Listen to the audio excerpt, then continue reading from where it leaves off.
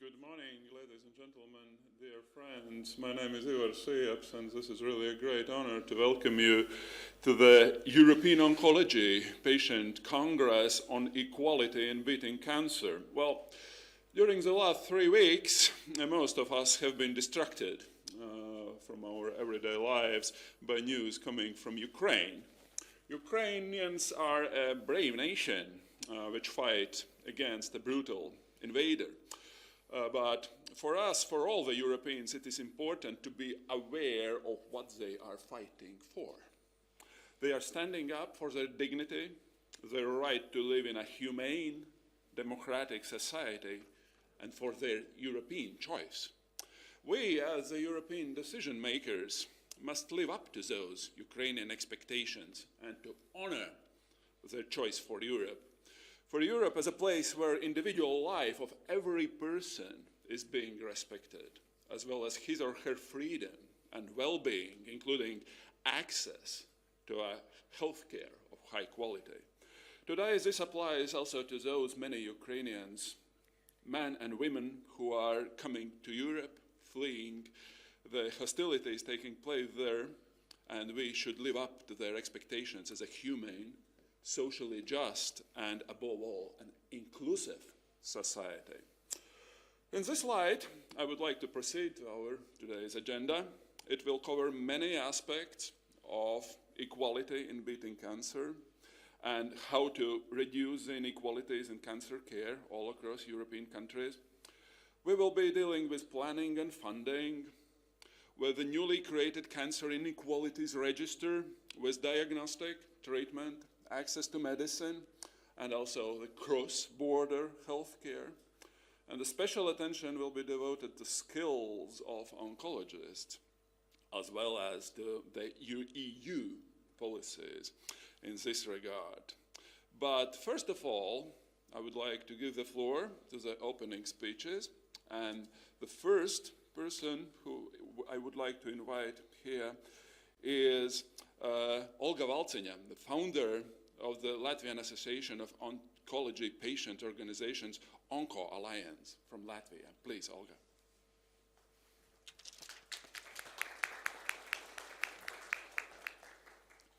Thank you. Ladies, gentlemen, distinguished guests, dear friends. Thank you for being with us.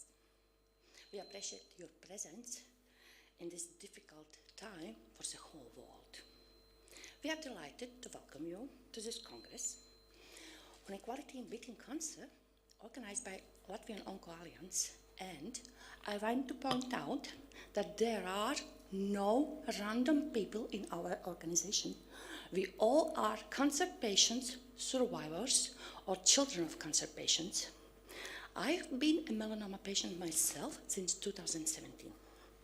At the very beginning, this Congress was intended to be as a small meeting for cancer patient advocates from Eastern European countries. But now, let me say how pleased I am to see such a large audience with more than 400 delegates registered, representing 28 European countries and more than 100 national and international organizations. This high level of interest really reflects the wide importance of equality in cancer care across Europe. This Congress could not have taken place without the professional team of Baltic communication partners who have worked tirelessly for almost a year to make this day happen. Equality in cancer care is a hot topic now, and the diverse manifestations of inequality are being discussed at various levels. Unfortunately, this is a reality that cancer patients face not only in Europe, but around the world. The patient's gender, age, income, social status, level of education, disability, and in particular, place of residence can affect the quality and outcome of cancer care. The East-West divide has to come forward recently, where there are significant differences between countries, and key indicators clearly show that there are large inequalities in cancer survival. Therefore, it's no wonder that we are organizing this Congress here in Riga, because Latvian patients feel this East-West divide on their skin, just like cancer patients in other Eastern European countries. Yes, we still have poorer access to medicines, inaccessible clinical trials, inefficient cross-border medicine, and it almost always much longer for patients to reach innovations than in Western Europe. We have sad examples when it took more than 12 years from the acceptance of medicine by the EMA to the time the medicine reached the patient. In recent years, of course, Central and Eastern European countries have been improving cancer care, developing cancer control plans, allocating additional budget, thinking about different improvements, and even evolving patient advocates, which means that we, our patients, we are finally important partners in decision making.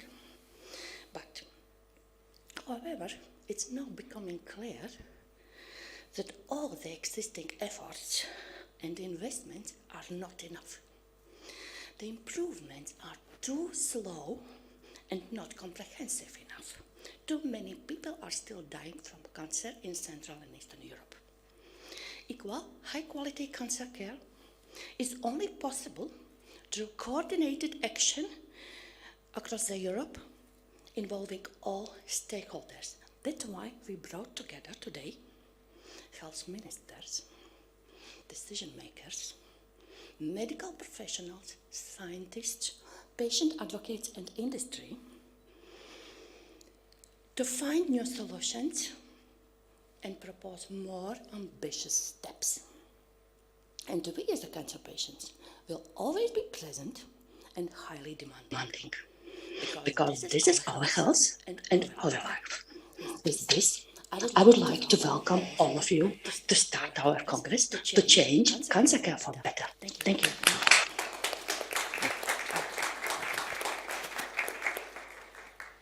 Thank you very much, Olga. And the next speaker will be a recorded address by our European Commissioner for Health and Food Safety, Stelia Kyriakides, who will talk about the EU objectives and strategy for beating cancer and ensuring equal care for oncology patients.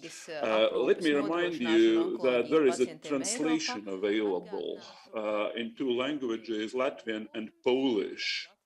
Or someone is telling me that there are more than two languages, just two. Okay, but I think that's enough. At least we are complying with the local Latvian language legislation and also providing our Polish friends with translation. So please do take your headphones if you need them. So Stella Kyriakides, please.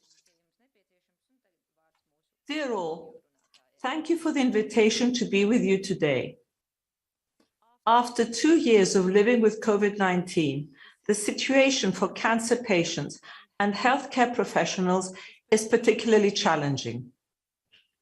The pandemic has clearly highlighted the crucial importance of contingency planning for care continuity, and it has exposed the tendency to underfinance and underprioritize our healthcare systems. Today, we are witnessing the terrible plight of refugees fleeing the war in Ukraine. Many of these are patients, and many suffering from serious diseases, such as cancer. And this brings a layer of additional urgency to our actions. We need to put patients' needs in the center and urgently address backlogs. That's what your event rightly does. It's what Europe's Beating Cancer Plan is doing, as it tackles all the challenges and many more. The plan is covering the entire disease pathway, and its ambitious flagship initiatives and actions will help us to ensure that we can make a difference in the realities of cancer. It champions research and innovation, digitalization, personalized medicine, and reducing inequalities as cross-cutting themes. It has smooth governance and cooperation arrangements with all key stakeholders, Europe's Beating Cancer Plan gives us all the tools we need to take on the challenges cancer poses. To achieve them, we have a clear timeline and milestones.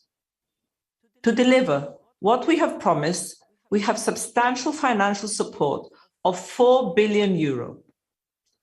Last year, we already launched 16 major initiatives, and this year many more will come, in particular actions focusing on prevention and diagnosis. Because let's not forget, over 40% of cancers can be prevented. I'm very happy of the significant progress we have made only a year after adopting the plan, and I know we can achieve even more in 2022. This year, we will pursue our work to update the European Code Against Cancer and to revise the Council recommendation on cancer screening. In addition, to mark World Cancer Day in February, we launched further major actions, such as the Joint Action on Human Papillomavirus and the Cancer Inequalities Registry. Dear friends, our plan puts patients first. Equal and fair access is more than a cross-cutting theme of the plan. It is its main goal. That means tackling the significant differences between and within member states and between socioeconomic groups. The Cancer Inequalities Registry will provide a wide range of data to explore inequalities between countries by gender, education, income, and location. A series of country cancer profiles will be published this year, followed by an overall report on the state of cancer prevention and care in the EU by 2023. This information will help countries in Central and Eastern Europe prioritize and guide their investments. I applaud the initiatives you are discussing at your Congress to promote a register of existing cancer management inequalities at European level and to enable patient organizations in Central and Eastern Europe to share best practices. We all need to work together to bring about change. That's why we appreciate your commitment and the insight the Onco Alliance and other key cancer stakeholders bring to our joint efforts on cancer. Together, we can. Thank you.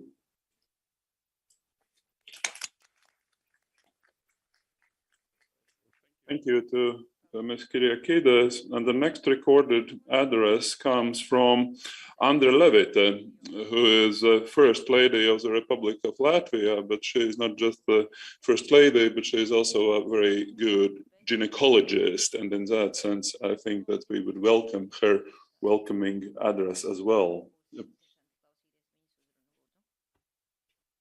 Cienījamie kongresa dalībnieki, cilvēkam vēža diagnoze un tā ārstēšana ir kā cīņa ar daudzgalvainu puķi. Viņu moka neziņa par savu fizisko veselību, par finansiālo un sociālo situāciju, par savu nākotni vispār. Lai cilvēkam šādā situācijā vēl papildus nebūtu jāpiedzīvo nevienlīdzība vēža ārstēšanā, nebūtu jāsatraucās par piekļuvi valsts onkologiskiem centriem vai par pieejamību mūsdienīgiem vēža ārstēšanas medikamentiem, tad par to pacienta vietā būtu jārūpējas citiem. Dažādu ministriju ciešā horizontālā sadarbība, pašvaldību rūpes par iedzīvotāju mobilitāti un piekļuvi valsts onkologiskiem centriem, ārstu un laboratoriju kvalifikācijas nodrošināšana, šie ir tikai daži piemēri, kā varētu novērst nevienlīdzību vēža ārstēšanā un uzlabot vēžu pacientu prognozi. Paldies kongresa rīkotājiem par problēmas aktualizēšanu un starptautiski nozīmīgā pasākuma organizēšanu. Novēlu auglīgas diskusijas. Thank you to Mrs. Levite. And the next speaker is going to be in person, so you can see and touch him in his physical presence. So this is Mr. Daniels Pavliotis, the Minister of Health of the Republic of Latvia. Please, Daniels.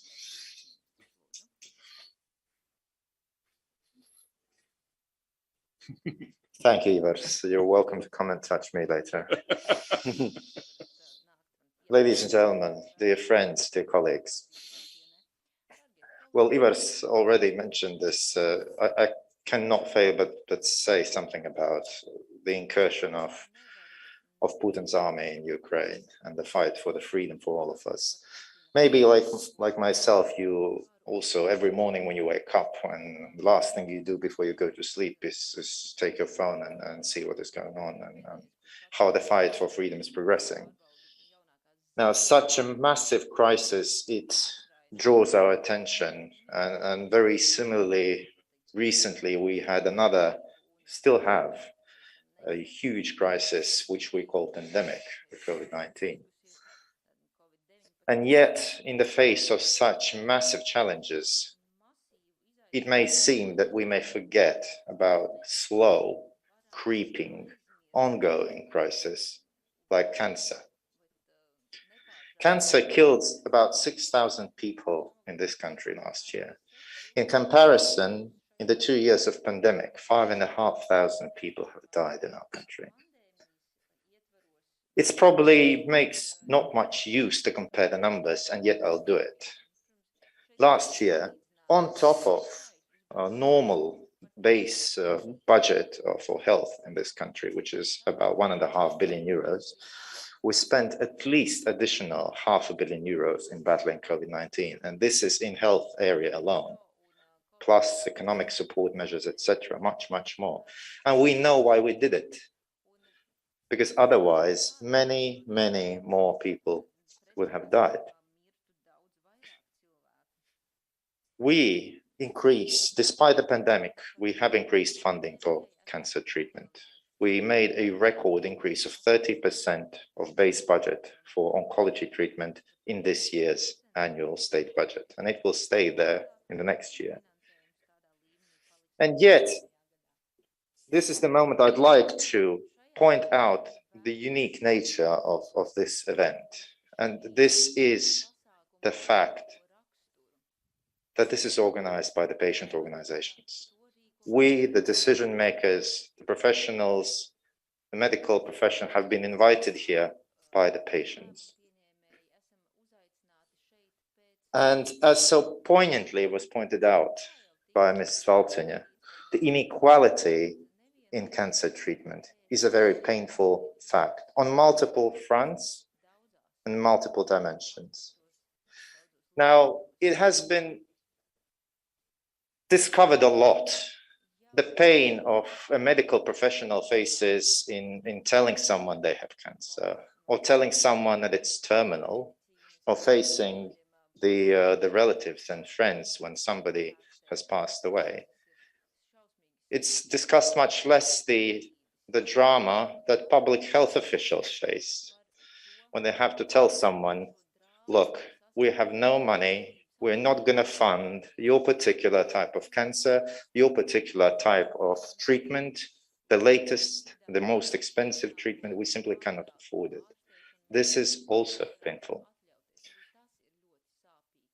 And this is just one area of inequalities we're talking about. Inequalities between countries, financial capabilities of public health systems. There are many more that have already been pointed out. And here I would like to echo some of the important things that the Commissioner told us in her speech. Latvia also has a plan. We do have a beating cancer plan in Latvia, not formally approved yet, but in force nevertheless. We have received additional funding on top of those activities envisaged there. It's the Beating Cancer Plan in Latvia 2022 to 2024, developed in very close collaboration with various stakeholders in an engaging sort of process in workshops with all stakeholders, and it seems that we approve of it as a good one. And all the obvious things are in there. The objective of it is to provide a patient-centered, more equal, more accessible cancer care in our country, starting from the very beginning of prevention, changing people's behavior, to more healthy habits, to prevention, screening, available diagnostic wherever people live, building a more equitable system, dealing with obvious challenges we have in cancer data, developing digital system, making sure that screening programs are performed to a high degree of quality, developing governance system for the oncology, working on the oncology Excellence Center on the basis of the Eastern University Hospital here in Latvia, and on and on and on. We know what our homework is.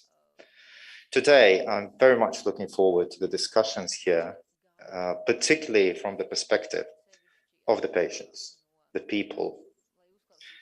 And people who work with me know that I've said this many times before in different formats. I'm not a health professional. I'm not a doctor. I'm not even a public health professional. I'm a management professional. And in every area in politics or policy where I work, I have always tried to be on the side of the people. In this case, I consider myself to be the minister of the patients more than the minister of doctors. So let me side with you and let us try and build together a more equitable, more accessible cancer treatment system to save lives and to make life more dignified for those that we still cannot help. Thank you.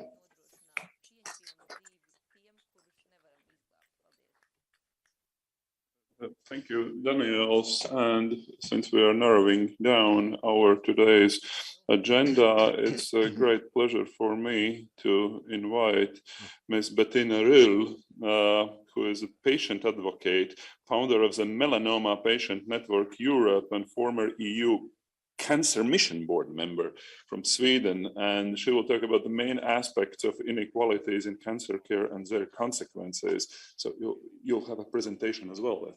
Yeah, very good. Thank you. Thank you very much for the kind welcome this morning. It is a great pleasure to stand here with you. And I first would like to congratulate my colleagues from Latvia, who I think have put up a phenomenal program that could have not been more timely.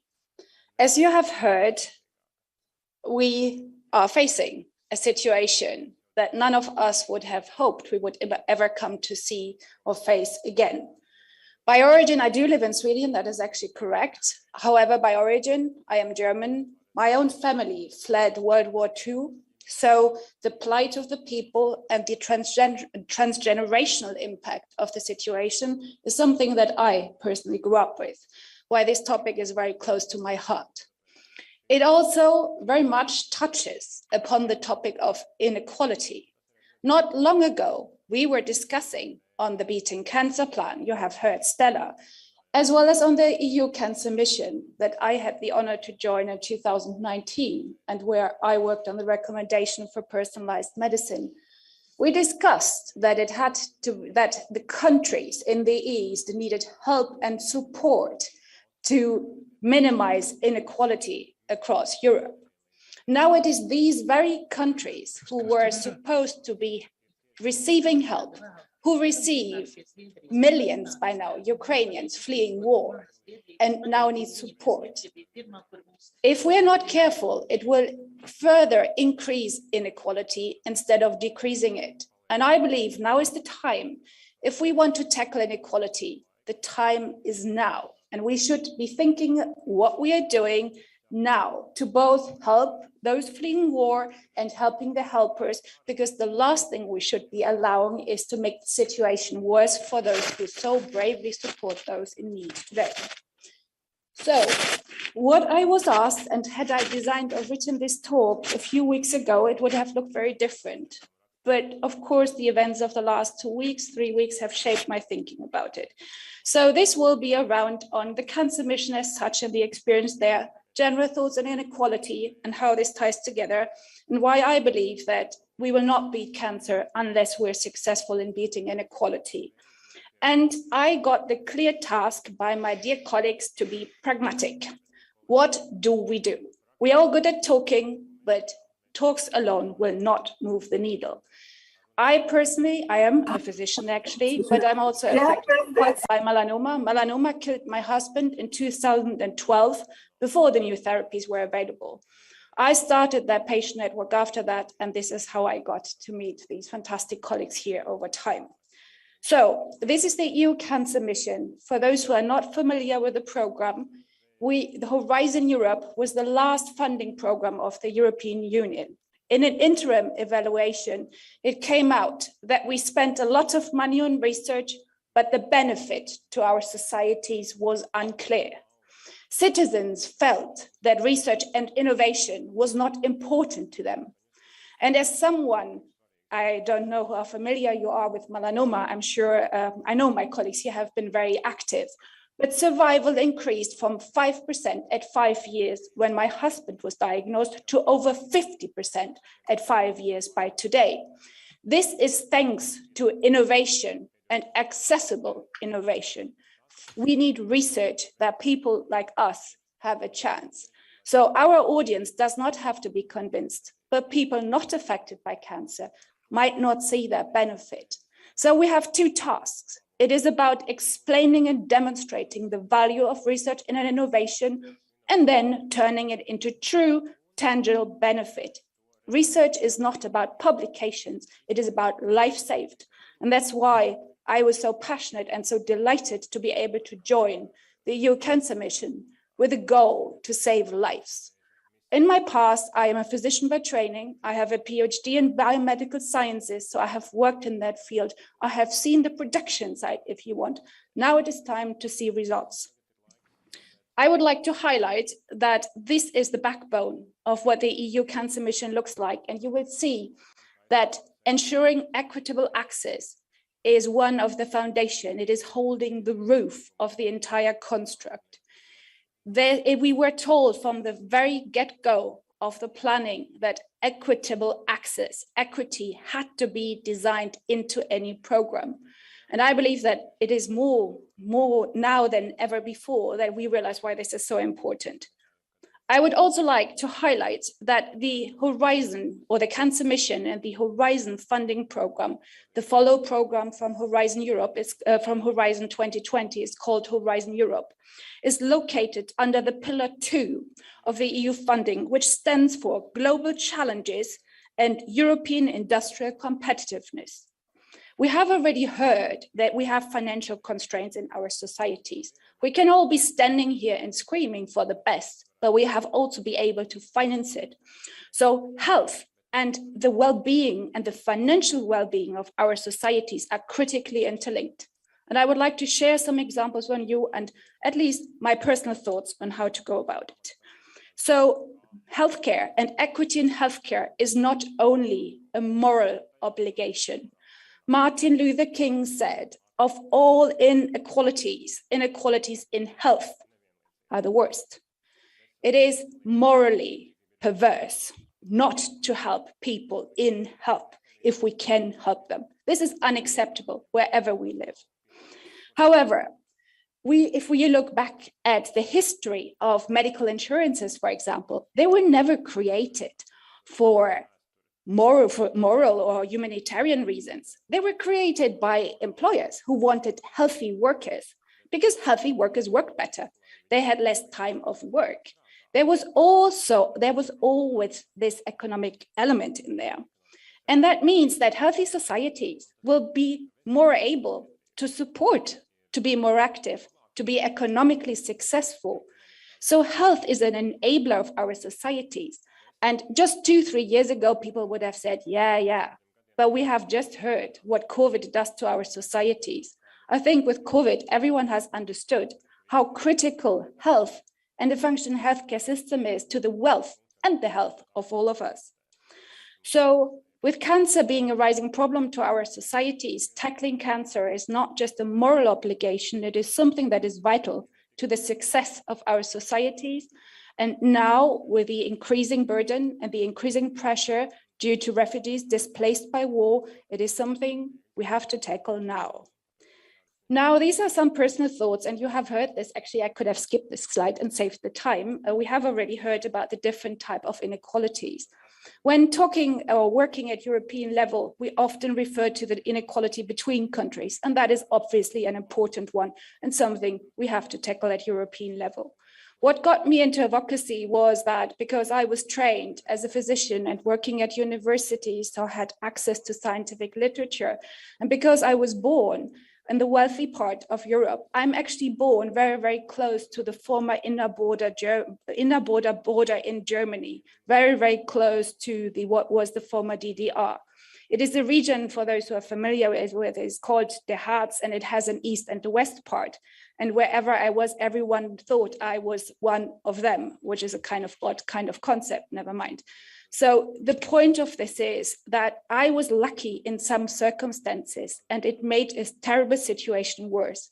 I was not willing to accept that a few kilometers west or east or north or south depend or define whether you live or die. Surely we can do better in the 21st century. Then there's also another inequality that I think all our countries have. We have main cities, often the capitals, where most is accessible. But if you live in the countryside, in smaller cities, you will struggle to access care. Depending on the size of the country, as you've heard, I live in Sweden, there are many, many kilometers up north. Reaching those patients is also a struggle, even in a country like Sweden.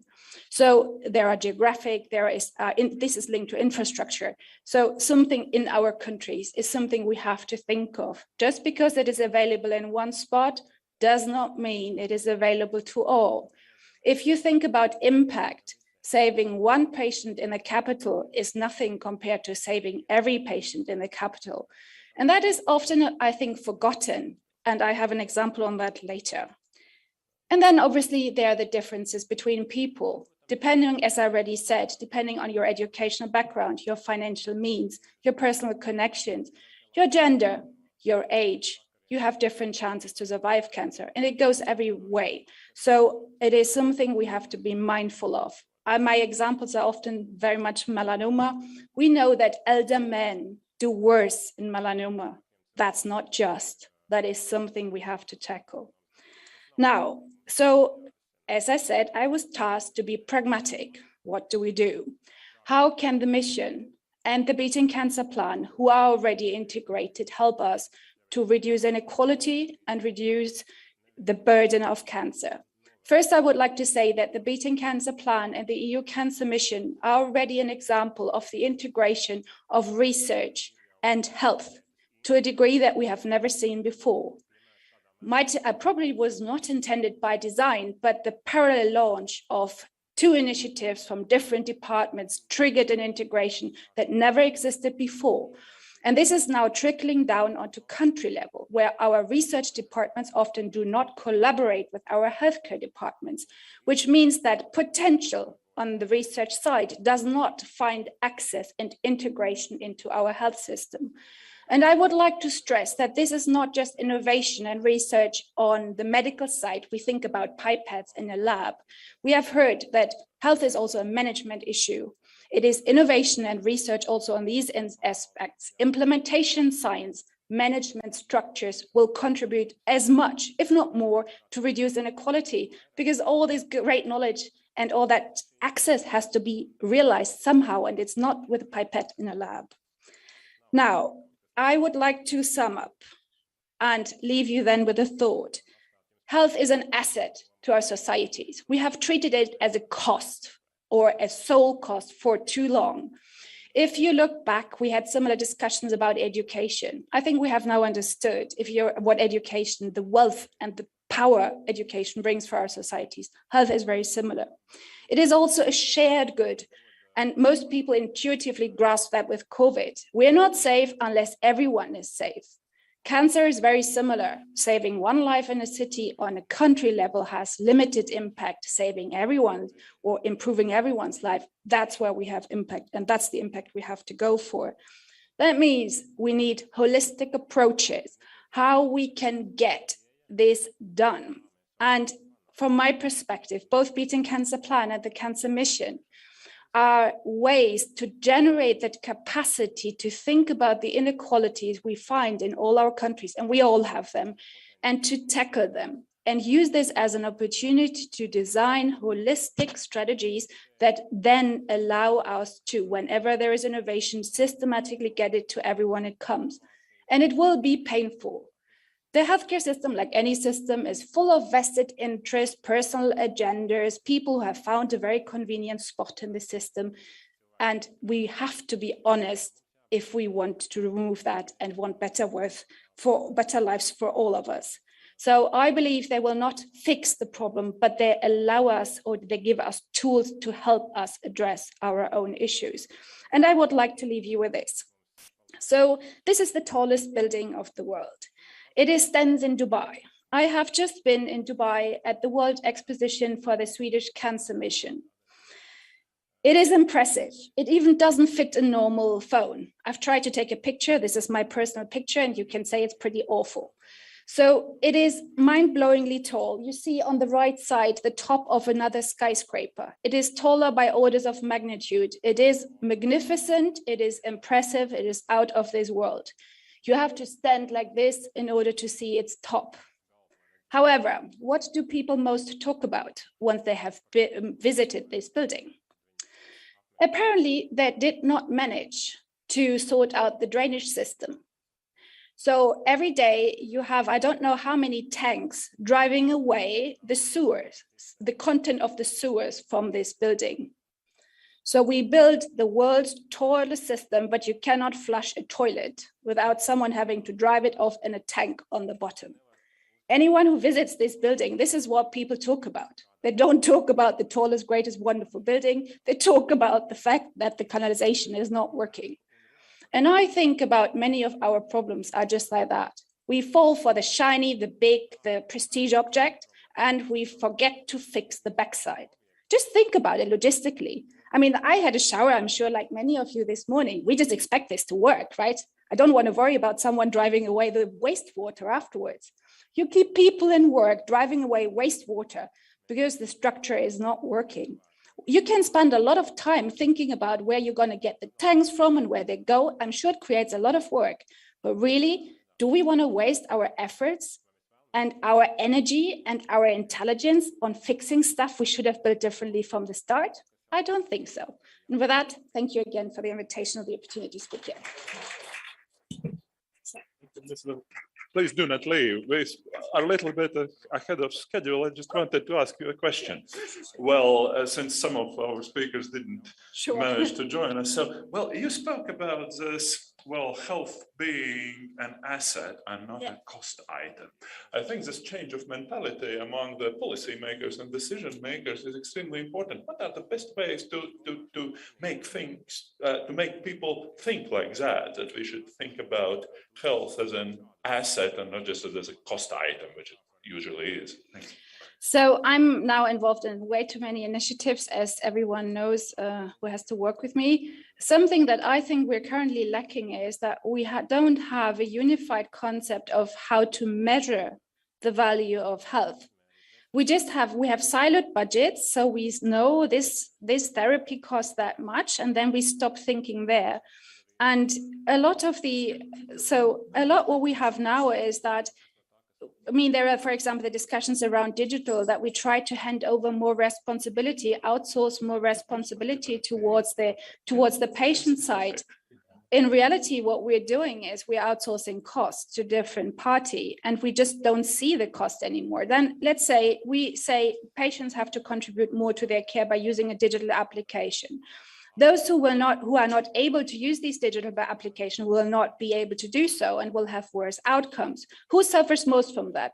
The family will suffer of the patient. They might lose their job. It will be the employer who suffers from that because they lose an employee. And all have we done? We shifted the problem to someone else's budget, and the problem hasn't gone away. So I think what we need is, first, if we really want to be good at it, is like understanding what influences what, and then think about how our measures affect everything, not just our favorite tiny little budget. So it's more about finding the tool to evaluate, because I'm sure people have good intentions. I mean, I have never, since I started advocacy, I've never met a single person going to work in the morning saying, let's hurt some patients. No one does that. It is just very hard. It's like, so I looked a little bit into So it's a complex adaptive system. If you want to change complex adaptive systems, that's not quite so easy. So one needs a certain type of methodology and a way to measure the outcomes. That's why I think this inequality register is a good start, just to help us all to change our thinking. It's not bad intention, actually. I think it is so complex and it's hard to, you do something here and you think you're doing good, but you can't see the ramifications that happen somewhere else. And unless you can measure and account for that, you have no chance to improve anything. So that's a very long answer. You can say, feel that, you know, it's work in progress. One day I hopefully have a short and snappy one. Thank you very much, Ms. Real. I think this is very good. As you Germans say sometimes, the Impulsreferat, the initial paper which gives the first impulse for the whole conference. There is a lady who just wanted to, hey, microphone. Mani sauc Irīna Januma, krūtsvēža biedrība Vita, un mēs no 93. gada atbalstam krūtsvēža pacientus, bet šobrīd es gribu izmantot šo brīdi un Ieba kunga tulkojumu, lai izteikt Zviedrijai pateicību un arī Zviedrijas fonda, Karalienes fonda dāvinājumam, jo 97. gadā mūsu arī klātesošā psiholoģināra Krumiņā doktori Baltkai bija Zviedrijā, un tad Latvijā vēl pat nebija apmaksātas elementārās krūtsvēža protēzes, ko liek, kad ir amputēta krūts, liek krusturī. Un Latvijā to nevarēja panākt, un tad braucu uz Zviedriju mūsu biedrības pārstāves, un saņēma dāvinājumu no Zviedrijas Karalienes fonda. Es gribu izteikt pateicību, un kā tas ietekmēja pēc dažiem gadiem arī Latvija. Pavļota kungam būs interesanti to dzirdēt, tikai pēc tam, kad Zviedrija uzdāvināja vairāk kā 1000 protēzes. Tad arī mūsu ministrija uzsāka darbību, lai apmaksātu pašiem Latvijā šīs krūts protēzes. Tā kā Zviedrijas loma pacientu sadarbībā jau ir uzsākta 90. gados. Paldies! Give me this in writing, I will make sure it goes to the right spot because I'm sure people would like to. Yes, we'll do that. Mēs rakstiski arī varētu aizsūtīt kolēģiem. Labi, paldies. Ar to tad es arī nododu moderēšanas. With that, I would like to pass the button of moderation to my dear colleague Mārtiņš Daugulis, who will moderate the first panel. Thank you. Thank you. Thank you very much for such encouraging opening remarks and opening session, driving us to the focus, which is the main focus for the patients today. Dear participants of the Congress, dear patients, their relatives, decision makers for patients, everyone today is for the patients and from the patients, and that should be the focus. We're going to continue our working sessions. My name is Mārtiņš Daugulis. I'm a social anthropologist from Riga Stradiņš University. I'm deeply honored to start the plenary sessions, and our purpose is one. We, of course, know all those who are already know the scale of problems. We have the widest scale of problems. So the purpose for today is to get the widest scale of solutions, realities, linking them together, of course, with the actions.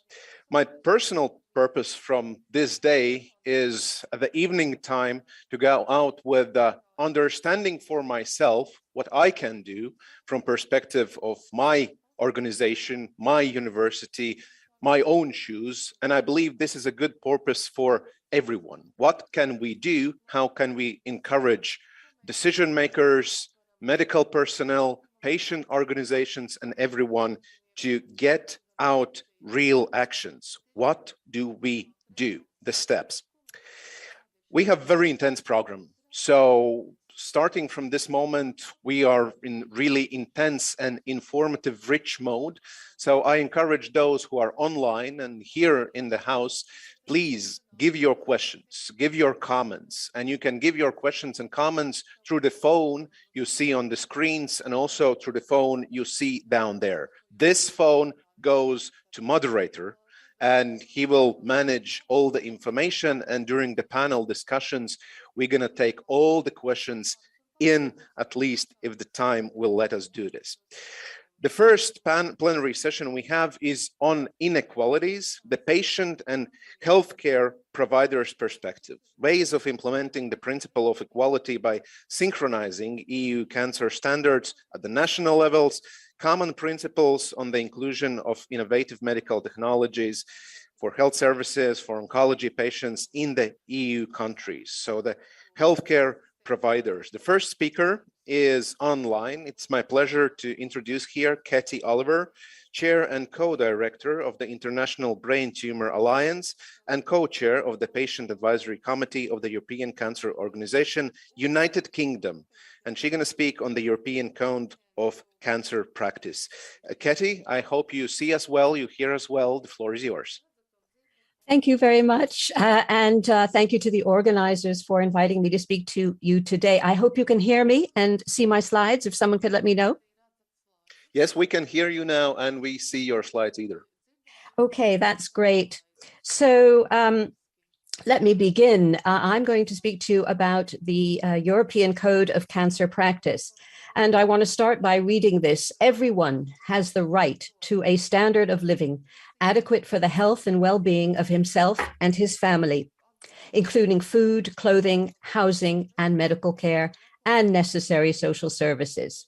Well, these are the words of Article 25 of the Universal Declaration of Human Rights, and they provide us with a highly relevant and a poignant reminder of how precious these rights are when we consider what has been happening in the world in the last 22 brutal days. Now, I'm going to tell you briefly about the European Code of Cancer Practice. But first, here is just a bit of background information about some of the work on cancer inequalities done by the European Cancer Organization, otherwise known as ECO, who have overseen the creation of the code. The European Cancer Organization has created an inequalities network, which drives consensus, presents policy recommendations and solutions, and shares best practice regarding the challenges of inequalities across Europe. Now, all of us know that these inequalities may arise because of significant disparities in the quality of care and patient outcomes across Europe, otherwise known as the East-West divide. Or they may arise because of variations in providing best practice. We know that there are also delayed uptakes of innovation, different levels of health literacy, and other factors influencing healthcare inequalities. The European Cancer Organization's Inequalities Network offers key points of advice for national health systems. For example, enshrine the 10 key rights of cancer patients described in the European Code of Cancer Practice in healthcare policy in order to deliver equitable cancer care. Next, give a central role to data so that cancer control priorities are optimally identified and developed. Treat each patient, and this is so important, as an individual based on health status, comorbidities, and their socioeconomic and psychosocial situations. Create standard treatment pathways to equalize quality cancer care for all. And of course, there is Europe's Beating Cancer Plan, which Bettina has just been speaking about, an important component of which is the flagship Inequalities Registry, which will identify trends, disparities, and inequalities between member states and regions. The registry is built on an indicator framework to assess countries' progress in cancer prevention and care. Now, we come to the European Code of Cancer Practice. This is essentially a citizen and patient-centered manifesto of the core requirements for good clinical practice in order to obviously improve outcomes for all of Europe's cancer patients. The code has its origins in the European Cancer Patients Bill of Rights, which was launched in the European Parliament on World Cancer Day in 2014, and won the prestigious 2018 European Health Award. Now, as you can see here, the code sets out a series of 10 key overarching rights outlining what cancer patients should expect from their healthcare systems. The code has been co-produced by a team of cancer patients, patient advocates, and cancer healthcare professionals. The rights are organized according to various aspects of the cancer patient journey, starting from diagnosis right through to the end of life. The 10 rights of the code cover equal access, information, quality expertise and outcomes, multidisciplinary care, shared decision-making, very important, research and innovation, quality of life, supportive and palliative care, survivorship and rehabilitation, and finally, all-important reintegration into society. The code is an empowerment tool, and its plain language content is evidence-based, and it's available in over 20 languages. The code is endorsed by many European and national organizations, as well as individual cancer centers. And actually, the code can help link clinical guidelines with healthcare services and patient experience. And in some settings, the code can be used as an aspirational idea against which goals for quality standards, policies, and practices are monitored and delivered. And as you can see here, I've shown you an example of how the 10 overarching rights are set out. Each of the 10 rights is linked to 3 questions that a patient, a parent, a guardian, or family may choose to ask their healthcare professionals. Our team at the European Cancer Organization has also published in the Journal of Cancer Policy a peer-reviewed paper on the European Code of Cancer Practice. And this paper provides details of the extensive medical literature and evidence which underpins each of the 10 rights in the code. Furthermore, the European Parliament established a special committee on beating cancer, as you know, called the BECA Committee. Over the last year or so, the BECA Committee has investigated the actions and policies that the European Union can support and undertake to fight cancer. The BECA report specifically states that the European Code of Cancer Practice is an empowering tool to ensure that the best available care is provided to all European citizens and patients. Now, the advent of COVID-19 has made the European Code of Cancer Practice even more relevant in terms of cancer patients' rights and outcomes. We all know and are very familiar with how the pandemic created an economic crisis, a social crisis, and a healthcare crisis. And we all know that COVID has amplified inequalities and created a human rights crisis as well. The pandemic made us once again realize just how important patients' rights are, as well as having, of course, robust healthcare systems and protected supply lines. In addition, all of us continue to witness the current tragic effects of armed conflict on healthcare in Ukraine. A paper by Dr. Mohammed Jawad and colleagues tells us that armed conflicts may increase cancer incidence, complications, and mortality by disrupting patients seeking care and the delivery of all aspects of oncological care. Additional impacts on cancer services may result from sudden demographic shifts associated with armed conflict and forced migration, internally displaced persons, or refugees. This may increase late diagnoses for potentially curable site-specific cancers and abandonment of treatment or suboptimal treatment, all of which increase the burden of cancer and patients and healthcare services. Finally, and just to let you know that the European Cancer Organization, ECO, in partnership with the American Society of Clinical Oncology, ASCO, have come together, supported by dozens of other major organizations, to create a special network on Ukraine. This network, already up and running, is signposting people to existing resources in order to amplify the incredible efforts of others in gathering valuable information and identifying and addressing the needs of Ukrainian cancer patients. Signposting is done in a number of different languages, including Ukrainian, Russian, English, Polish, Slovak, Romanian, Hungarian, and Czech. The website address is europeancancer.org/help. And if anyone listening to this presentation has new links and resources which ECO and ASCO can promote, please email them to ukraine@europeancancer.org. That's the end of my presentation, and I thank you very much indeed for your presentation, for your attention. I'm the one giving the presentation. So thanks for listening, and enjoy the rest of the presentations. Thanks very much, and I'm going to stop sharing my screen.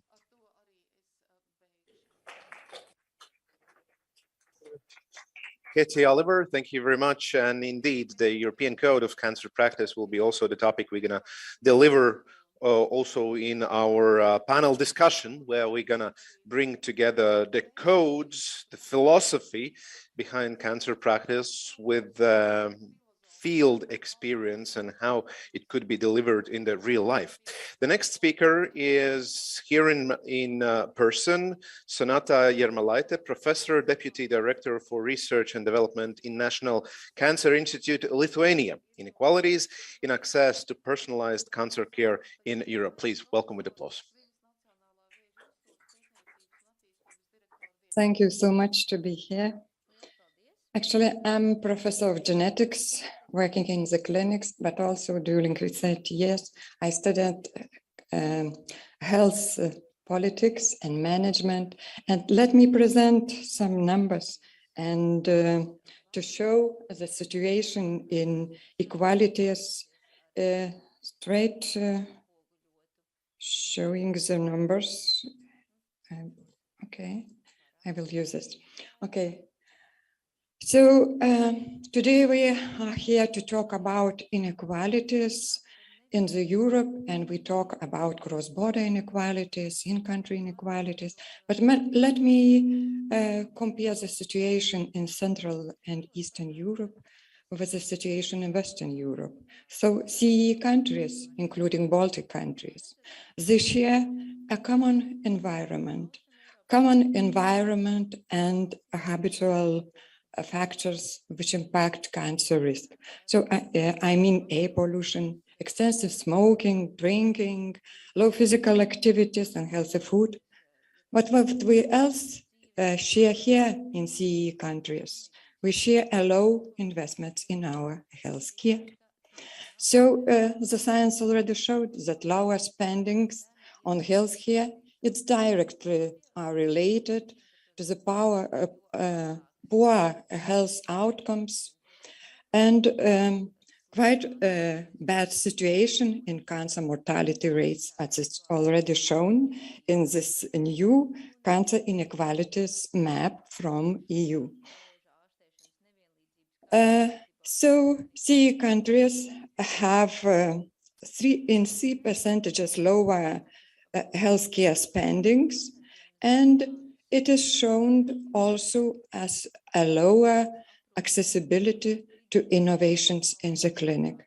And then it directly relates to poor survival with the diagnosis of cancer. At least in Lithuania, we have poor 5-year survival for ovarian, breast, cervical, pancreatic, renal, lung, esophageal cancer.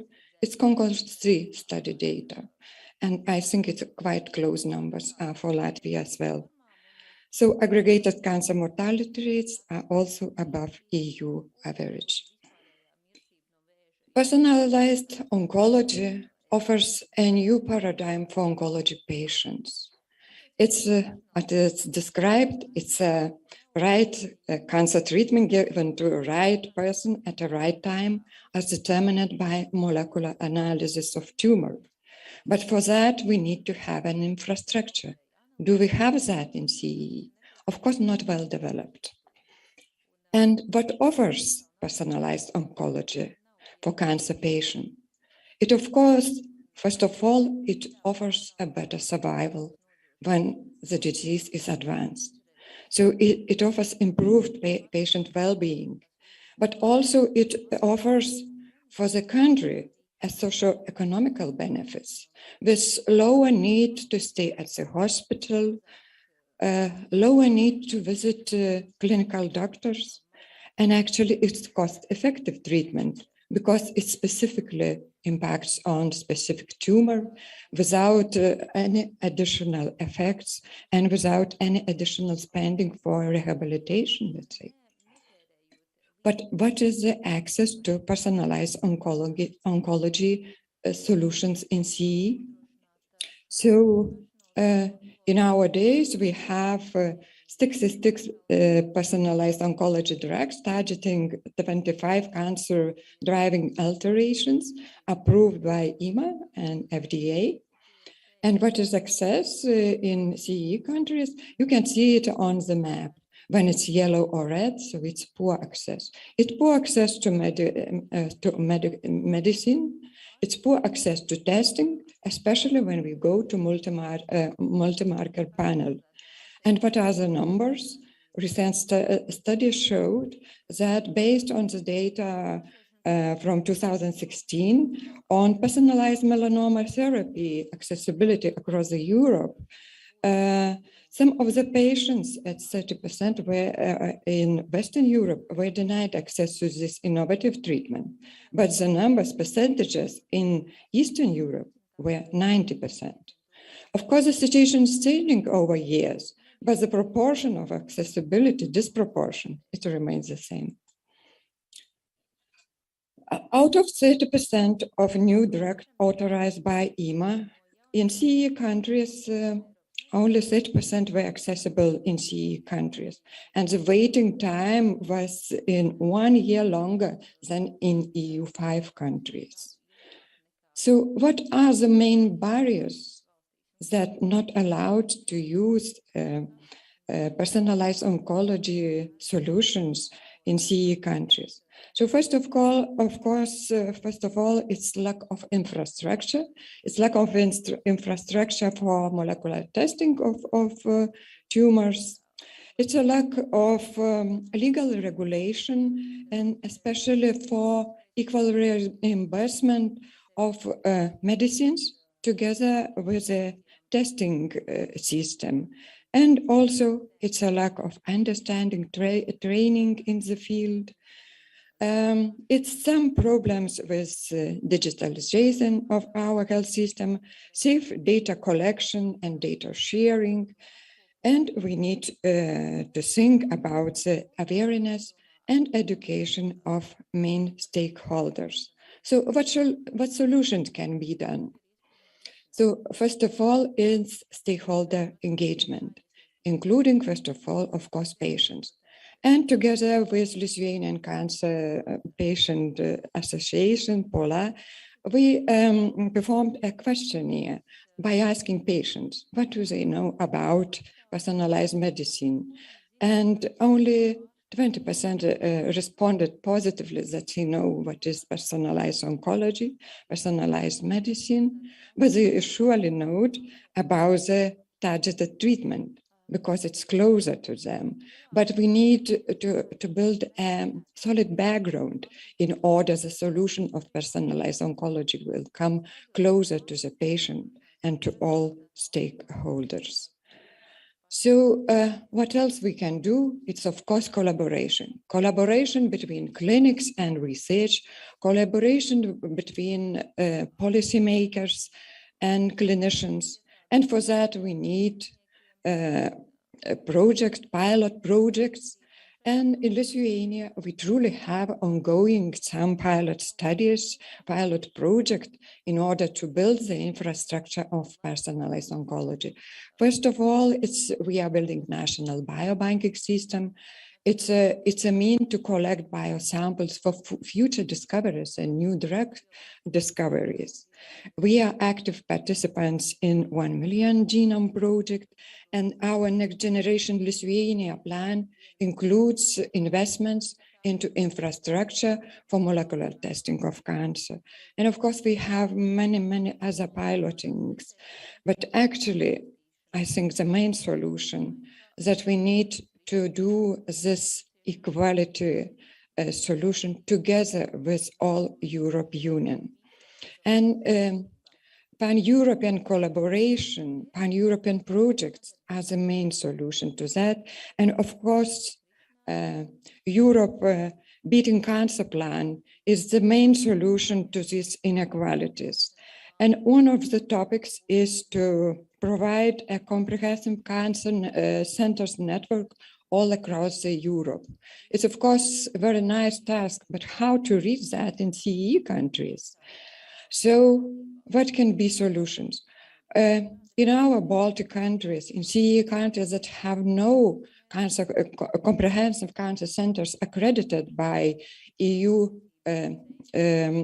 responsible bodies, of course, we need some period with some assistance for this accreditation system. Well, I suggest for them to adopt a gradual increasing requirements for our countries in order we can build gradually our excellence in cancer care. Of course, it's very important to have an access to clinical trials. So mandatory inclusion of participants from CE countries in personalized oncology clinical trials, especially when they are now stopped in Russia and Belarus, they surely need to be transferred into our countries. Very important thing is equal regulation of approval of medicines across Europe. We don't need this extra 1 year while our politicians are thinking if we are able to get access to our patients to the innovative treatment or not. And of course, granting system in EU, when projects on Europe Horizons or EU for Health projects have this 50% co-financing rate, it's easy to resolve for Western Europe countries, but I see it in practice, how it's difficult to involve CE countries when our government needs to decide if we can support such a project. But actually those projects are meant to build an equality in Europe. So no one should be left behind. And our neighboring countries, Baltic countries, already are providing true, real support to Ukraine patients who are now reaching our clinics. And we already have some patients under clinic in our National Cancer Institute. And again, those patients probably will decide to select these neighboring CE countries with a quite similar level of healthcare, with an understanding of language, understanding of their living style. So again, we need to think about the solutions, how to make this economical burden, which will be probably cost to our countries, how to resolve and to divide it all across Europe equally. So thank you so much.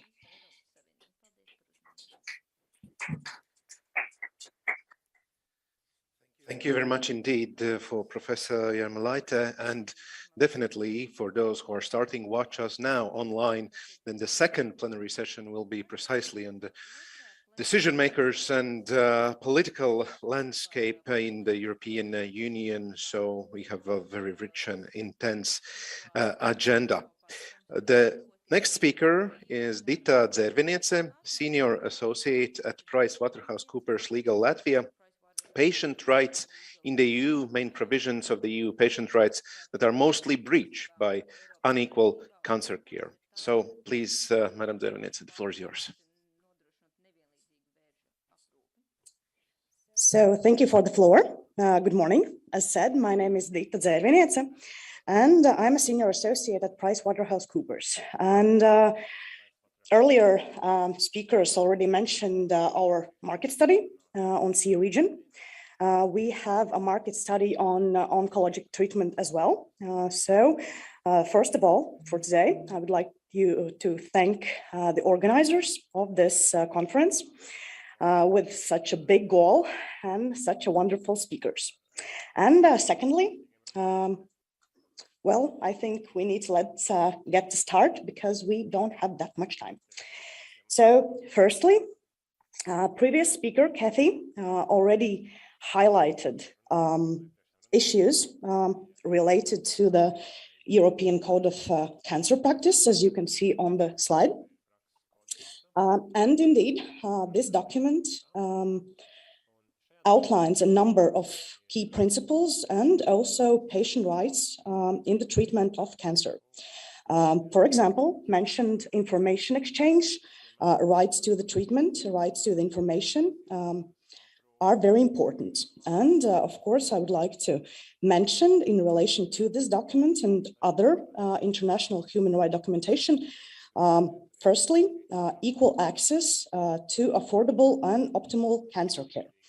And of course, European cancer patients, Latvians, Lithuanians, and other countries should receive affordable, best available cancer care in their own country, which is comparable to other high quality cancer services in Europe. Unfortunately, that is not always happening.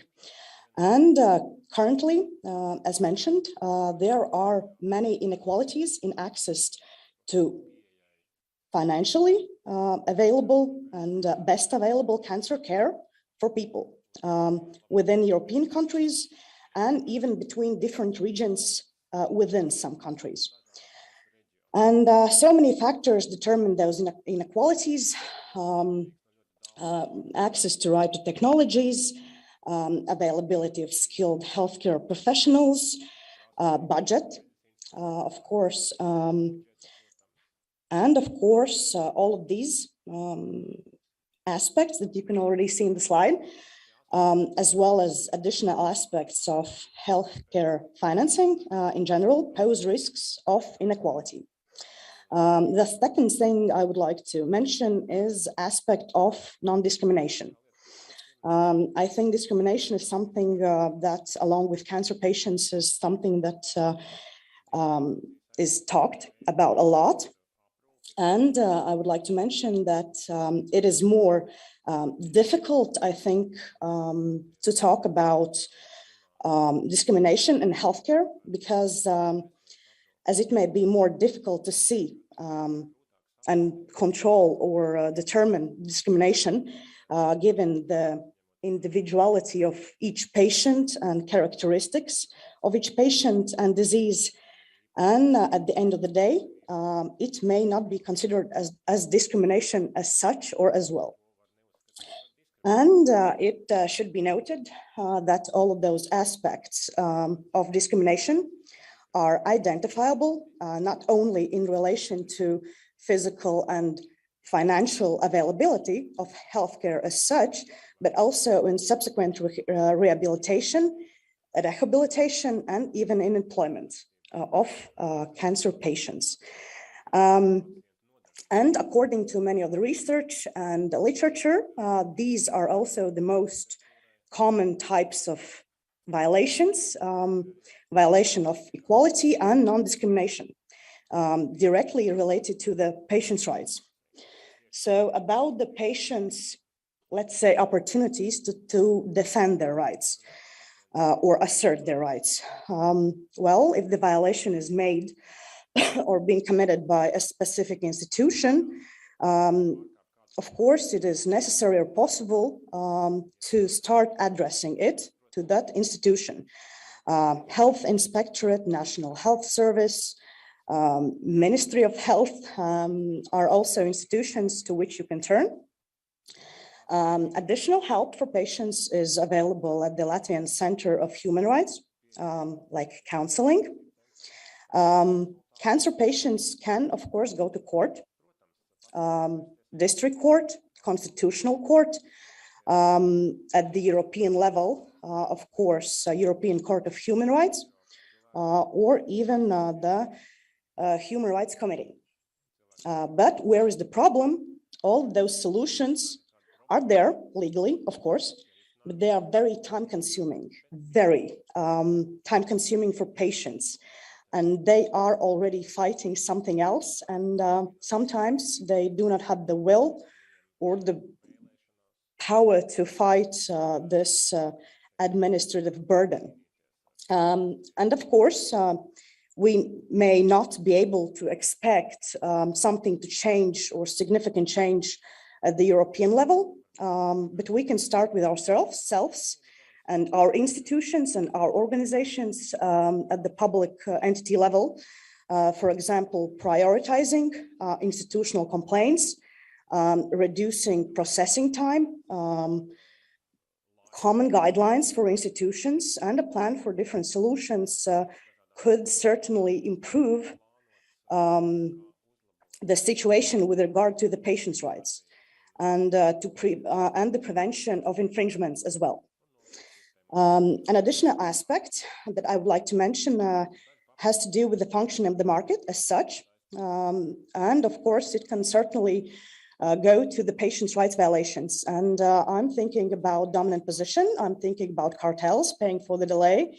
All of this, of course, Latvia maybe and the Baltic states are just consequence countries. I would say that nevertheless, we will and we can work with our institutions. We can work with the European Commission.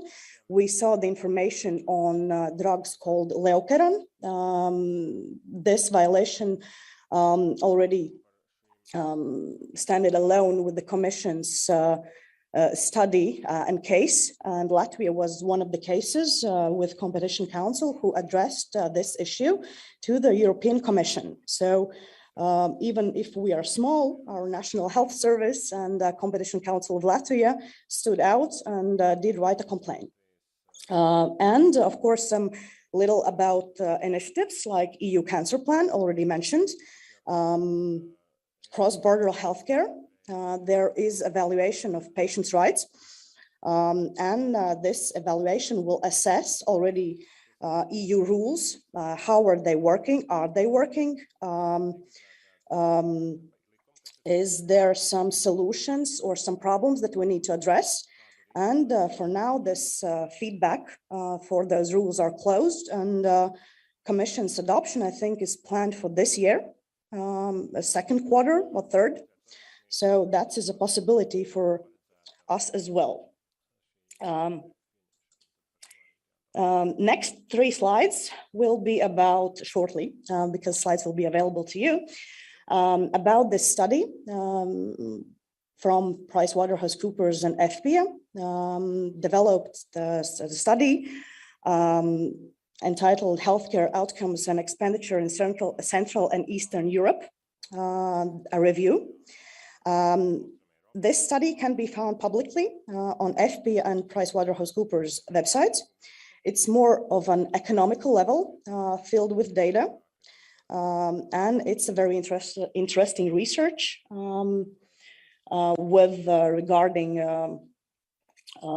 healthcare outcomes, budget spendings, countries. You already see this graph. So the poor access to innovative therapies is often linked to the poor health outcomes. For example, in oncology.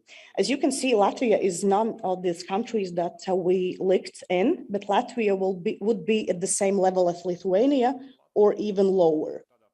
So that's bad.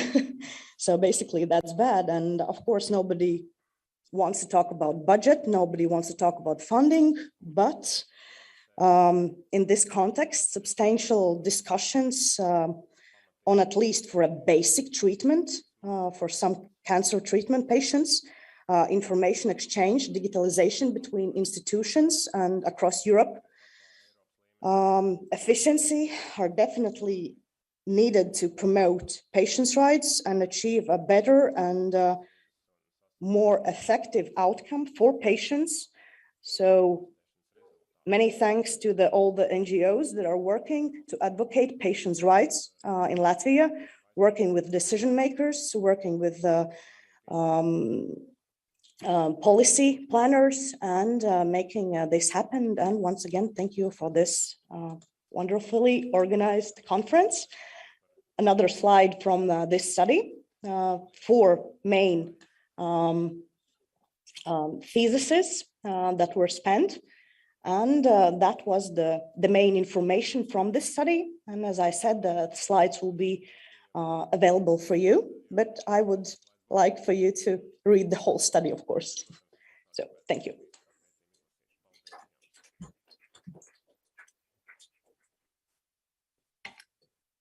Thank you very much to Madam Zervenece for sharing the study, and really the study is available for everyone to look inside. We are now at the moment when we start our first panel discussion.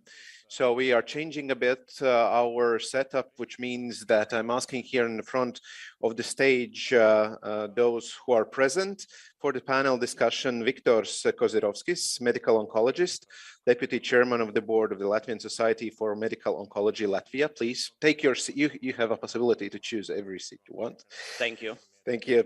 Also in person here, Kristina Ojama, oncologist, head of Hematology Oncology Clinic of Tartu University Hospital, Estonia. Please also take your seat. And online, we are together today with Minia Kokogianni, founder and CEO of Karkinaki from Greece. Hello, I hope you hear and see as well. Hello. Yes. Thank you very much for the invitation, and I hear you and I see you. Wonderful, wonderful, thank you. And also online we have Piotr Rutkowski, Professor of Surgical Oncology at the Maria Sklodowska-Curie Memorial Cancer Center and Institute of Oncology in Warsaw, Poland. Piotr, do you hear us and see as well? Yes, good morning, it's my pleasure to be here. Wonderful. We have half an hour for discussion, and I also going to take the sitting position here. There is many questions coming in, and honestly speaking, the questions are very wide, from very tragical personal experiences which are touched by inequality, also questions on systemic decision-making level. Let's start with a short opening remarks from all of you, but very short, like 2-3 minutes. Where do you see, from your shoes, your perspective, is the biggest bottlenecks, biggest issues with inequalities, and what are the fastest maybe, or the most important ways out from inequalities? So let's start with Menia. You are here in our discussion program, the first one. The floor is yours. Thank you very much. I am a parent advocate of childhood cancer. My daughter was diagnosed with leukemia when she was 3 years old.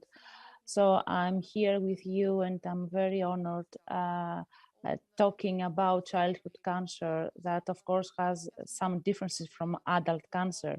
But because we're talking about inequalities, the cancer inequalities also touches childhood cancer the same.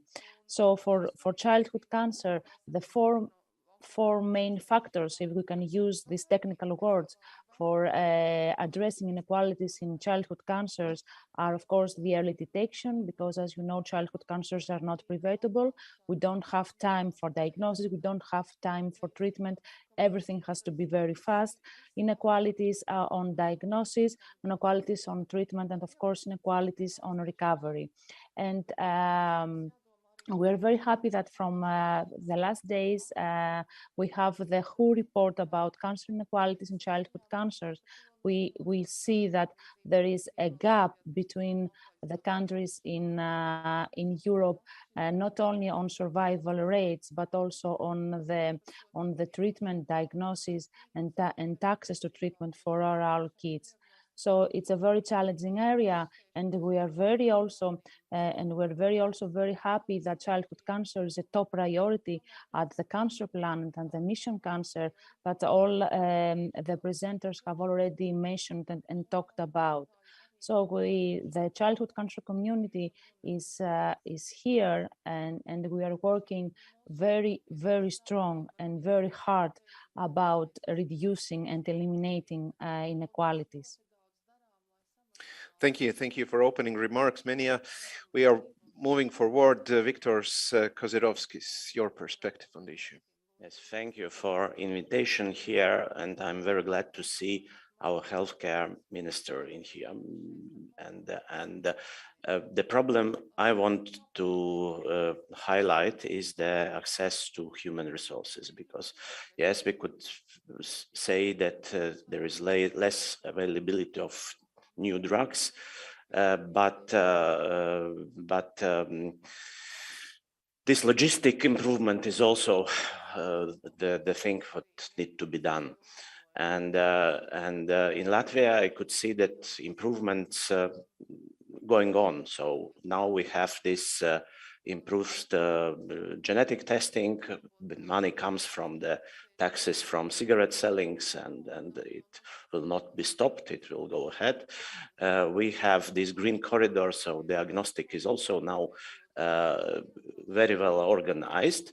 But what happens after the diagnosis, the disease get detected, then the patient have to wait until it will be placed in medical oncology department. For example, this waiting time differs strikingly between Eastern and Western European countries. And the problem why it happens, it is because the less medical oncologists, less chemotherapy nurses in Latvia than, and not only in Latvia, in all European Eastern European countries, this waiting time for the treatment initiation is much longer than in Western countries. And the problem, yes, less doctors, for example, in Latvia, in Baltic states, in Eastern countries, it is approximately 3-4 doctors per 1,000 of inhabitants. In Austria, it is 5-6. And the most important, this is lack of nurses. In our countries, it is maybe 5-6 nurses per 1,000. In Austria, it is 17 nurses. And to speak about quality of healthcare, if this nurse just started the chemotherapy procedure and she must leave it and rush to the next patient, and of course the quality will be different from Western countries where the nurse is sitting beside the patient bed all the time. So I think the next step for improvement is to somehow try to get this logistic and access to personnel close to this Western European countries standard. Thank you. Thank you very much. Christina, your perspective on this. Yes, first of all, thank you for giving me the chance to be here. And I'm truly deeply touched by the previous talks. So I totally agree that we do have a lot of important things in place, but we need cooperation and we need to be faster. I totally agree. So in Estonia, we have focused on first, we have focused on problems about detecting cancer earlier. We have a big problem that the screening programs are not working. Less than 50% of target population actually take part of this. So we need new approaches. We really need it. Our cancers that could be detected earlier by screenings, they are detected at late stages. We have a problem in that. So another thing is that how can cancer care be available? So we did an audit, state audit, and they realized that the problem that we detect maybe cancers late is that we have huge waiting times from primary care to specialist care. So we also understood that if the patients already are in the service of cancer center, these things are going smoothly and in time, mostly. So what else? We understood that people who live outside of cities where are cancer centers, they don't get the cancer treatment in time, or they have social problems to get the treatment. So we started, our cancer center started to provide systemic therapies in the partner hospitals. We have systemic therapies, for example, in the island of Saaremaa, Kuressaare. We have a unit in Ida-Viru County, in Kohtla-Järve, and also in Pärnu. So all 3 cancer centers provide systemic treatments there. And for example, Tartu University Hospital is going to provide in the second unit in Narva also, where there are more than 50,000 inhabitants. So what else we can do? We know that a lot of patients are afraid of cancer diagnosis, cancer treatment, and they need support. So what is a cancer? That is a patient-centered treatment or patient-centered cancer care. We realized that we have to detect the problems during the patient journey, from the beginning of the diagnosis till the end of the treatment or a follow-up. So we know that we are not very good in providing support services. So we try to be better in that. About innovations, fortunately, I have met a couple of you in the speeches or talks via web-based meetings, trying to establish some kind of projects internationally. So we need international help, actually. For example, for precision oncology, we can do gene panel tests. We have technology for that, but we need the teams. We need to know how to provide the whole package of it. So we need help, and we are establishing our tumor boards, and we have people or scientists from abroad as well there. So we're looking for help all the time, and we're teaming up, let's say so. And what is very sad is that we were very happy, and 10 years ago when we had certain rules how to go for the reimbursement of new drugs, for example, oncology drugs.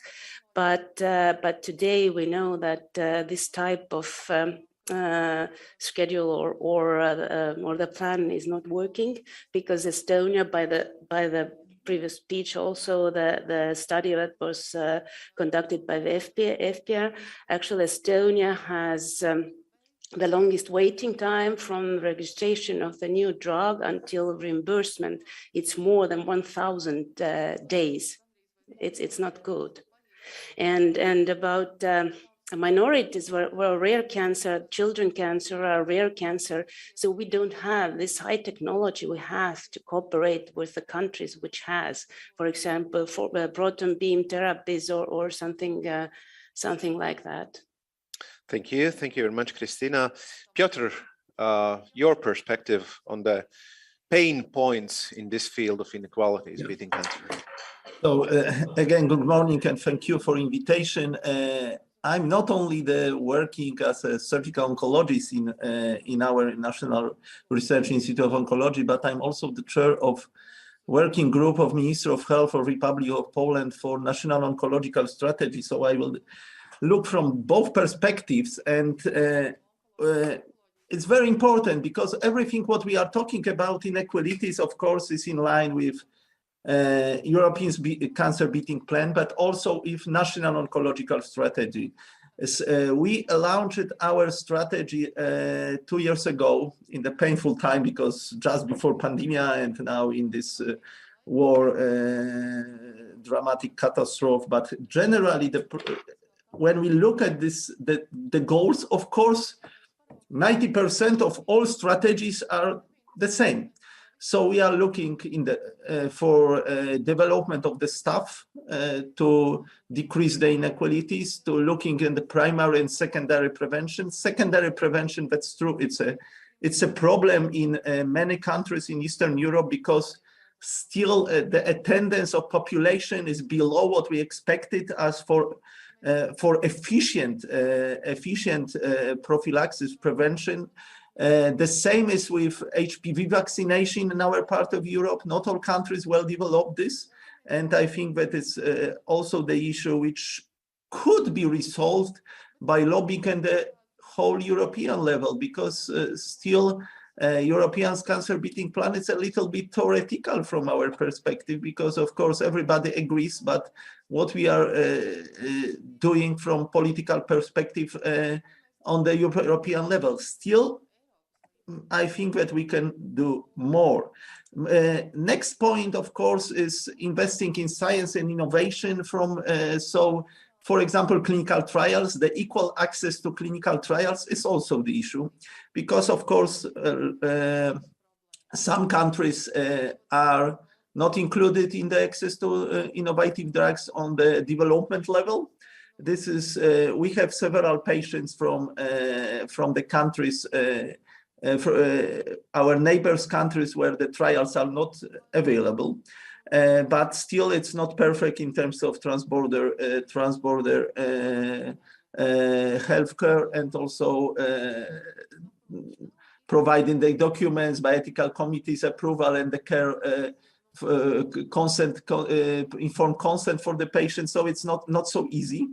And the last point, of course, is this cancer care system on the level of the country. So generally we know what to do, but still it's not so easy. You mentioned a lot of points, for example, the access to innovative drugs, but innovative drugs cannot exist without the innovating diagnostic. And first is a good diagnostic on the pathological level, but also on a molecular level. We should provide, I think, the basic list, what should be provided in every country, and with quality assurance, of course, for each type of cancer, and it should be available. In some rare cancers, we should be definitely much more effective with providing the possibility for a second opinion somewhere, because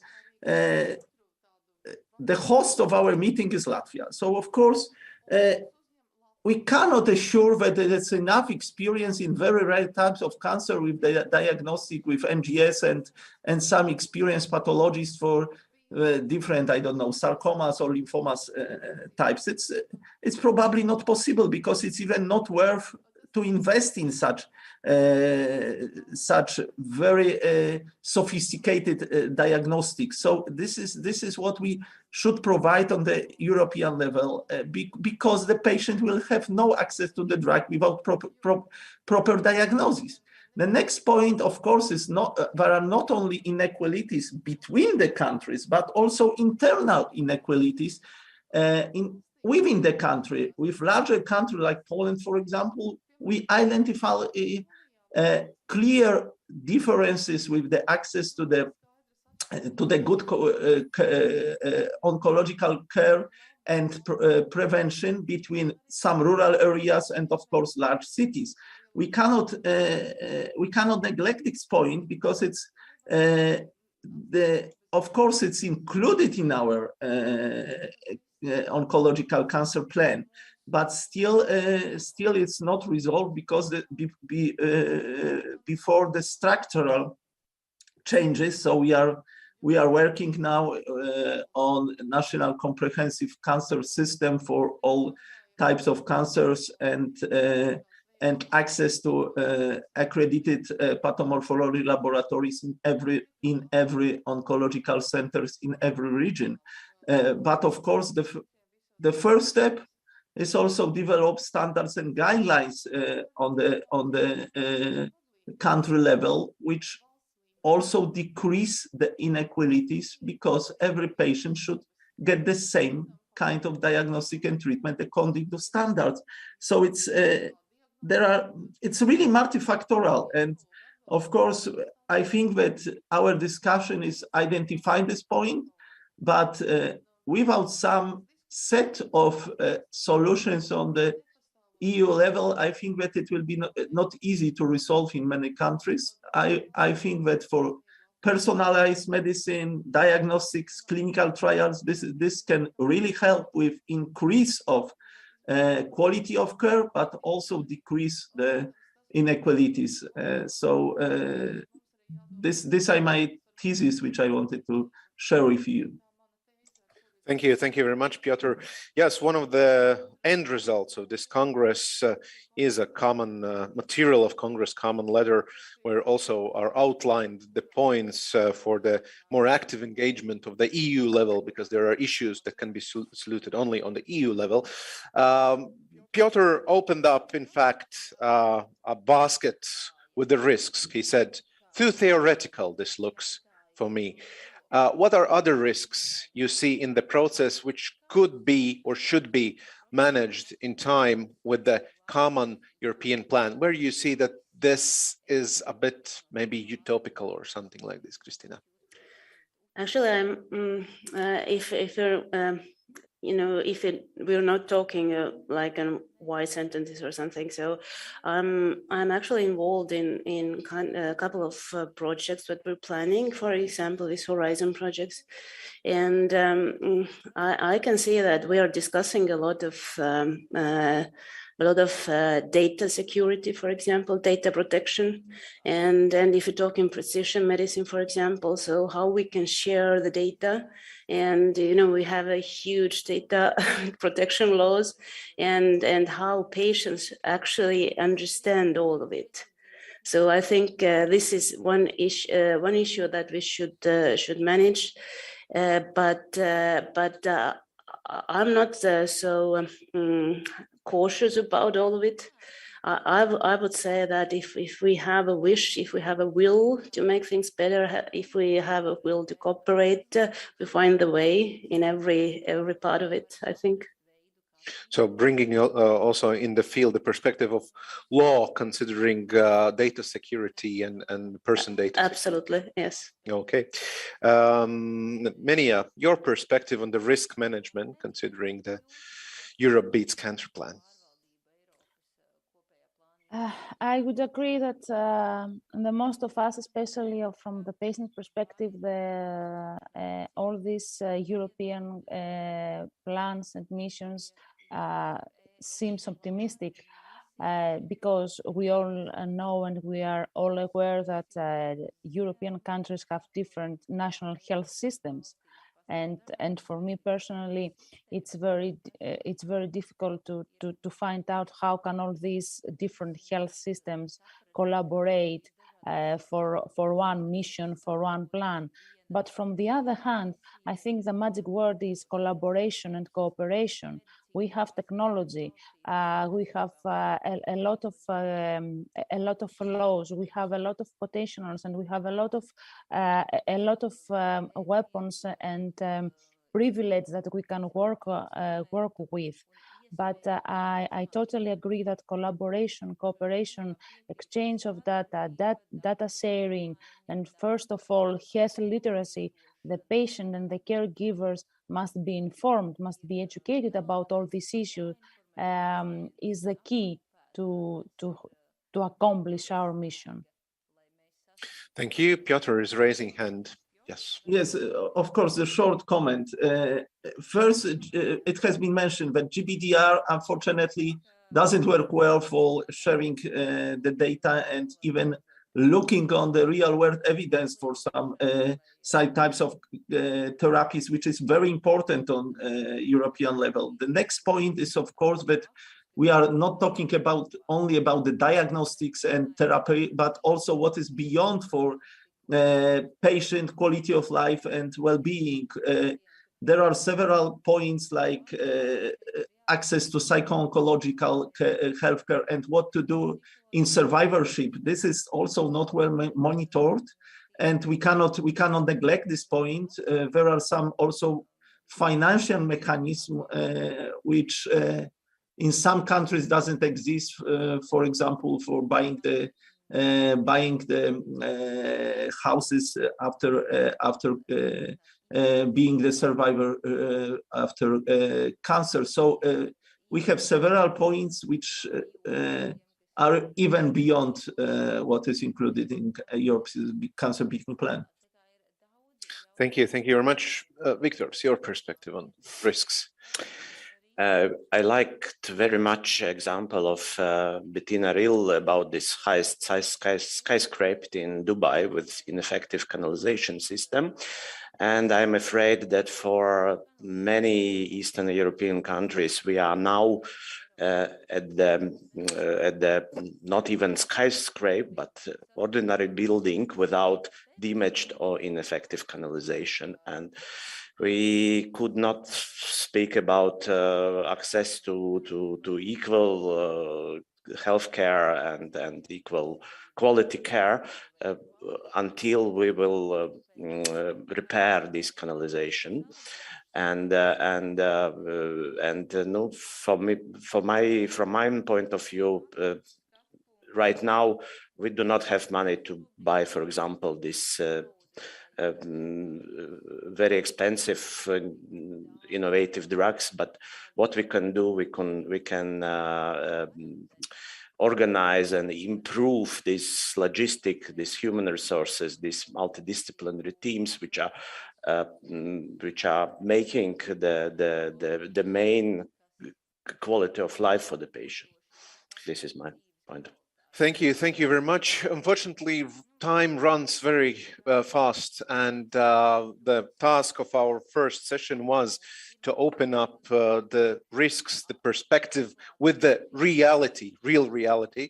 So thank you very much for all our speakers in the panel. We have two big questions, in fact, which are in our list. One from Ludmila and one from Irina Januma. Thank you very much. And both of those questions are more in the side of political. So we're going to postpone those questions to the next moderator in the political session that we have at this particular moment. Thank you very much, and applause to our panel speakers. Thank you. And those who are watching us now, we are going in the break. Here in the house, we're going to have the family photo of Congress here in this house. But in 5 minutes, we also going to do for live stream online interview. So if you are watching us online, in 5 minutes, they're going to start the interviews with the experts. Rest here in the house, in the building. Please join and follow the lead of photographer for family photo.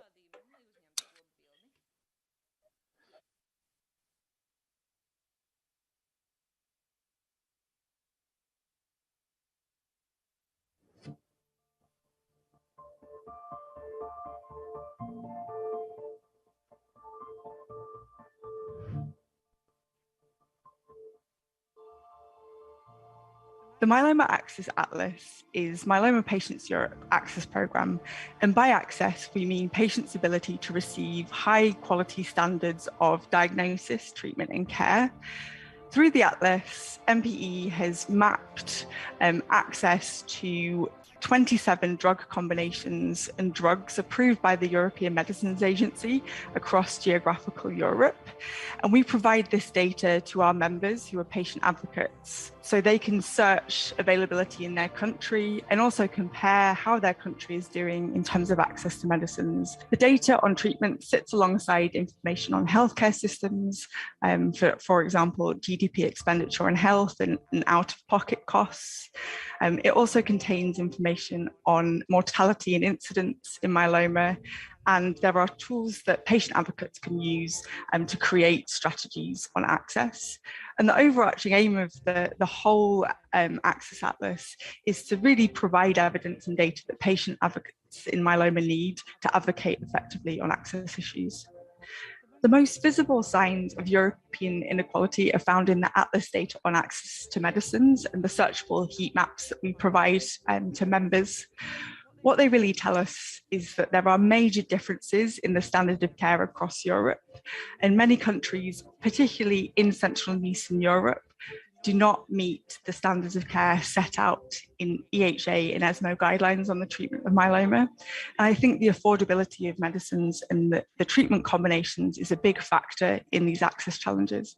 as well as telling us where countries are doing less well in terms of access, there are also best practice examples in Central and Eastern Europe that we're very keen to highlight sort of advocacy goals. For example, in Slovenia, they have a very good access to treatments and care for myeloma patients. So we want to see what's working well and what's working less well, and share that information and develop strategies to overcome the issues. We have also found inequalities in access to clinical trials in Europe, and also within and across Central and Eastern Europe. Data that we're currently analysing that we'll publish later on this year has found that whilst some countries like the Czech Republic and Poland have achieved higher numbers of access to clinical trials, other countries have not run a single myeloma clinical trial in the past 20 years. Clinical trials within Central and Eastern Europe are also mostly funded by industry sponsors compared to lower levels of academic sponsored trials. So within that Access Atlas, we want to understand sort of why there are these variations in availability of clinical trials, whether there are any funding issues, and also the differences between countries that allow the prevalence of clinical trials to be higher than in others. And this is something that we'll be looking at moving forward in the Atlas.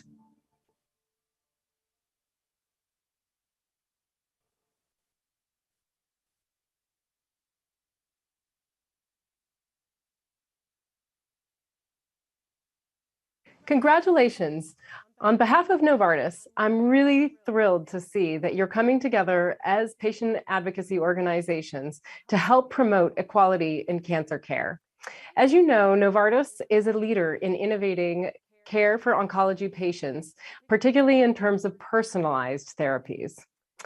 We strongly believe in the need to promote equality of access to innovative treatments across the EU, and particularly across those countries that are in Eastern and Central Europe, because we believe that everyone deserves a high quality of life when it comes to cancer. We do this by promoting good practices or a variety of local initiatives to support equality. We really look to you to help us in embracing and accelerating these public-private partnerships to improve health. It's very clear no one can do this alone. So please work with us to continue and expand the agility and responsiveness that we've experienced through the pandemic, so that we can accelerate and innovate together the regulatory and public health processes that enable patients to get treated for cancer. We also want to work together in encouraging investment in innovation at all levels of the healthcare system, including human capital. And we believe in the necessity of implementing the EU Beating Cancer Plan and ensuring that all countries are able to take advantage of the financing that's now available through these efforts. Novartis will continue to cooperate with patient advocacy groups and patients themselves. And I want to again express our appreciation and encourage you to continue standing for your rights and to voice the needs of cancer patients. So let's work together in one ecosystem as state institutions, healthcare organizations and professionals, patient associations, and industry to have a positive impact on the life of cancer patients. Thank you and enjoy the meeting.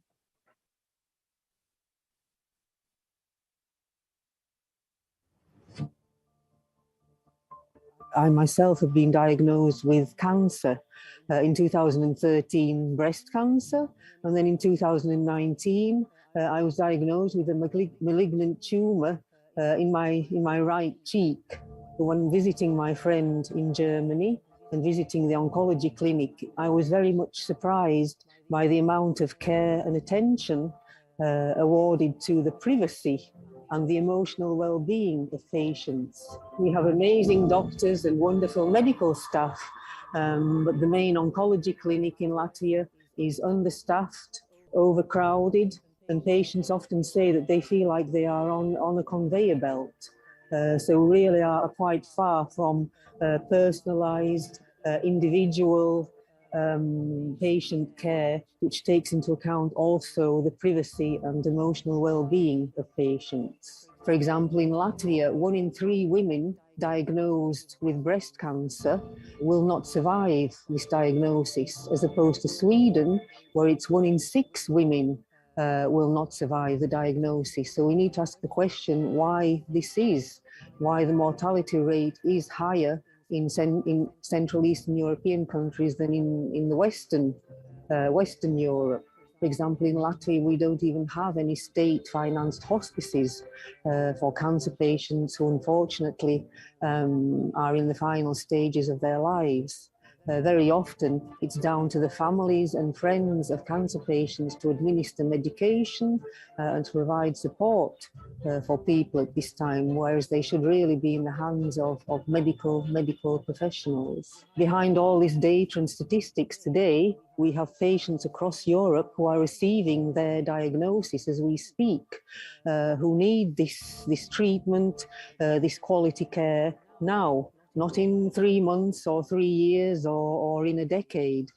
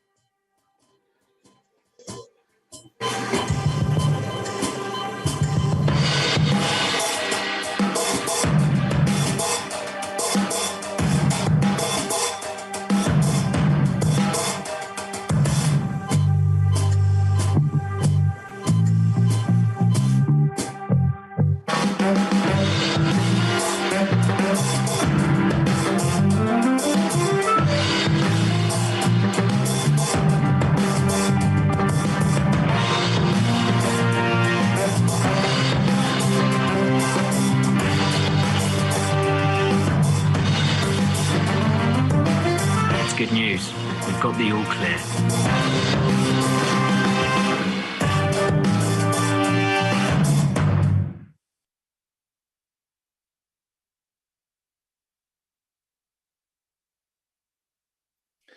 Dear audience, good morning one more time. We are here in our online studio. I am calling this No Tie Studio, very informal atmosphere, speaking on a very serious issues here. My guest in the studio is Jacek Maciejewski, board member of Rock and Roll Organization from Poland. Good morning. Good morning. Thank you very much for being here in present and in this Congress. Well, let's start with the bigger picture. Speaking with no those theoretical sentences and assumptions and official politics, what is the reality of beating cancer and inequality behind the lines in Poland?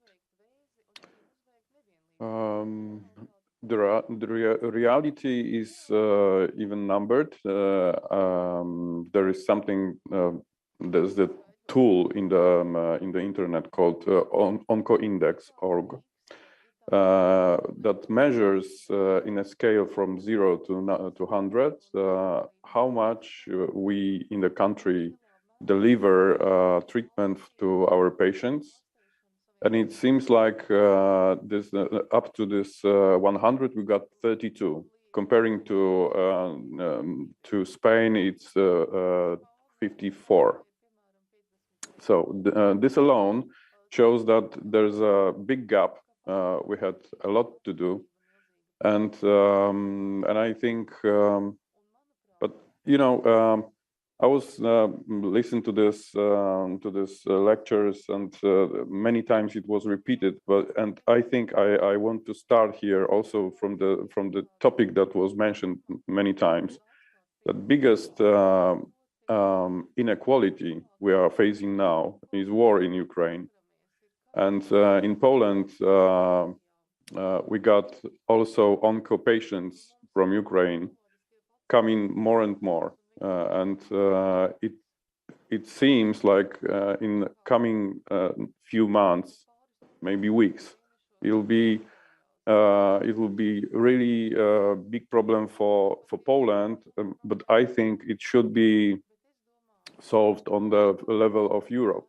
So here maybe it's a good occasion to ask and aware people from NGOs and also authorities from Europe that we need to be prepared that those pensions will have to be transferred from Poland then to Western Europe. I know that some of them are now in Latvia, in Lithuania also. And this is something that touches us very much, and I think it's also a measure how much we feel the inequality and how we react to people who are in need, really, because this is, let's say, something that is very strong. It's a strong accent, war, right? But the same small wars every day in hospitals, and these are battles of patients fighting for their health and life. So, in an ideal world,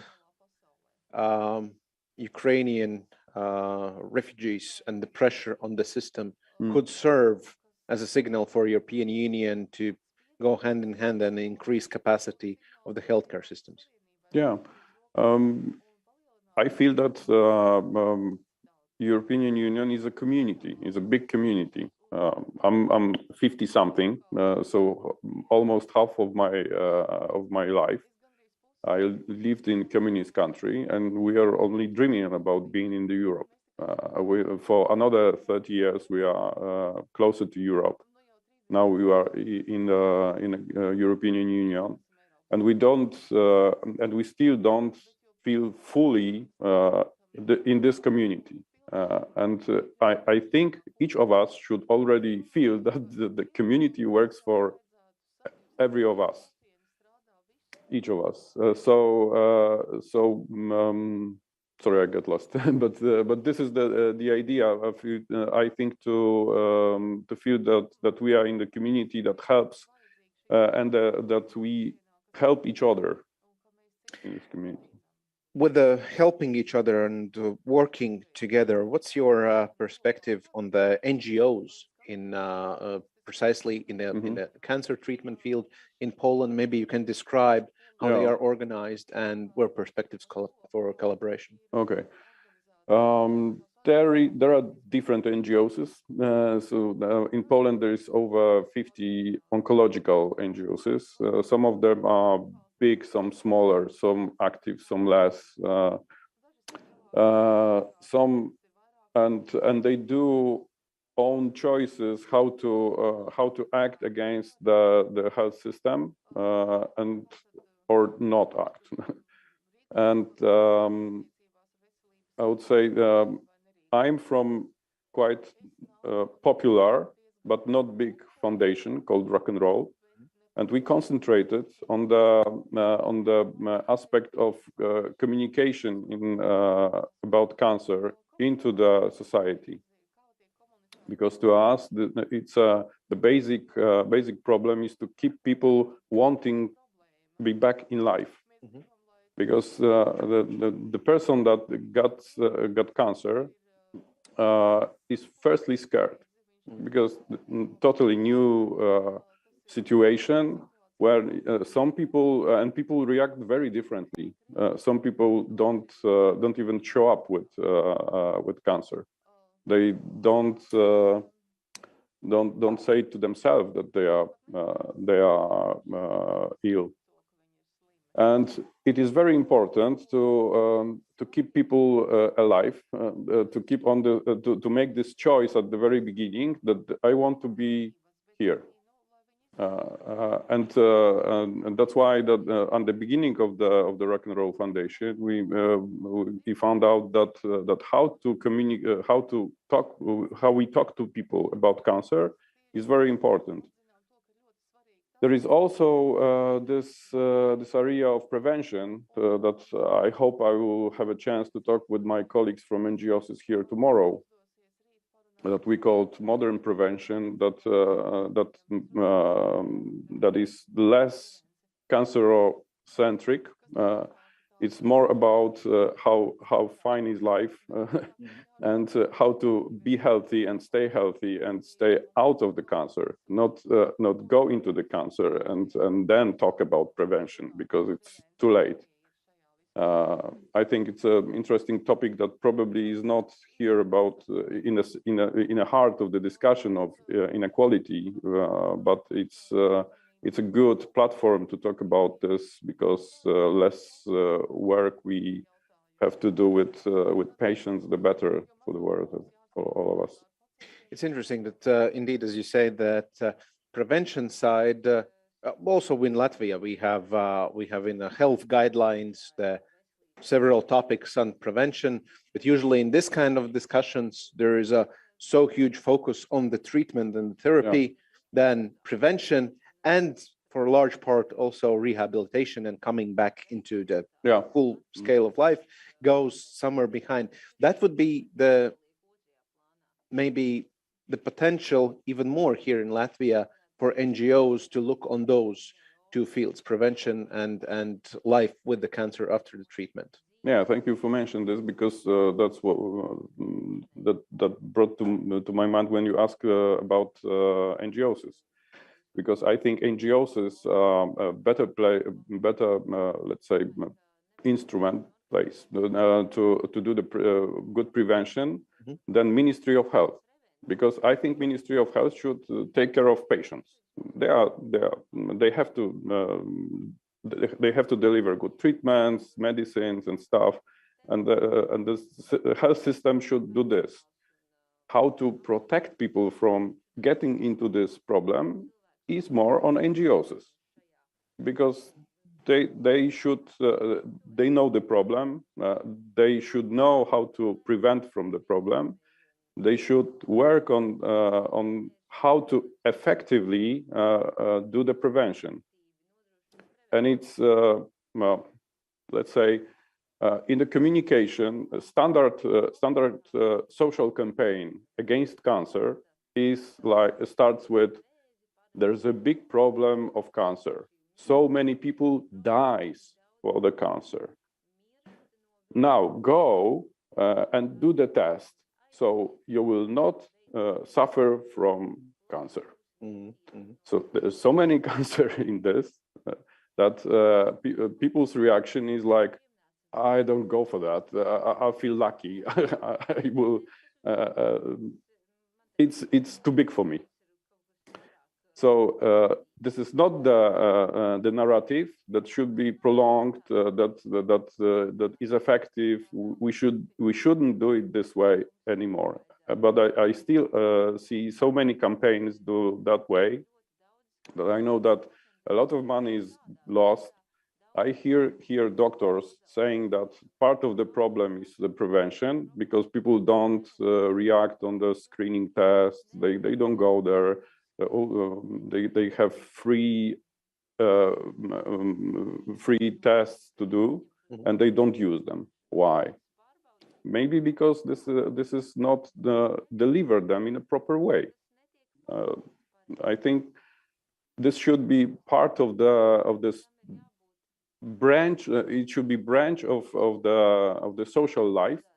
Serious discussion about how to manage with prevention, and there should be psychologists involved, marketing, communication specialists involved, strategists, people like this, not doctors, because doctors will always talk about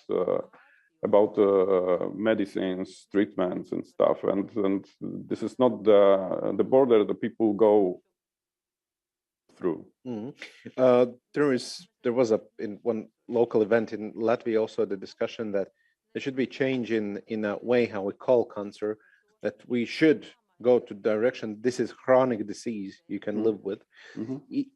Are those changes happening in Poland, in the people's minds? It's a speculative question, of course, because there are no surveys, but still understanding us on cancer as a chronic disease, is this coming into more in life?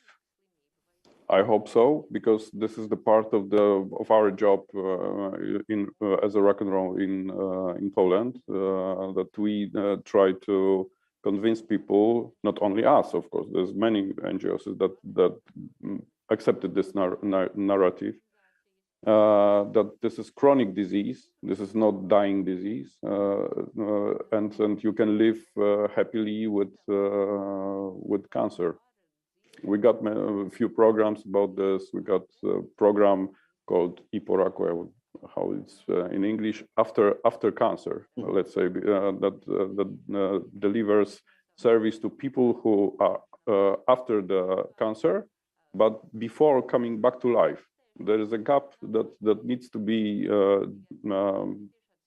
covered. Say. What governments and decision makers could do to empower NGOs for them to become more widely spread, more powerful to do the tasks that they have? You know, the world looks like this, that they make decision. We try to influence these decisions. So the more we talk, the better. I don't feel like we are welcomed to these conversations. I feel like politics, I don't know how here, but in Poland, politics look rather for NGOs that will clap hands and applause their decisions. NGOs are different, so they always find people like this, and it doesn't push world forward. Let's say they can do it that way, but what for? I mean, money is lost, the energy is lost, and as I said, to me, this is the world now looks like there's so many carcinogenic in world that we should do something seriously.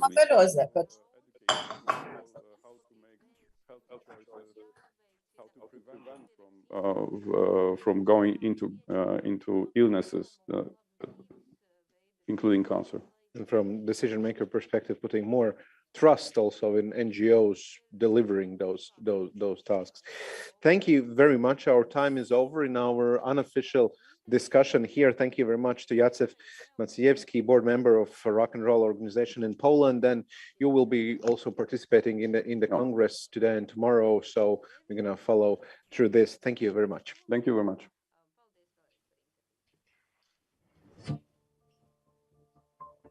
When we talk about inequalities in medicine in Latvia, there are many things we can discuss. Latvia is below the median in European in many categories. The biggest challenge medicine faces is chronic underfunding. From a 2017 study from the European Union, it is noted that Latvia only spends 5.8% of GDP on medicine, while the European average is 9.9%. 57% is publicly funded medicine, while the balance comes out of pocket from the patients in Latvia. This has led to severe accessibility issues. With cancer representing almost 25% of all medical issues in Latvia, it is up to the patient organizations to come together, present new ideas to the government, and the government must heed these new ideas and work together with patient organizations to create a better healthcare system for all involved in Latvia. On equality of beating cancer, all of Europe must come together. All governments must provide additional funding to patient organization groups so that together we can beat cancer.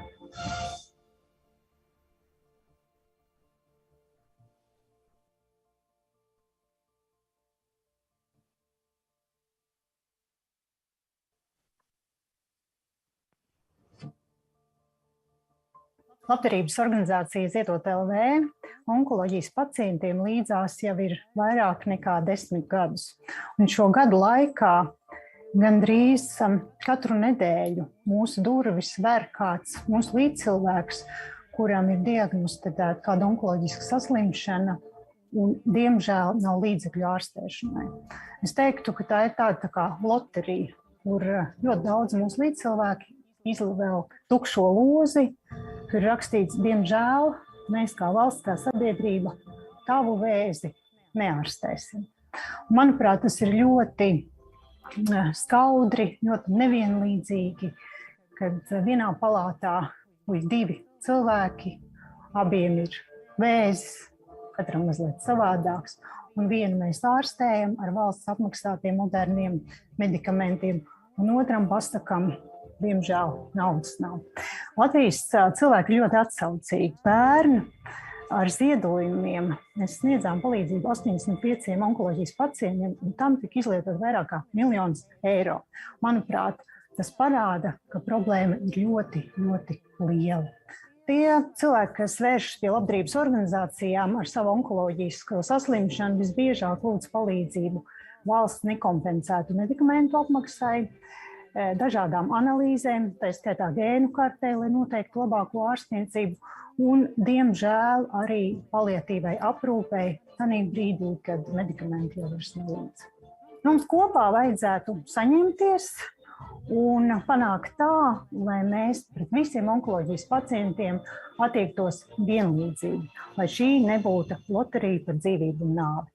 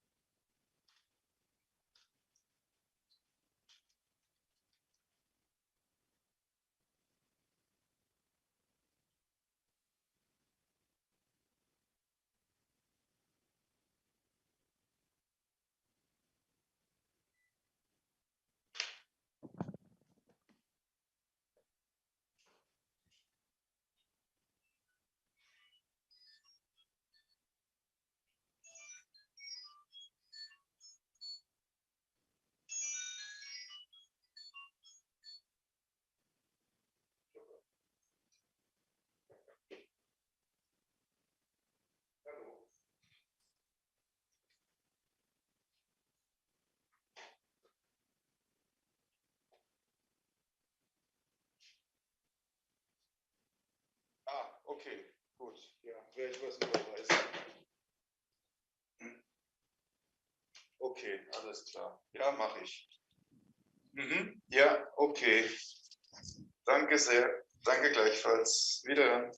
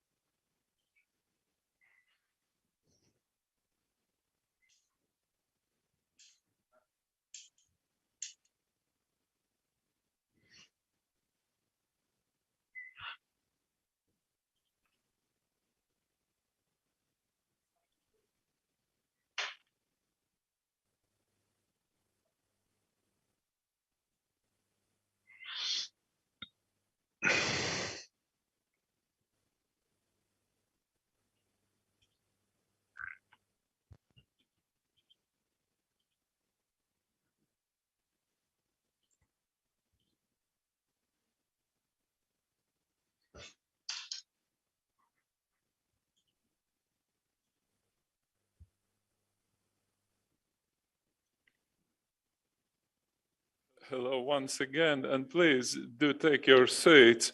To those who are watching Labą us, dieną ir prašome atsisėsti, o tų, kurie mus žiūri nuotoliu, atsiprašau už vėlavimą, nes kartais yra nelengva sugrąžinti žmonės po kavos pertraukėlės. Ir tai yra dėl to, kad pertraukos metu vyksta intensyvios diskusijos, keitimasis nuomonė, taigi žmonės dabar sugrįžta į salę ir palaukime kelias sekundės, kelias minutės ir pradėsime mūsų antrąją sesiją.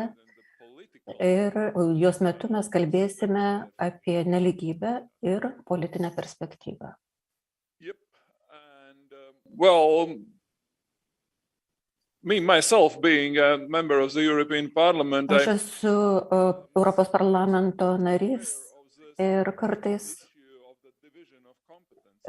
mes susidurėme su kompetencijų paskirstimo klausimu Europos Sąjungoje. Europos Sąjungoje sveikata yra valstybių narių kompetencija ir valstybės narės iš tikrųjų deda daug pastangų, kad viskas vyktų taip, kaip reikia. Tačiau kita vertus, kaip jūs tikriausiai žinote, Europos Sąjunga pastaruoju metu labai daug prisideda siekiant kovoti su vėžiu ir tai yra vienas iš ES politikos prioritetų.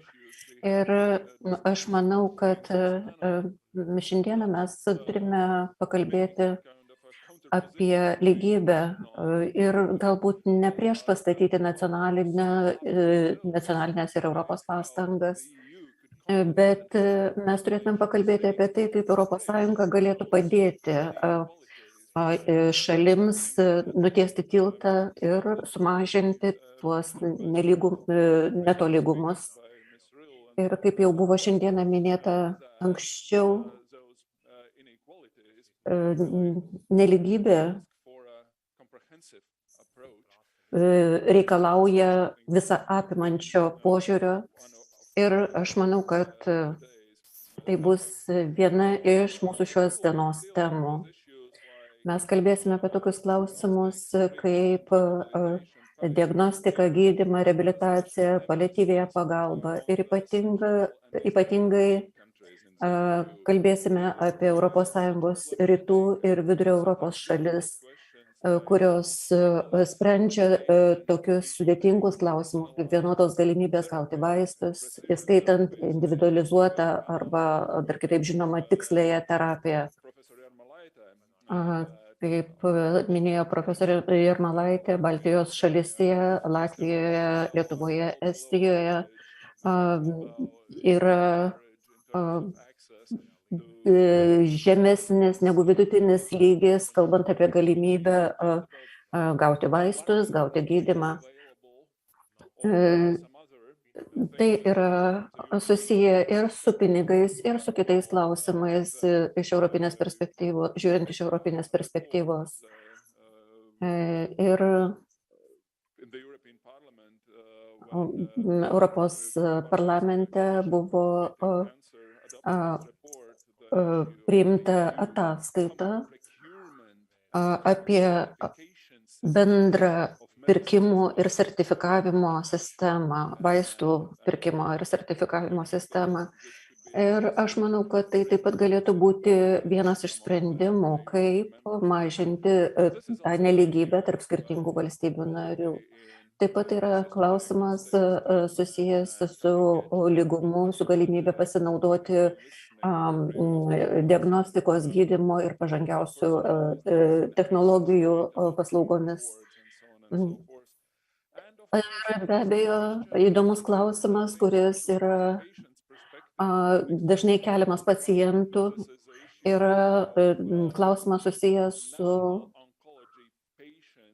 nacionalinių onkologinių pacientų galimybę pasinaudoti nuotoliniu tarpvalstybiniu gydymų paslaugomis. Ir aš manau, kad tai yra vienas iš tų klausimų, kuris galėtų pridėti vertės vėlgi žiūrint iš Europos parlamento perspektyvos. Ir šios sesijos metu mes turėsime 3 pasisakymus ir po to diskusiją, kurioje dalyvaus 5 dalyviai, kurie prisijungs prie mūsų scenoje šiek tiek vėliau. Ir pirmasis kalbėtojas, kurį aš su malonumu kviečiu, yra profesorius Marcis Lėja, kuris yra Latvijos universiteto klinikinės ir prevencinės profilaktinės medicinos instituto direktorius, buvęs ES vėžio misijos tarybos narys.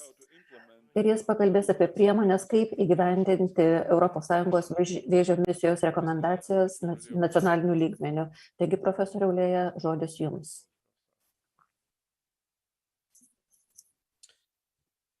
Good morning and thank you. Labą rytą ir dėkuoju už galimybę dalyvauti šiame renginyje.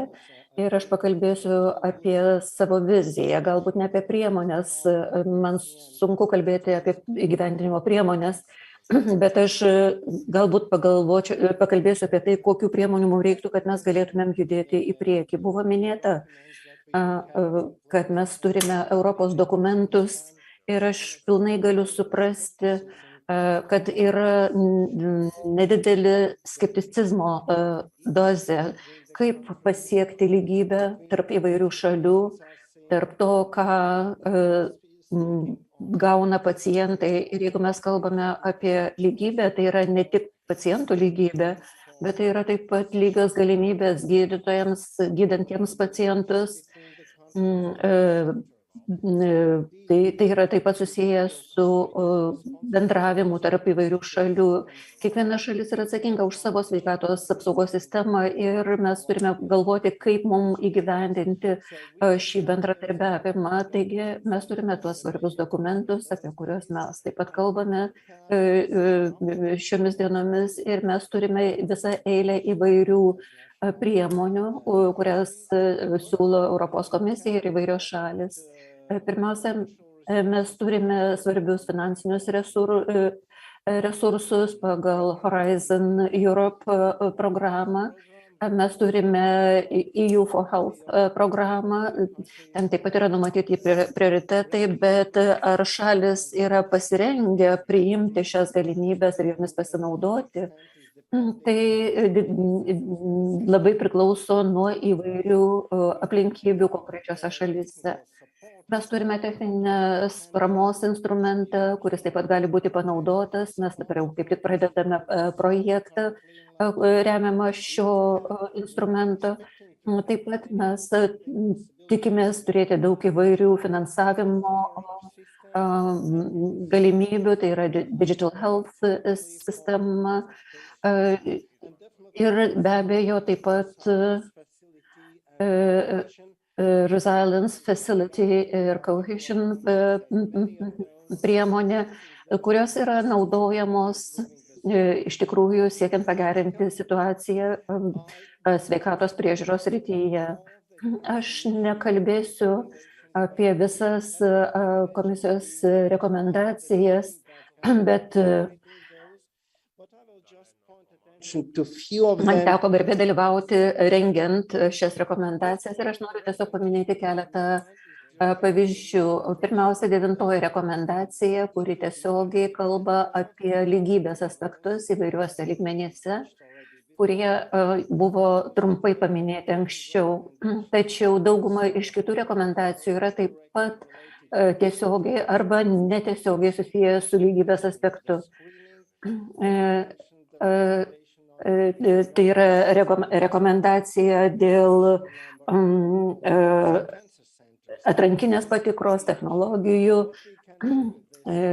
Ir aš norėčiau pasakyti, kad mes turėtumėm pasižiūrėti į šios dalykus, kaip mes galėtumėm tai pritaikyti, pavyzdžiui, Latvijoje. Tai yra rekomendacijos ir mes manome, kad sveikatos ministerija turėtų būti atsakinga už tai, tačiau tai yra ne vien tik sveikatos apsaugos ministerija, bet ir daugybė kitų ministerijų, kurios turėtų būti įtrauktos į šių aspektų, šių klausimų sprendimą. Tai yra labai svarbu visapusiškai teikiant paslaugas onkologiniams ligoniams. Ir taip pat yra labai svarbu, kad būtų atliekami tyrimai ir galbūt ir keistai skamba, bet aplinkos apsaugos ir regioninio vystymosi agentūra taip pat turėtų būti aktyviai įtraukta ir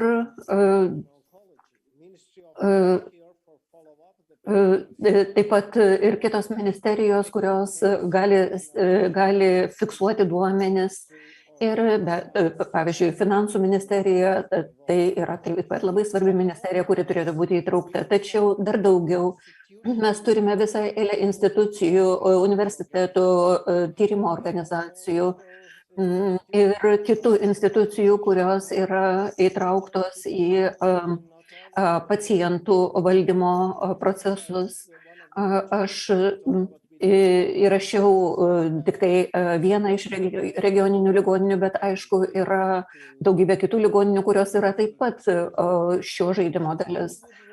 Ir jeigu mes susietumėm tai su rekomendacijomis, tai be abejo, pačiam centre yra pacientai ir jų organizacijos ir parama pacientams, bet vėlgi, jeigu mes susietumėm kompetencijų sritis, kurias turi skirtingos ministerijos su rekomendacijomis. Ir aš tikrai nesu tikras, kad aš nubraižiau visas linijas. Mes matytumėm, kad daugeliu atveju yra persidengimas ir tai turėtų būti geriau koordinuojama. Be to, jeigu mes susietumėm įvairių institucijų kompetencijas, tai vaizdas būtų dar sudėtingesnis. Taigi, ką daryti? Ir vėžio centrai galėtų būti vienas iš pavyzdžių. Jūs čia matote vėžio centrą Kanadoje. Ir vėžio centras tai nėra vien tik tai gražus pastatas.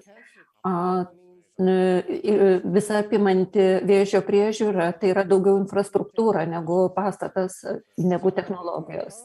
Taigi, kokios yra mūsų šiandieninės rekomendacijos? Mes rekomenduojame pereiti nuo vėžio centrų prie visą apimančių vėžio centrų. Ir tai yra milžiniškas skirtumas ir tai reikalauja labai glaudaus bendradarbiavimo tarp įvairių veiklos sričių ir įvairių ministerijų. Ir netgi visą apimantis vėžio tinklai. Latvija, pavyzdžiui, yra puikus pavyzdys, mes esame maža šalis ir mes stengiamės tai daryti. Taigi, ką tie centrai reikštų apskritai šaliai. Pirmiausia, tai reikštų, kad klinikinės paslaugos būtų atliekamos aukščiausiame lygmenyje. Tai reikštų, kad būtų vykdomi geri moksliniai tyrimai ir gerai organizuojami ryšiai. O kągi tai reiškia pacientams? Pirmiausia, tai reikštų, kad tai yra gana vieninga, standardizuota sistema ir kiekvienas pacientas turėtų tai pajusti. Pacientai turėtų pajusti, kad jie gali vienodai pasinaudoti medicinos paslaugomis. Be abejo, profesionalai turėtų didesnę kvalifikaciją, nes jie keistųsi patirtimi tarptautiniu mastu. Būtų geresnė galimybė pasinaudoti klinikinių tyrimų rezultatais ir išvadomis ir būtų didesnė galimybė pasinaudoti tarptautinę patirtimi ir ekspertizę. Taigi, ar ši visa apimanti vėžio infrastruktūra galima Latvijoje? Mes turime centrinės gydymo įstaigas, kurios pastaruoju metu pradeda skirti daug dėmesio klinikinės priežiūros tobulinimui, bet siekiant įgyvendinti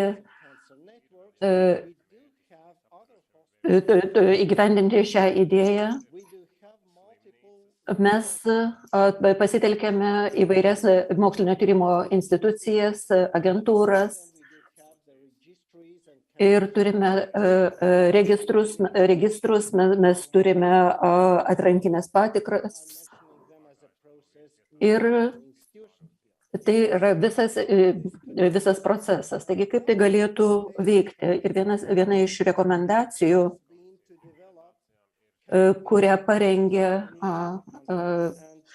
Europos komisija, daugelis šalių, kurios pradėjo įgyvendinti šią idėją, eina savo keliu ir ne visada žino, kaip iš tikrųjų tai turėtų būti daroma. Kai kurios ministerijos ir agentūros nežino, ar jos turėtų būti įsitraukti ar ne. Ir aš norėčiau baigti savo pranešimą parodydama šią nacionalinio vėžio centro nuotrauką. Tai yra nacionalinis vėžio centras Ukrainoje. Ir aš susisiekiau su savo kolegomis Ukrainoje prieš keletą dienų ir jie sakė, kad chirurgai nustojo daryti operacijas, radioterapija nebeatliekama. Ir nežiūrint to, 40-50 pacientų atvyksta kiekvieną dieną chemoterapijos procedūrom. Mes žinome, kas vyksta Kijeve, bet jie išreiškia didelį optimizmą ir tikisi pradėti dirbti pilnu mastu neužilgo.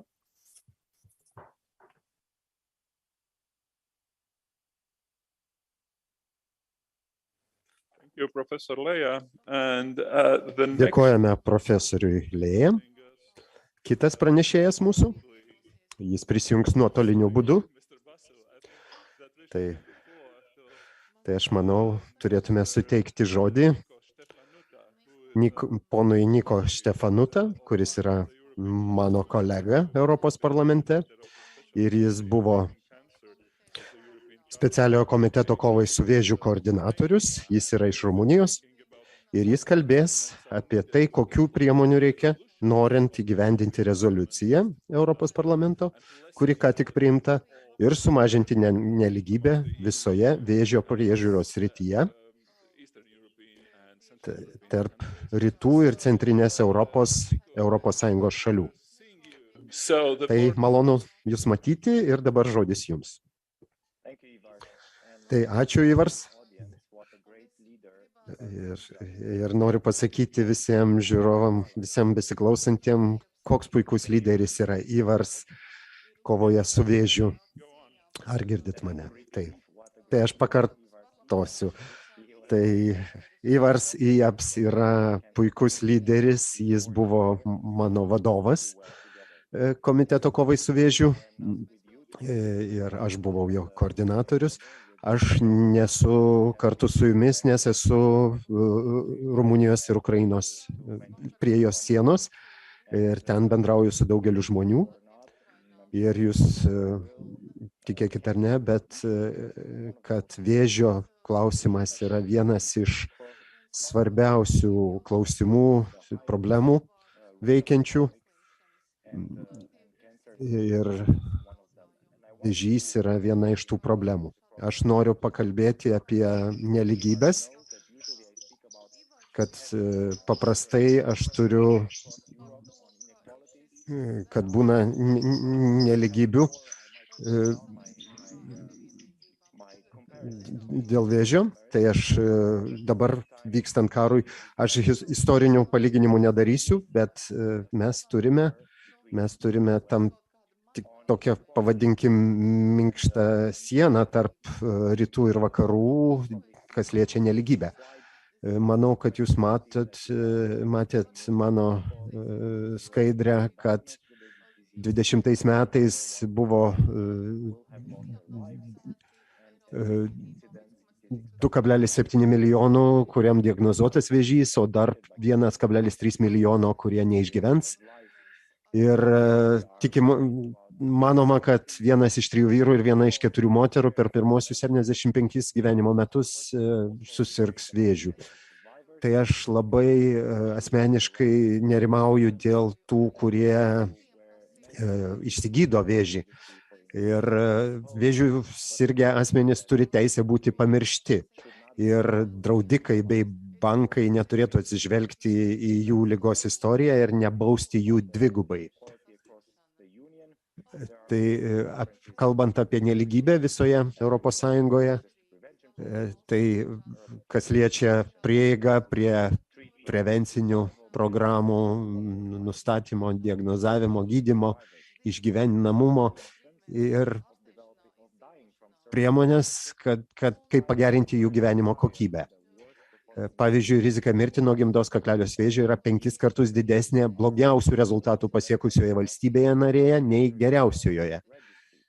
Ir komisija pasiūlė sukurti vėžio nelygybės registrą, kuris nustatytų tendencijas, skirtumus ir nelygybės tarp valstybių narių ir regionų. Tai krūties vėžio rodikliai yra tiesiog siaubingi. Mano šalyje, lyginant su Danijoje ar kitose gerai pasirodančiose šalyse, tai nespręsdami nelygybės klausimo, mes tiesiog siunčiame moteris į mirtį. Kitoje skaidrėje kalbama apie tai, kaip įveikti vėžį, apie planą kovos su vėžiu.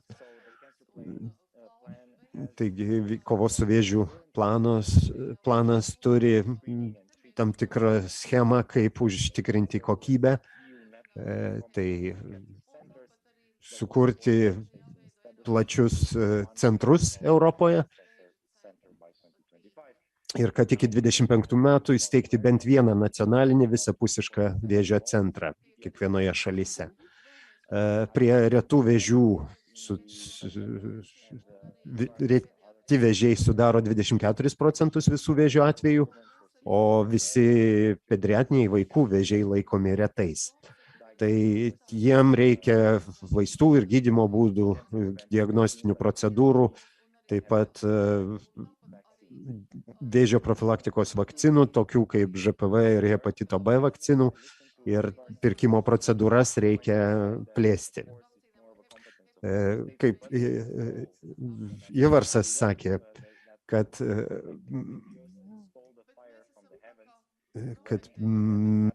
kai prasidėjo pandemija, kad mes priėmėm krizę ir pavertėm ją galimybę.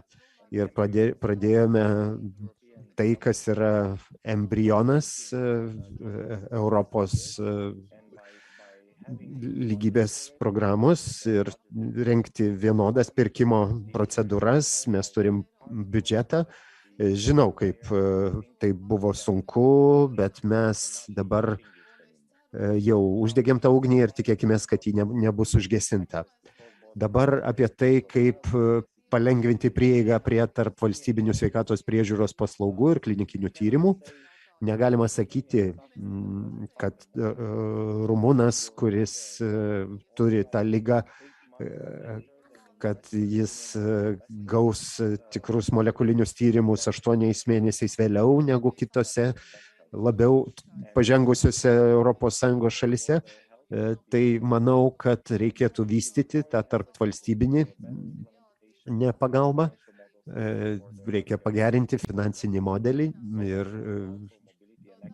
tarp valstybinės sveikatos priežiūros paslaugų direktyvą ir kad būtų stiprinami nacionaliniai kontaktiniai centrai ir kad būtų rengiama daugiau informavimo kampanijų apie pacientų teises į sveikatos priežiūros paslaugas kitose valstybėse narėse. Tai mums reikia palengvinti procesus pacientams, kurie keliauja į užsienį atlikti klinikinių tyrimų. ir susiduria su tokiomis problemomis kaip tolesnių veiksmų protokolų aiškumas, grįžus namo, ir kad išlaidos susijusios su jų dalyvavimu klinikiniuose tyrimuose būtų padengiamos iš nacionalinių draudimo agentūrų.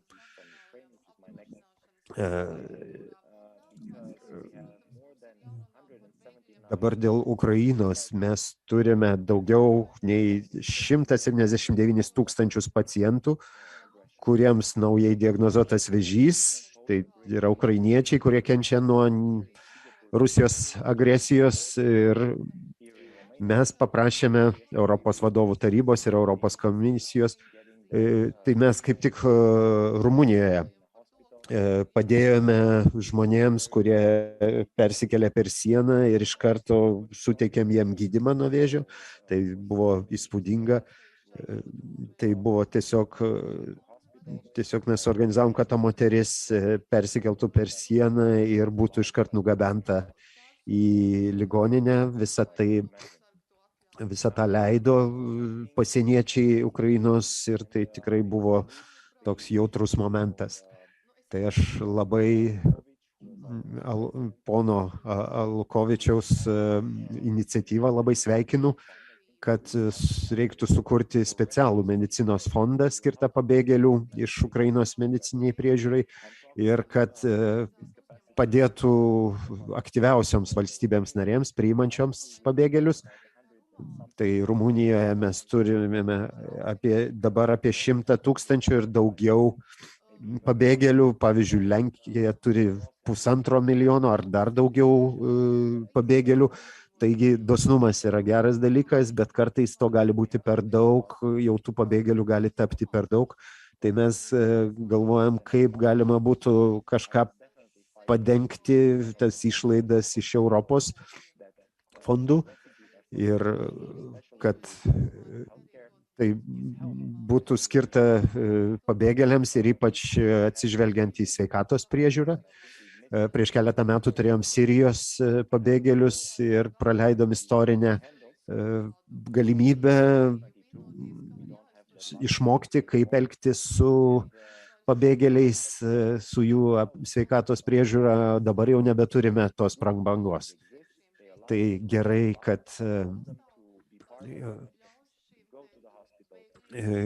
kad mūsų sistema yra tokia, kad pabėgėliai gali iš karto gauti medicininę priežiūrą mūsų ligoninėse nemokamai iškart. Ir manau, kad tai nuoseklu su misija, kad tai būtų visi už vieną, vienas už visus, tokiu principu. Taip pat siūlome priimti tokius reglamentus, kas leistų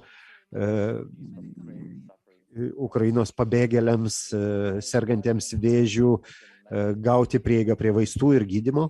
Taigi tą norėjau pasakyti. Tai ačiū dar kartą labai kad surengėt šį labai svarbų renginį. Tai noriu dar kartą pasveikinti jūsų lyderius, kurie yra tokie aktyvūs, kurie stebi situaciją Baltijos šalyse, ir žinau, kad situacija yra panaši į mano šalį, Rumuniją.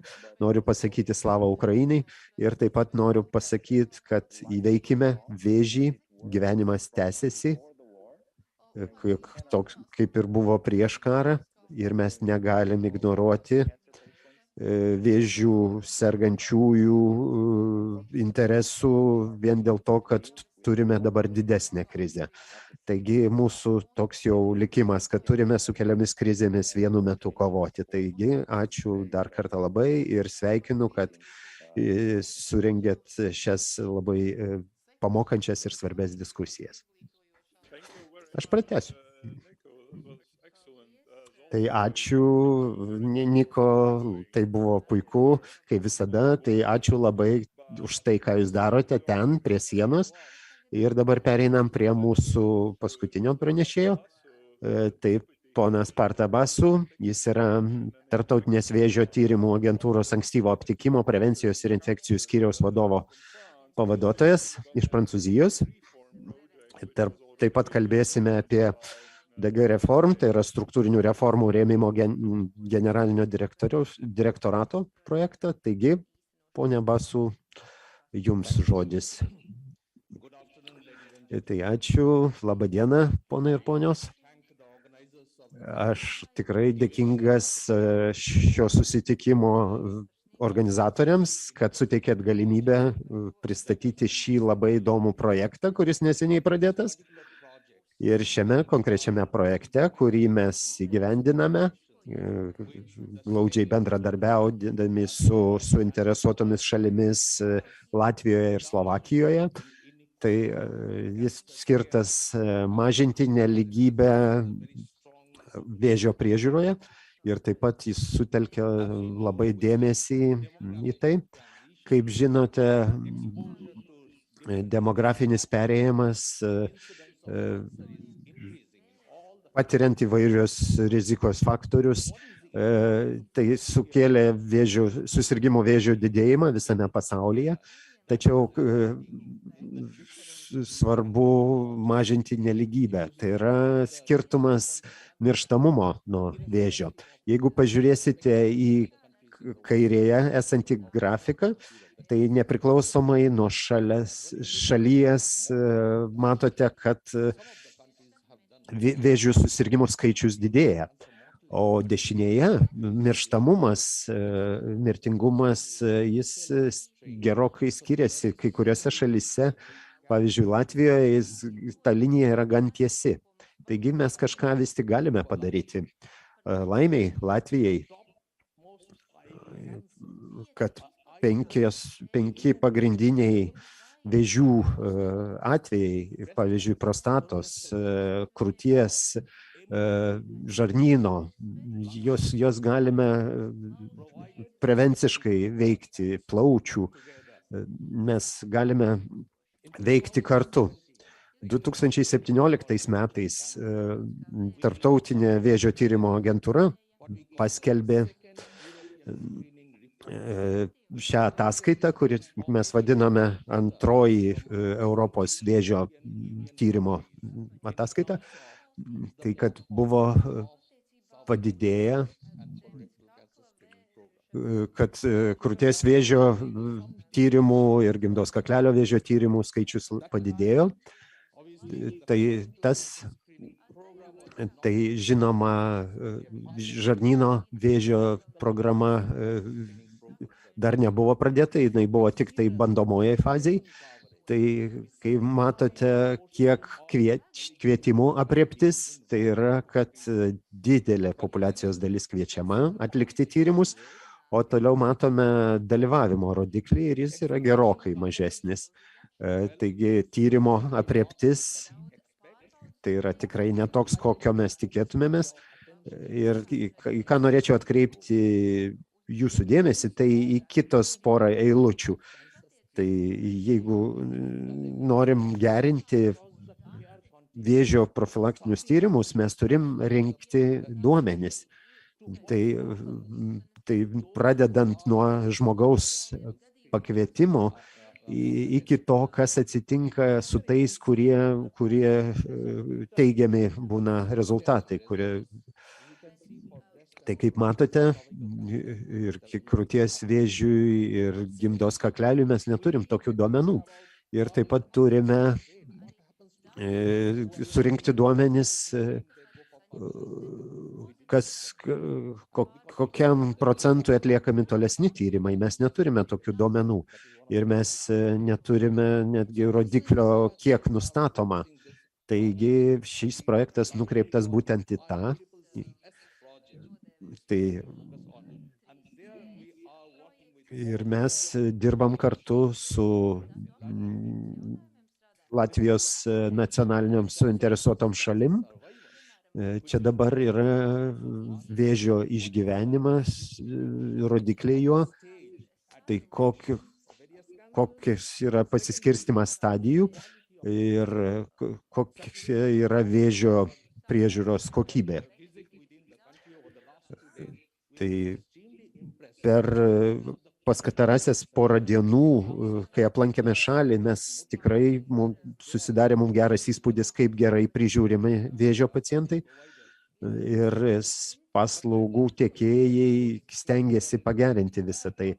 bet reikia dabar pasigilinti, kokie yra dar skirtumai, kokios spragos, kad tas išgyvenimo rodiklis būtų dar labiau pagerintas Latvijoje.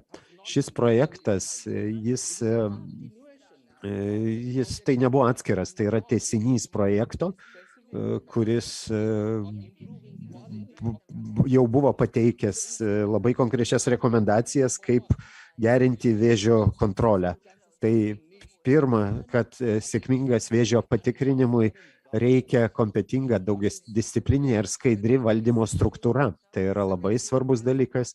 Kitas dalykas, kad turi būti reikšmingi resursai užtikrinti kokybę. Tai jeigu turite programą, tai 20% finansų turi būti skirta kokybės užtikrinimui. Tai kad gyventojų patikros įgyvendinimas turėtų būti daugiapakopis procesas, o tada turi būti privalomai, turi būti užtikrinti elektroniniai informacinių sistemų ištekliai. Latvijoje buvo daug streso ir daug, ta prasme, akcentuojamas labai pagerinti informacinę sistemą, kaip galima būtų, ką galima būtų padaryti, kad pagerinti, kad sumažinti tos duomenų trūkumus ir kad būtų susijęti įvairūs registrai. Tas ryšys tarp jų labai svarbus. O taip pat reguliarus vėžio patikros stebėjimas turėtų nustatyti socialinę nelygybę, kaip galime iš tikrųjų patikrinti tos rodiklius ir imtis veiksmų. Tai šitą skaidrė rodo apie konkretus tikslus to projekto. Tai vėlgi, kad nacionalinės gairės, kaip įgyvendinti gyventojų vėžio atrankos programas ir tos registrus, kad būtų stiprinamas kokybės užtikrinimas, kad būtų jau pritaikytos informacinės sistemos, kad galima būtų stebėti ir tobulinti patikros programą ir kad būtų visapusiškai vystomos vėžio gydymo ir tyrimų infrastruktūros ir tinklas. Ir tai yra ne projektas, kuris vyksta nuo viršaus į apačią, tai yra iš apačios į viršų. Visa mintis atsirado Latvijoje. Taigi jūs turite labai stiprų suinteresuotą instituciją. Tai yra valdymo komitetas, kuris turi pacientų atstovus, turi sveikatos ministerija sutiko labai mielai vadovauti šiam valdymo komitetui ir ekspertų grupės. Tai ekspertai, kurie atlieka savo darbą, bet tas vadovavimo komitetas pasako, kaip tas rekomendacijas įgyvendinti Latvijos kontekste. Todėl tai įgyvendinimo paketai yra įvairūs, tai vienas iš jų susijęs su vėžio patikros tęstinumu, tai kad būtų tas vėžio patikros tęstinumas. Tai mes lankomės vietose ir atliekam pokalbius su suinteresuotomis šalimis ir taip pat sukuriam atrankos ir vertinimo įrankius, suderinam su techninėm specifikom ir priemonėm. Jos turi bendradarbiauti, kalbėtis tarpusavyje. Taip pat renkam duomenis apie vėžio atrankos organizavimą ir tyrimus ir tada visus analizuojam tos duomenis ir pagal tai pateikiam rekomendacijas, ką galima ir ką reikia tobulinti. Tai aš tik tai dar pateiksiu jums labai įdomią informaciją. Tai Europos komisijoje stengiamasi užtikrinti, kad Europos vėžio informacinė sistema, kuri dabar tik rodo duomenis apie atvejus ir mirtingumą, tai turėtų būti įtraukta ir vėžio tyrimų duomenis. Kaip tą padaryti? Tam reikės technologinių pagerinimų, bet dar kas svarbiau, kad tai yra galimybė žiūrėti į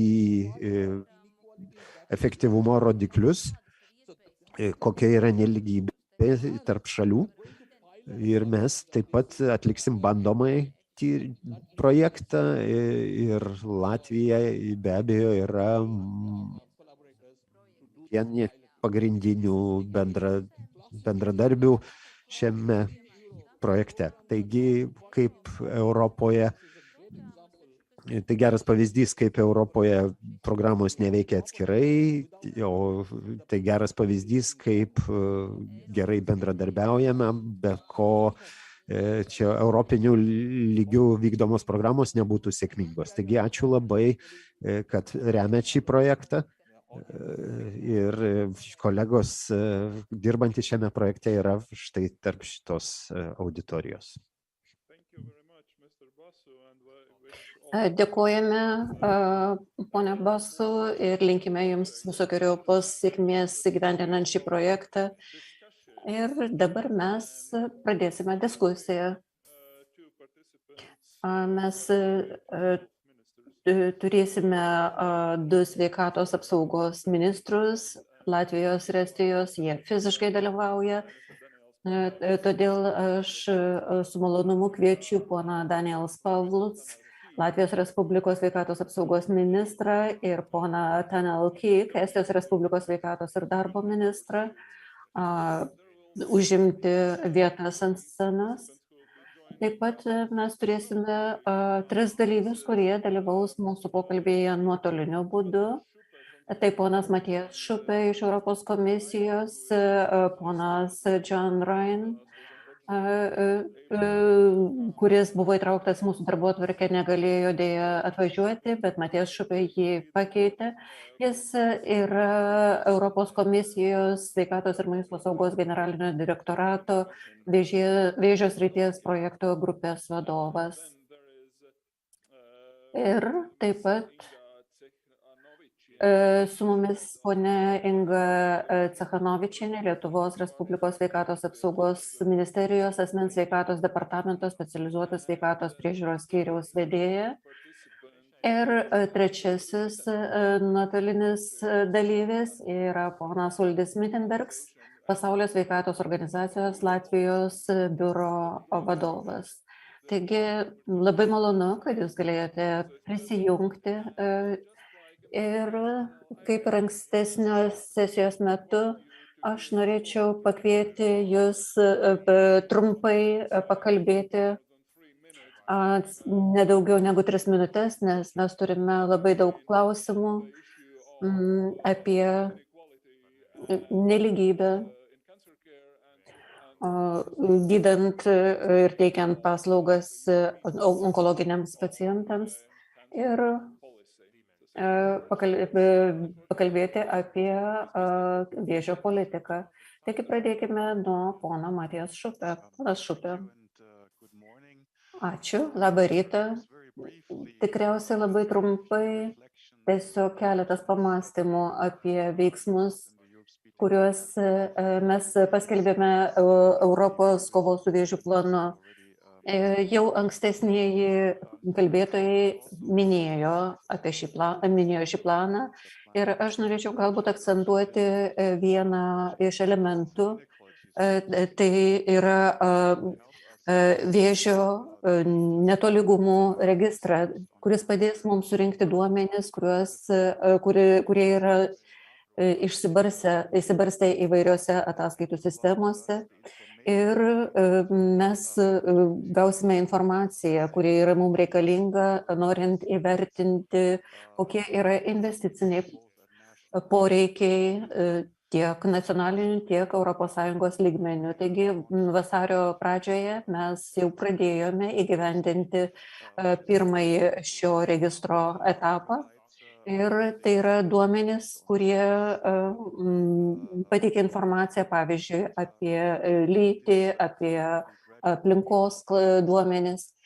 Ir mes laipsniškai duomenų lygį keisime. Kitas lygmuo bus ataskaitų mechanizmas, kur šalis pateiks informaciją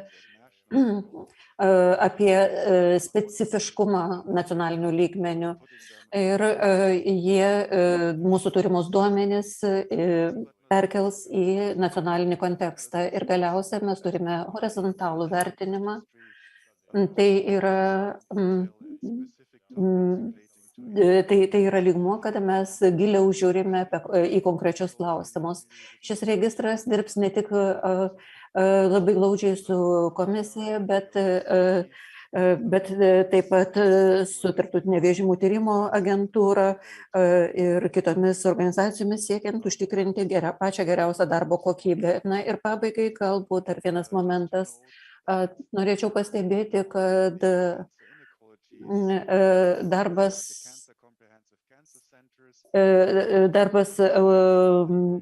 kompleksiniuose vėžio centruose ir jau buvo pradėtas 2021 metais ir dabar mes dirbame su valstybėmis narėmis, siekiant finalizuoti šiuos pasiūlymus ir įgyvendinti šios veiksmus praktikoje. Ačiū.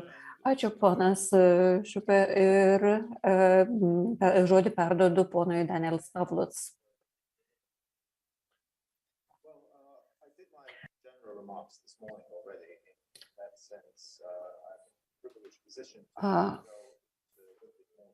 Nesigirdi, garso nėra.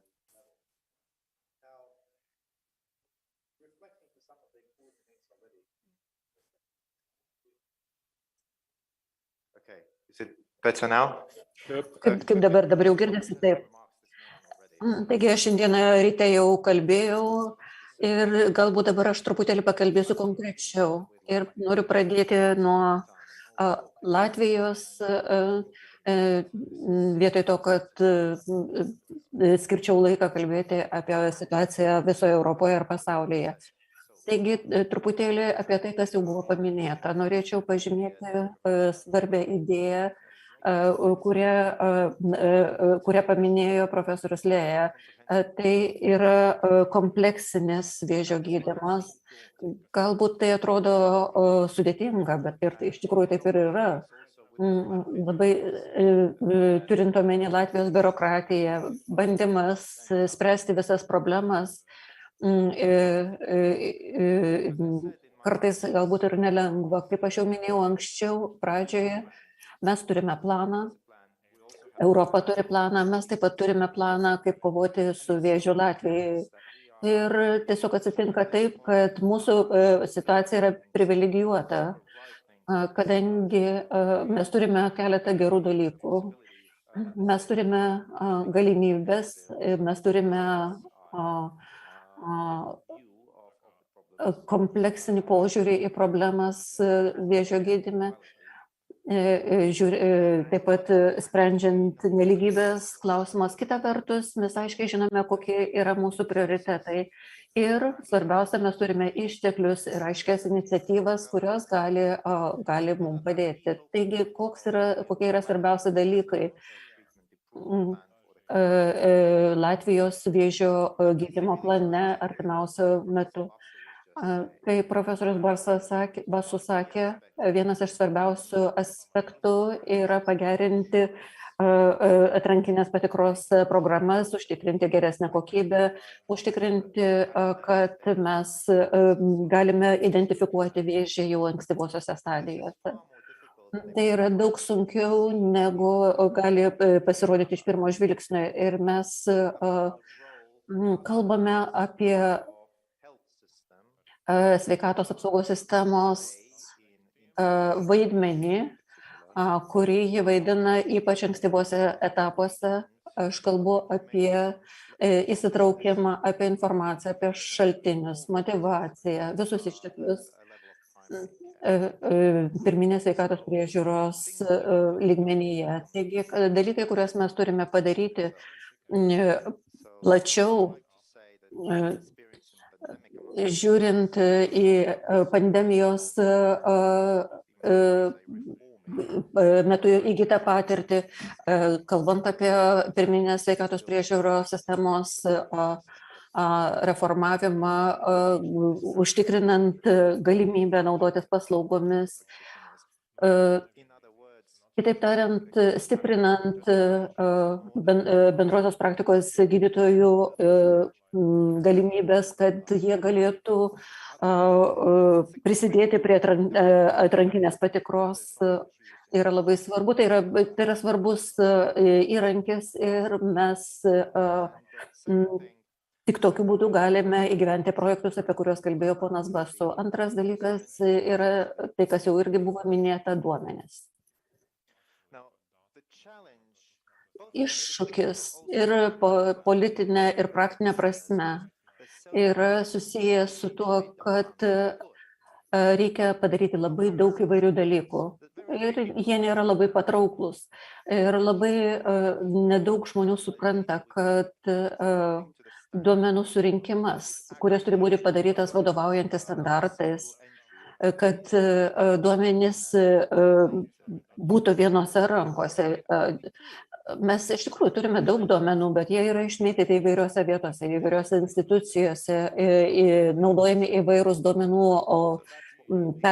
apdorojimo standartai ir tai yra nepriimtina. Taigi dabar, ką mes tengiamės padaryti, mes kūrėme onkologijos registrą. Tai yra namų darbai, kuriuos mes darome. Mes tengiamės užtikrinti, kad duomenys būtų renkami teisingai, kad jie būtų teisingose sąsajose, kad juos būtų patogu naudoti tiek pacientams, tiek gydytojams įvairiose onkologinių ligonių priežiūros etapuose. Ir galiausiai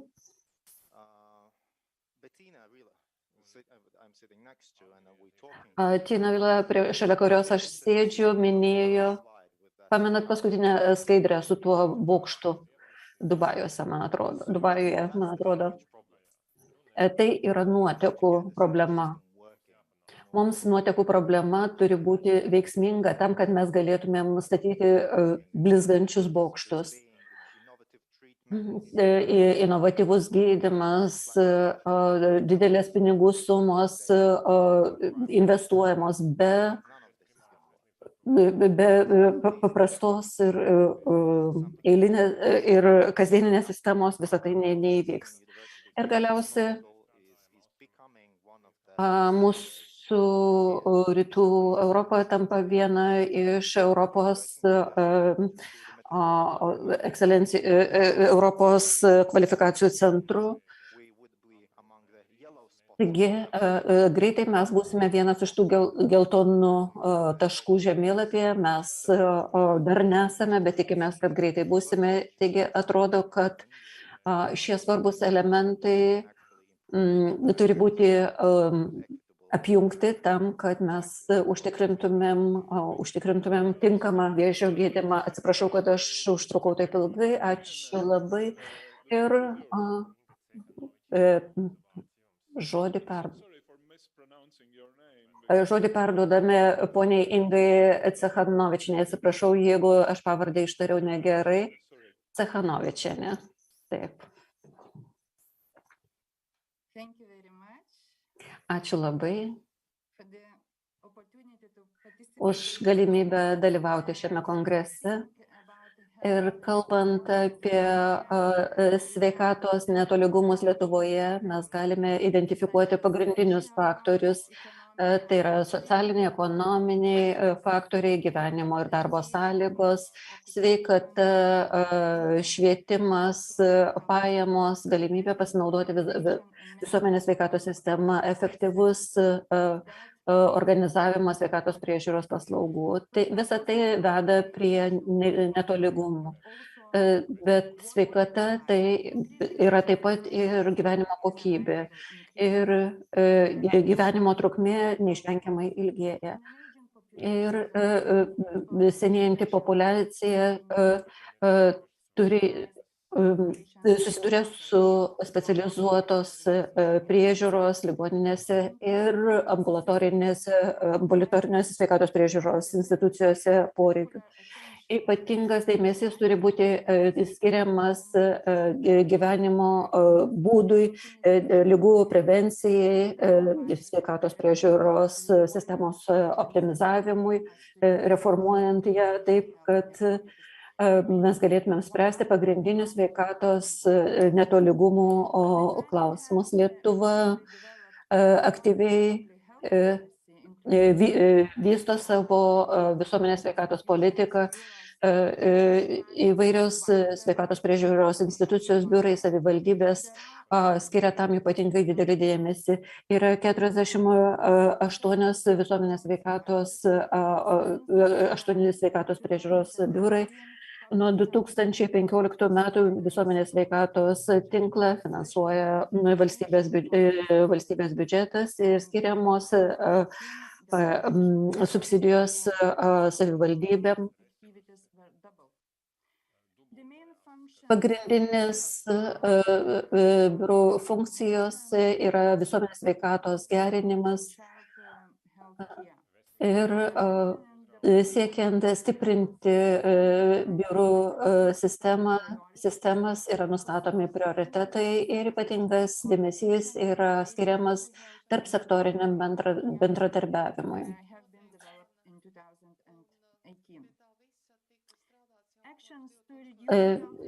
Veiksmai, kurie sumažina netolygumus sveikatos priežiūros srityje ir gydant onkologinės ligas, yra įgyvendinamos nacionalinės vėžio kontrolės programose rėmose 2014-2025 metams. Programos tikslas yra sumažinti mirtingumo lygį nuo vėžio Lietuvoje, patobulinti onkologinius priežiūros valdymą ir koordinavimą. Ir yra kiekvienais metais įgyvendinamas programos įvykdymas. Kiekvienais metais ataskaita apie metinius rezultatus yra skelbiamas Sveikatos apsaugos ministerijos internetinėme puslapyje. Siekiant užtikrinti, kad diagnozės ir gydymo problemos būtų savalaikės ir efektyvios, yra specializuotos ligoninės, vėžio centrai ir tinkamos sveikatos priežiūros įstaigos, priemonės, technologijos yra koncentruotos tose centruose. Tam yra taikomas standartizuotos procedūros, inovatyvios technologijos, yra finansuojamos, yra tiekiamos naujausios technologijos ir įranga. Ir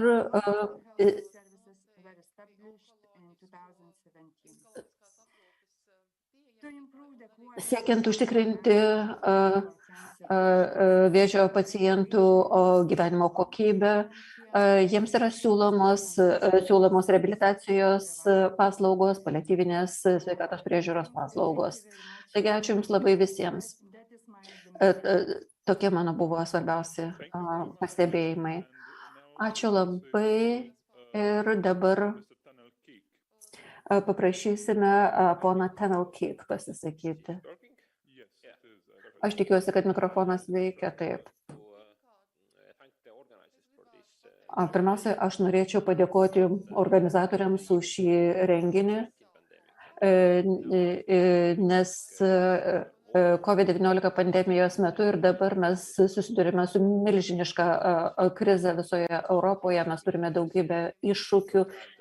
Kaip jau buvo minėta, šiandien mes neturime prabangos galvoti tik apie vieną iššūkį. Mes turime daugybę iššūkių, su kuriais mes turime susidoroti tuo pačiu metu.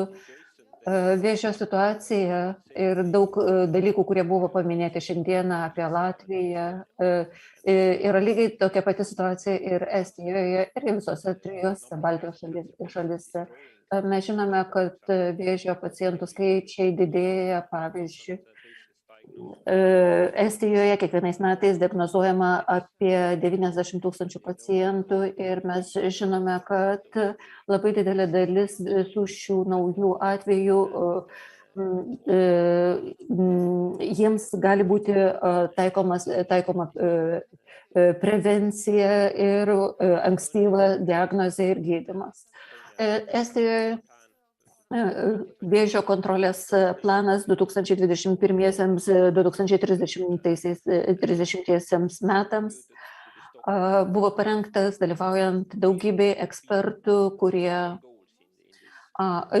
kurie prisidėjo ieškant sprendimų dideliems tikslams. Pirmiausia, sumažinti vėžio susirgimų atvejų skaičių ir pagrindinis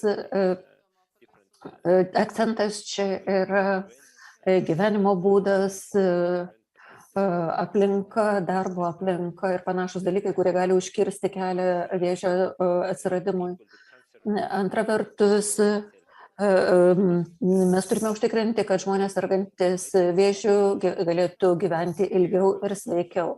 Tai ne vien tik tai medicinos priežiūra, bet tai yra taip pat labai susiję su atrankinė patikra, tai yra ankstyva diagnostika, kadangi prognozė visada yra geresnė, jeigu vėžys yra diagnozuojamas ankstyvoje stadijoje. Taigi iššūkiai su atrankinė patikra yra labai panašus kaip ir Latvijoje. Mes turime daug projektų, kurie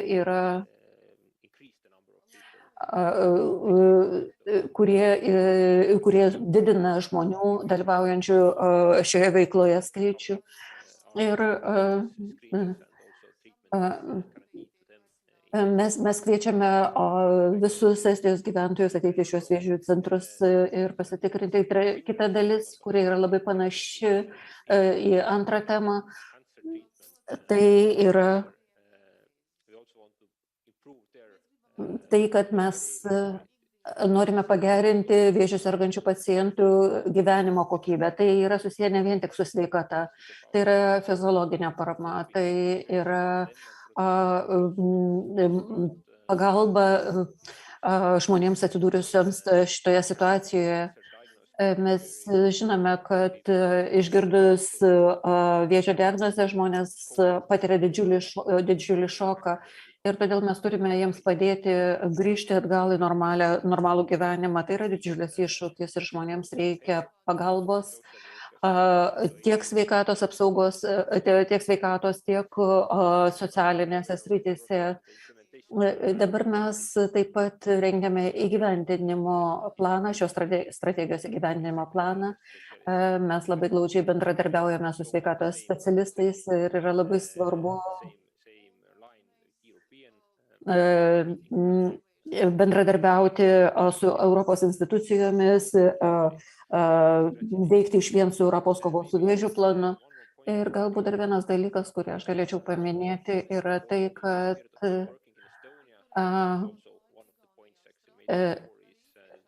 kaip jau buvo minėta anksčiau, mes Estijoje daug dėmesio skiriame personalizuotai medicinai. Kai išgirsta šį žodį, žmonės galvoja apie kitus dalykus. Mums yra svarbu, kad personalizuota medicina užtikrintų asmeninį požiūrį į kiekvieną pacientą, surenkant duomenis susijusius su genetika pagrįsta rizika, kitus sveikatos duomenis ir kitus dalykus, kurie visai nesusiję su sveikata, tokius kaip tavo amžius, tavo darbas, gyvenimo įpročiai, tokie kaip rūkymas, gėrimas, sportas ir panašiai.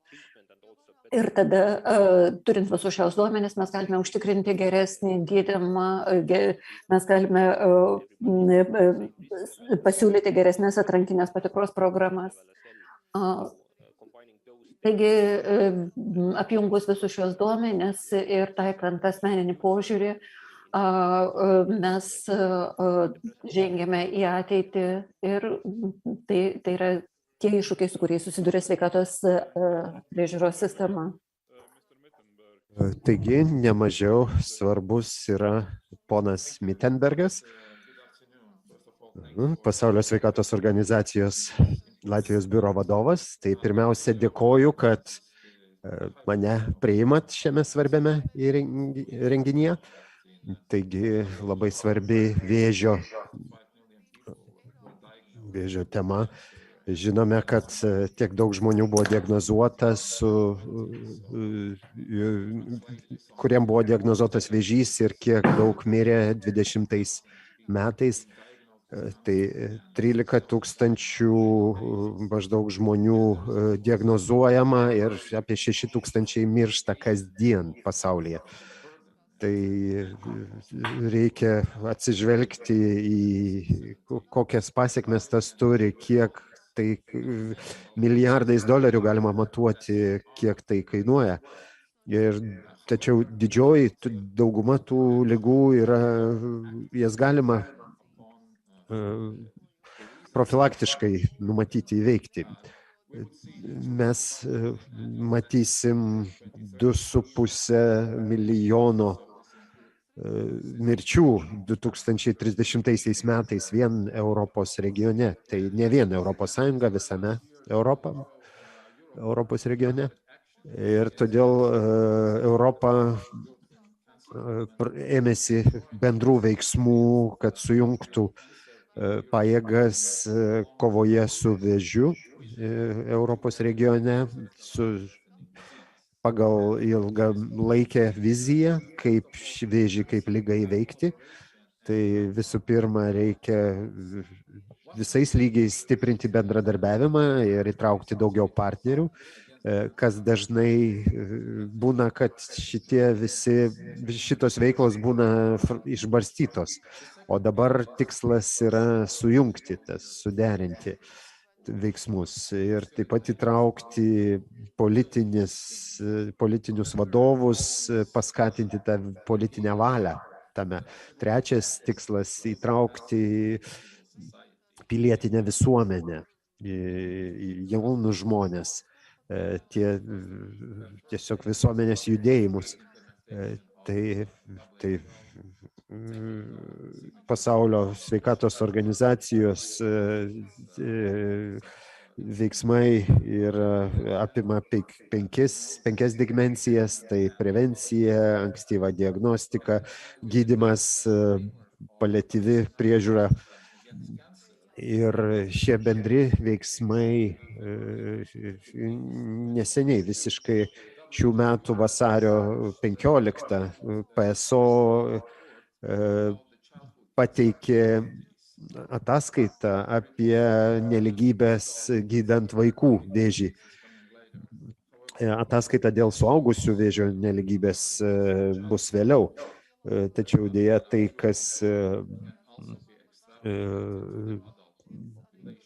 kas pastebėta toje vaikų ataskaitoje, tą galima pritaikyti ir suaugusiems. Ir tai pirma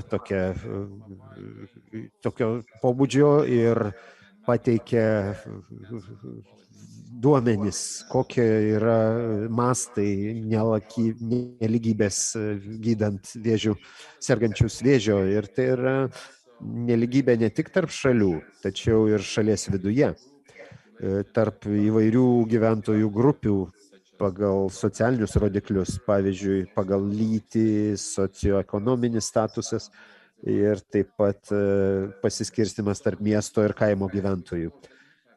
Taigi čia nagrinėjama, kad kaip ta nelygybė veikia tolimesnį gyvenimą, kaip vėžys veikia vaiko gyvenimą ir šeimos ateitį.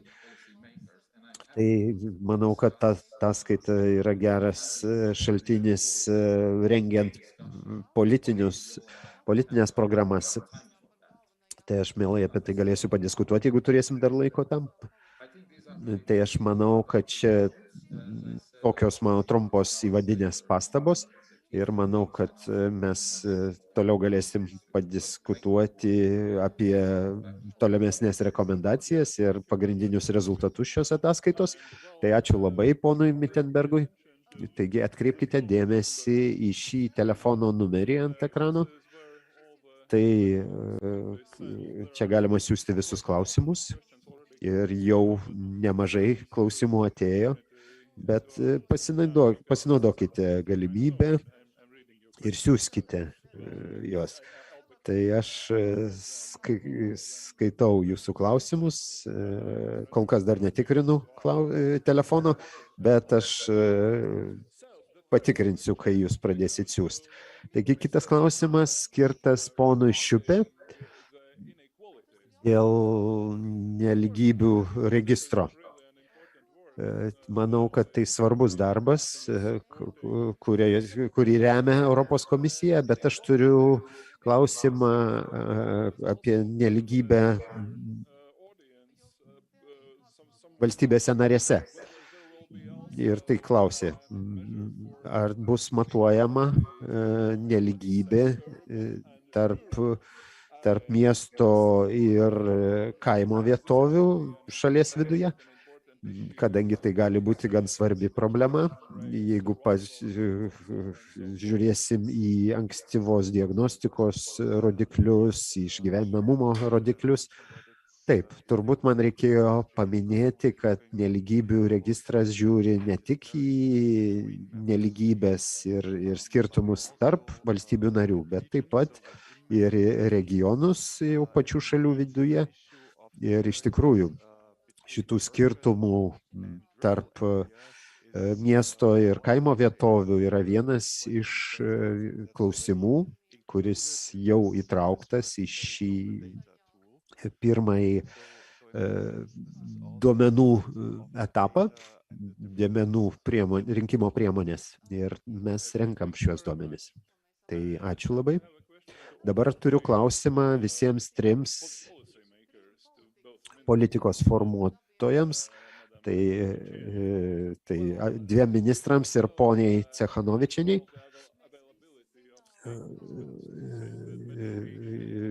Kalbam apie valstybės kompensuojamus vaistus, tai yra didelė problema visose trijose Baltijos šalyse.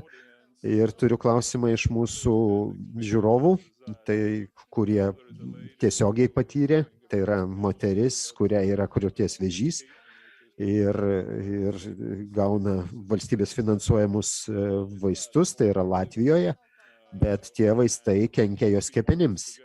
Taigi nori gauti kažką geresnio, kažką kito, tai kainuoja kokius 3000 eurų per mėnesį. Tai tikrai egzistencinis klausimas. Tai koks būtų jūsų atsakymas? Tai manau, kad ne tik Latvijos kontekste, bet apskritai Baltijos kontekste. Kaip jūs sureaguotumėte tai? Tai ponas Pavluts. Tai konkrečiai šiuo klausimą atsakymas gan konkretus. Daugiau pinigų, tai yra atsakymas. Daugeliu atvejų, ne tik dėl vėžio, tai yra nelygybė, nėra tokia tiesioginė, tačiau čia būtent jį tokia. Šiais metais mes sugebėjom padidinti mūsų išlaidas vaistams nuo vėžio, kurie yra labai efektyvi terapijos forma. Tai apie 20 milijonų šiais metais, manau, tai beprecedentinis atvejis ir tai susiję su, dabar tai susiję su mokestinės naštos lygių, kiek galima surinkti, kiek galima išleisti sveikatai. Tai apskritai tas išlaida iš surinktų mokesčių Latvija turi vieną mažiausių lygių, taigi reikia platesnio dialogo. Jeigu grįžtam prie tokių tikrų gyvenimo situacijų, tai prisimenant tai, ką sakiau ryte, kad Europos Sąjunga sako, kad mes nemokėsim už jūsų nemokam už jūsų vaistus, už jūsų vėžį, tai mes liūdna situacija, kurioje esame, tačiau turime daryti pasirinkimus. Taigi atsakymas yra daugiau pinigų. Dabar ponia Kyk,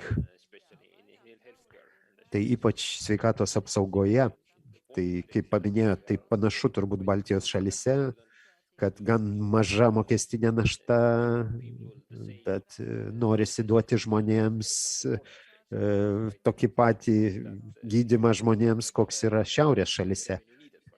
Bet mes nesurenkam tų lėšų reikalingų tam. Tai taip pat svarbu geriau bendradarbiauti ES lygių. Kalbam apie visą gydymą, ne tik vėžio gydymą.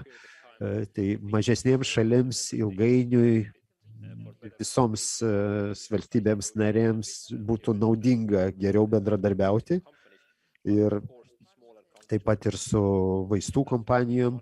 Ir aišku, mažesniems šalims reikia daugiau pagalbos. Tai mes turime siekti to kasdien. Tai labai gerai, kad yra nevyriausybinių organizacijų Estijoje, kurios prisideda. Ir tai kol į tai sureaguoja draudikai Estijoje.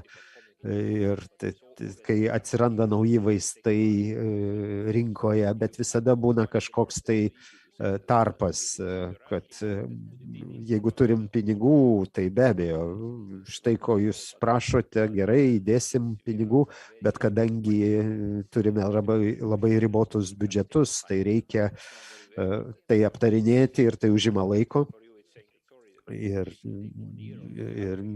pacientui negalima sakyti, kad užtruks metus, taip.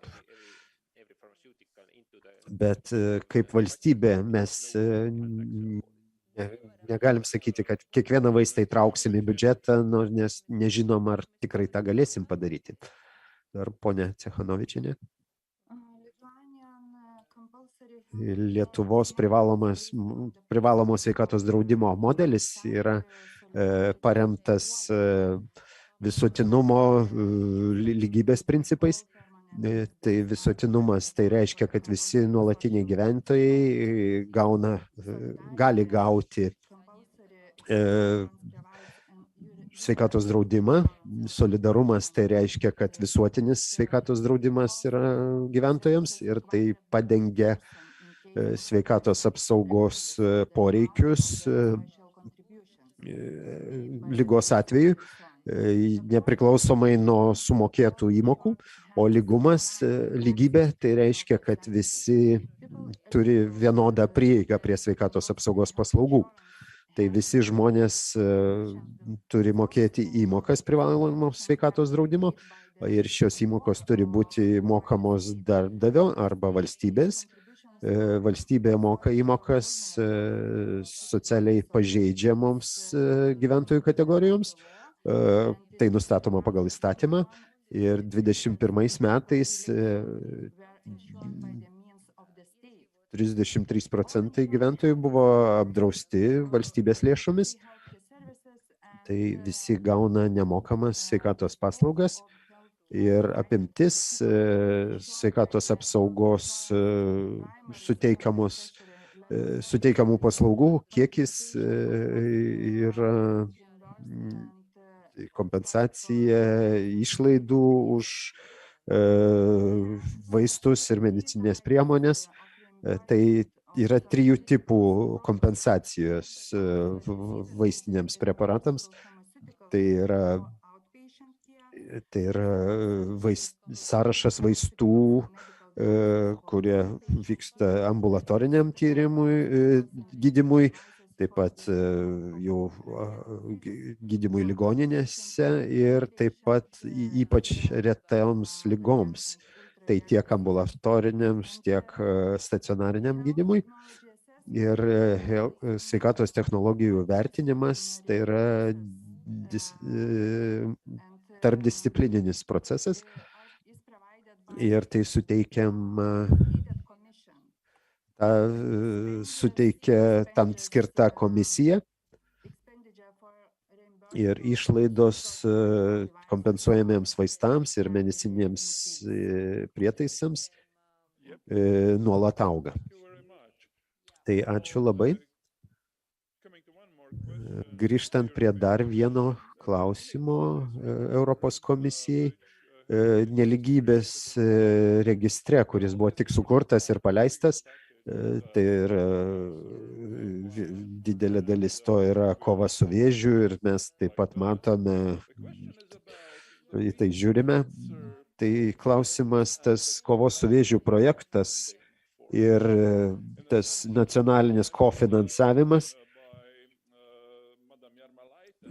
kaip sakė ponia Jarmalaitė rytinėje sesijoje, tai bus 50% nacionalinio bendrafinansavimo, būtent tom kovos su vėžiu projektams, tai yra didelis procentas. Tai kokią įtaką gali tai turėti tai nelygybei, su kuria mes kovojam, turint omeny, kad vienos šalis labiau gali tiek sumokėti, kitoms tai sunkiau. Tai pirma yra skirtingi bendrafinansavimo koeficientai. Tai jeigu kalbėsim apie ES sveikatai programą, tai paprastai tas bendrafinansavimo santykis yra 60-40%, 60% iš komisijos, 40% turėtų būti iš šalies nario ir tai gali būti teikiama ir natūra. Tai nėra būtina tai finansuoti pinigais, tai galima pateikti darbuotojus, darbo valandas. Antra, priklausomai nuo to, kokios šalis bendradarbiauja projekte arba dalyvauja tame projekte, šis bendrafinansavimo rodiklis gali pakilti iki 80% iš ES. Formulė, kaip tai skaičiuojama, yra kuo daugiau turite, kuo daugiau šalių su mažu BVP, tai tuo daugiau gali būti bendrafinansavimo rodikliai. Bet aišku, 20% tai yra minimumas, kurį reikia jau skirti nacionaliniu lygmeniu. Ir jeigu kalbėsim apie ES sveikatai programą, tai turi būti bendrafinansavimas tarp kelių valstybių narių. Tai šie fondai valdomi tiesiogiai valstybių narių ir ta prasme jos gali nuspręsti, kaip ir kam naudoja tas lėšas prieinamas ir taip pat vėl pagal tam tikrus bendrafinansavimo reikalavimus bus. Bet tai gali būti grinai nacionaliniai projektai ir galima žiūrėti į kitas priemonės, kurios buvo minėtos anksčiau. Čia manau, kad turim jau finansavimo rodiklį 100%, bet man atrodo tik tai techniniai pagalbai. Taigi ačiū labai, dabar grįžtam prie mūsų politikų ir sprendimų priėmėjų. Kaip padaryti, kad valstybės narės, mūsų šalės daugiau investuotų iš struktūrinių fondų ir taip pat į sveikatos apsaugą ir į vėžio gydymą. Ar turite kokių nors minčių apie tai? Tai nenurodinėsiu, kuris pasisakytų, bet jeigu kažkas turit ką pasakyti, tai kaip ES lėšos, kurios skirstomos nacionaliniu lygmeniu, kaip jas geriau paskirstyti? Be abejo, Estijoje mes suprantame, kad lengviau panaudoti tas lėšas infrastruktūroje. Mes Pastatėme, įrengėme daug sveikatos priežiūros institucijų, mes turime 15 projektų, kurie užtikrina, kad žmonės galėtų geriau pasinaudoti įvairiomis paslaugomis, tokiomis kaip antrankinė patikra, konsultacijos. Taline mes statome naują ligoninę ir mes tikimės, kad per artimiausius keliarius metus mes pabaigsime. Tai yra labai didelis projektas, tai bus labai šiuolaikiška moderni ligoninė su modernia įranga, kuri užtikrins geresnį gydymą pacientams, ne tik onkologiniams, bet ir įvairiems kitiems pacientams. Be abejo, mes negalime kiekvieną dieną gauti lėšų iš europinių fondų, bet mes galime įgyvendinti įvairius projektus, kurie yra iš dalies finansuojami ES ir taip pat prevencinės programos, sakykime, kovai su alkoholiu ir kitais elgsenos aspektais, kurie, kalbant apie įvairius gyvenimo įpročius, kurie neretai veda prie vėžio. Na, pirmiausia, norėčiau pasakyti, kad mes dėkingi Europos komisijai, kad mus prižiūri, kad visada aktyviai dalyvauja diskusijose, kaip Europos finansavimas turėtų būti naudojamas. Tai yra ne tik tai struktūriniai fondai, ne tik regioninės plėtros fondai, bet ir kitas finansavimas. Ir mūsų atveju mes 10% skiriame tiesiogiai sveikatos priežiūrai, kitos lėšos ateina iš kitos eilutės. Mes paprastai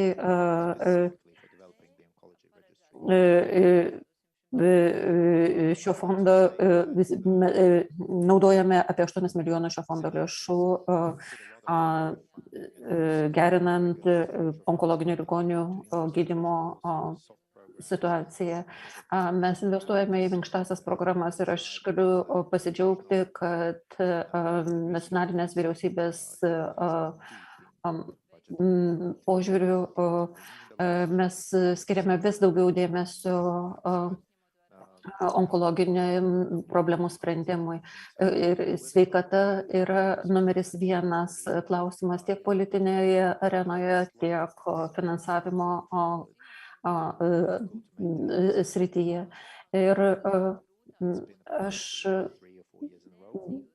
sakyčiau, kad dabar mes turime labai įtemptą darbotvarkę siekiant sustiprinti gynybą. Ir vėlgi,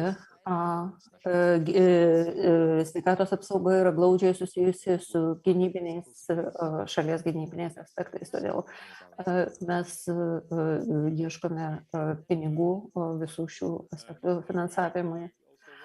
O mūsų Lietuvos kolegė norėtų pakalbėti apie struktūrinių fondų panaudojimą. Tai pagrindinės kryptis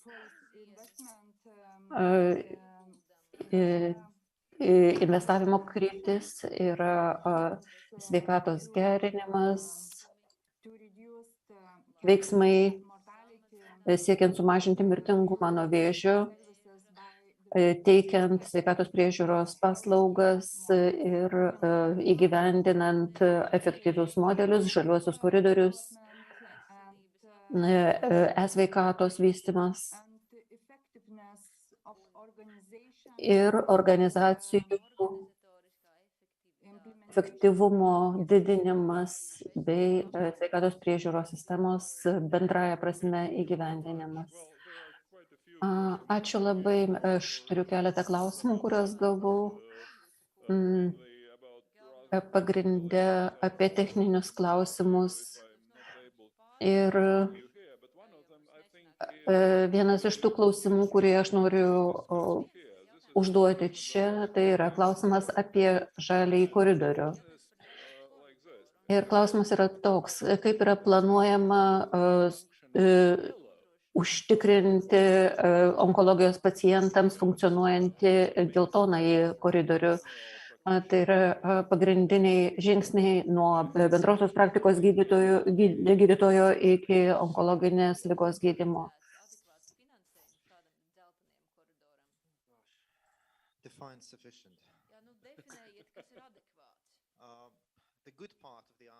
Geroji atsakymo dalis yra ta, kad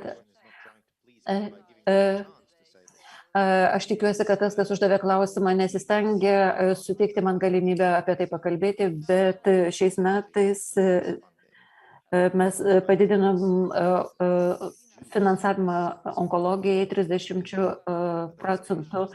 Tai yra tam, kad užtikrintumėm tą geltonąjį koridorių. Tai yra pacientai, kurie gali pasinaudoti žaliuoju koridoriumi. Jeigu jie atkrenta, jiems reikia vėl pasinaudoti tomis pačiomis paslaugomis. Ir mes tai pavadinome geltonuoju koridoriumi, kuris yra tam tikrų laipsnių finansuojami. Pasižiūrėsime, kiek mes galėsime pagerinti papildomą finansavimą šiais metais. Taip, mes skiriame finansavimą šiais metais, pasižiūrėsime, kaip viskas vyksta. Mes dirbame su pacientais, su medicinos darbuotojais, tam, kad viską mes galėtume įgyvendinti. Taigi kantrybės. Ačiū labai. Ir kadangi tai yra pacientų organizacijų kongresas, aš manau, kad tai yra klausimas jums visiems. Kadangi mes jau artėjame prie mūsų diskusijos pabaigos, klausimas yra apie pacientų organizacijų vaidmenį kovojant su vėžiu tiek Europos, tiek nacionaliniu lygmeniu. Taigi, ką jūs galėtumėt pasakyti apie santykius tarp medicinos profesionalų, vyriausybės ir pacientų organizacijų ir ką galima būtų šioje srityje patobulinti? Pradėkime nuo mūsų Lietuvos kolegės.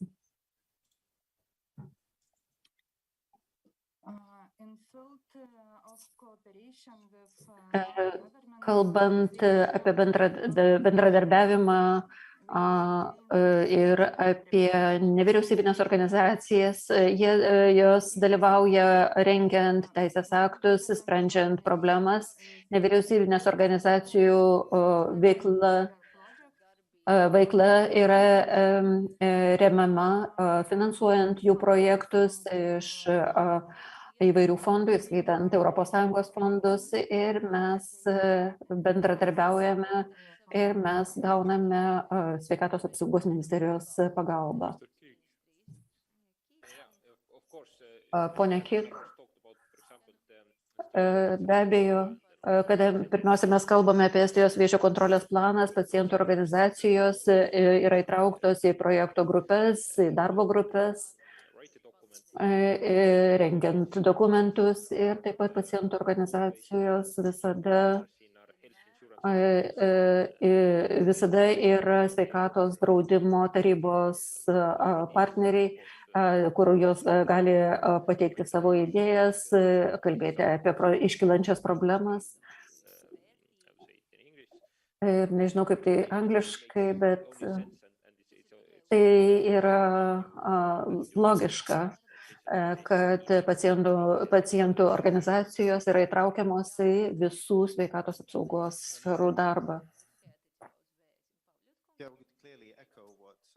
Aš tikrai pritarsiu Tenal Kik mintims. Ačiū labai, kad atvykote į Rygą, panas Kik.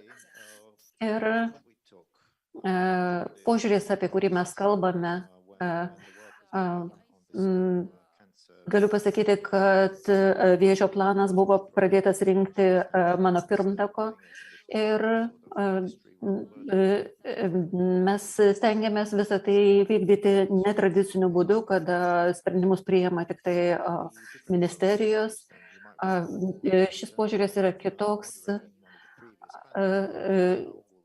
Ir Martinš, kuris moderavo ankstesnę panelinę sesiją, buvo vienas iš pagrindinių žmonių, kuris moderavo struktūrizuotą seminaro formato renginių seriją, kur dalyvavo įvairios suinteresuotos šalis, siekiant pirmiausia konsensuso ir plano, kuris, kaip aš sakiau ryte, būtų pirmiausia fokusuotas į pacientus.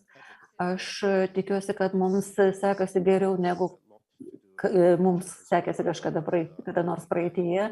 Ir aš noriu padėkoti Onko alijansui, kuri yra tokia viena iš pagrindinių pacientų organizacijų Latvijoje.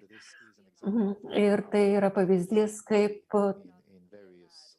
tai turėtų būti daroma įvairiose sveikatos politikos srityse.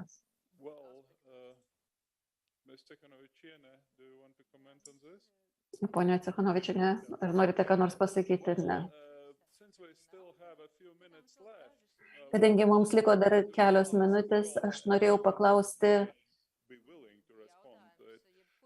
gal kažkas norėtų pakalbėti tokių klausimų. Šįryt mes daug kalbėjome apie Baltijos šalių patirtį, apie žmogiškuosius išteklius gydant vėžį. Ar mes turime pakankamai gydytojų, kurie specializuojasi šioje srityje, pakankamai seselių ir slaugytojų ir panašiai. Ir kiek aš suprantu, tai yra tikrai didelė problema visose trijose Baltijos šalyse. Ir taip pat aš norėčiau kreiptis į PSO atstovą ir visiems jums užduoti klausimą, kaip jūs matote ateitį šioje srityje. Mes visi esame Europos Sąjungoje, kurioje darbuotojų judėjimas yra laisvas ir mūsų gydytojai, mūsų seselės ir slaugytojai dažnai išvyksta į kitas šalis. Ar jūs matote kažkokį greitą sprendimą, ar tai yra tiesiog dalykas, kuriam prireiks daugelio metų? Taigi, ponas Mittenbergs, ačiū labai. Greitas atsakymas yra tai, kad greito sprendimo nėra. Tačiau aš norėčiau akcentuoti, kad mes einame žingsnis po žingsnio, mes kalbame čia ir mūsų Latvijos ministerija akcentuoja, kad vėžio gydymo požiūris turi būti pirmiausia nukreiptas į pacientą. Turi būti aišku, kasgi yra šitas į pacientus nukreiptas modelis ir kaip mes turėtumėm pakeisti savo paslaugų teikimo modelį. Ir taip pat yra svarbu pagalvoti apie finansavimą, kuris taip pat turi palaikyti šį modelį. Taigi, žmogiškiai ištekliai negali būti matomi kaip kažkoks atskiras elementas, kuris nėra susijęs su modeliu. Ir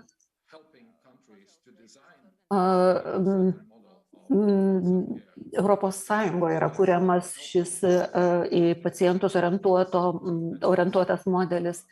Ir šio modelio įgyvendinimas be kita ko padės išspręsti ir žmogiškųjų išteklių klausimą. Ponas Šiupė, aš esu įsitikinęs, kad Europos komisija žino apie šitą tendenciją ir Europos Parlamento ataskaitoje taip pat yra tai minima. Ką jūs apie tai manote? Aš manau, kad yra keletas elementų ir pirmasis yra apskritai sveikatos apsaugos darbuotojų stoka.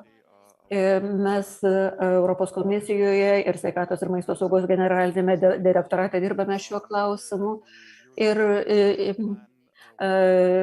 taip pat Europos kovos su vėžiu plane mes Numatėme sveikatos priežiūros specialistų mokymus, kad pagerintumėm jų kvalifikaciją, jų profesinės žinias, dirbant su onkologiniais pacientais. Ir taip pat mes planuojame tolesnės investicijas į šias mokymo programas. Ir tikriausiai taip pat reikėtų paminėti tai, kad informalaus priežiūros sektorius, kuris yra taip pat labai svarbus elementas, ir tai yra 4. ramstis vėžio plano. Mes taip pat sprendžiame šią situaciją, kad būtų teikiama parama onkologinius ligonius globojantiems asmenims ir šeimos nariams. Taigi dabar grįžtu prie politikų ir sprendimų priėmimo. Ką Jūs manote, ponas Kiek? Estijoje mes be abejo turime tą pačią problemą ir galbūt netgi daugiau tai yra susiję su seselėmis ir slaugytojams, bet taip pat tai ir gydytojų lygmenį. Ir dabar mes priėmėm susitarimą, kad įvairiuose ligoninėse, socialinių reikalų ir švietimo ministerijos mes turime gana greitai užtikrinti, kad sveikatos priežiūros specialistų skaičius būtų padidintas per artimiausius metus. Šiuo metu mes turime 8500 seselių ir slaugytojų Estijoje. Mums reikia 12 000 ir taip mes turime pasiekti 2030 metais. Taigi tai yra tas skaičius, kurį nustato PSO. Ir tai be abejo kainuoja pinigus. Ir tai yra susijęs su biudžeto klausimais, jeigu mes kalbame apie į žmonės orientuotą mediciną, sveikatos priežiūrą, mes kalbame ne vien tik tai apie pacientus, mes kalbame apie sveikatos priežiūros darbuotojus. Tai yra jų atlyginimai, jų motyvacija, jų darbo aplinka, kvalifikacija, mokymai. Ir tai yra tai, ką reikia investuoti pinigus, nes priešingo atveju mes mokysime sveikatos priežiūros specialistus, kurie dirbs kitose šalise, o mes tai kaip tik ir darome jau pastarosius 20 ar 30 metų. Visas šitas judėjimas rytai vakarai, tai nieko naujo, tai vyksta šimtmečiais. Aš norėčiau pasakyti keletą dalykų. Pirmiausia, mes turime praktiškai padvigubinome sveikatos priežiūros specialistų vidutinį atlyginimą beveik 2 kartus. Tai yra Europa, žmonės gali laisvai judėti.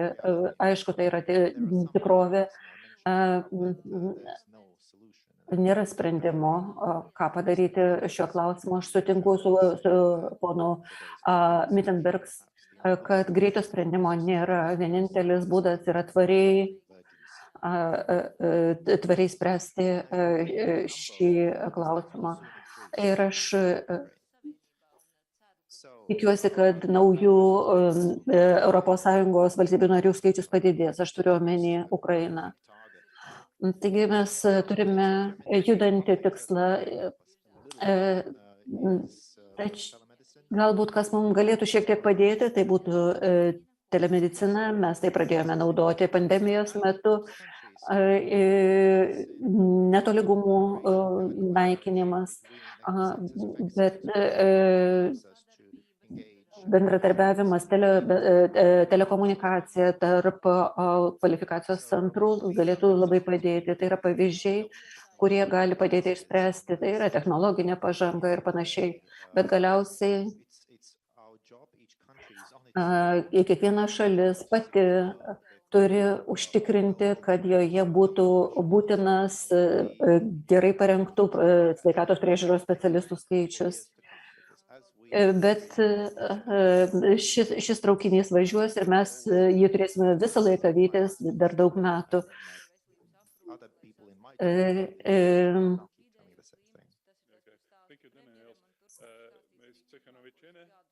Pone Cechanovičienė.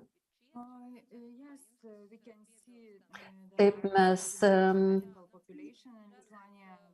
matome, kad medicinos darbuotojų populiacija senėja ir ateityje mes matysime poveikį šio proceso.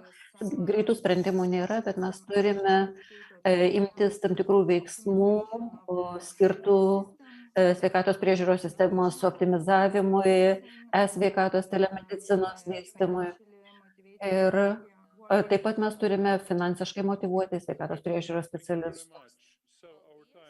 Ačiū labai, taigi mūsų laikas baigėsi. Dėkojame mūsų dalyviams už dalyvavimą šioje ilgoje, bet labai intensyvioje sesijoje. Ir dabar mes eisime pietauti. Aš taip manau, nesu tikras, bet manau, kad kažkas tokio yra suplanuota. Ačiū.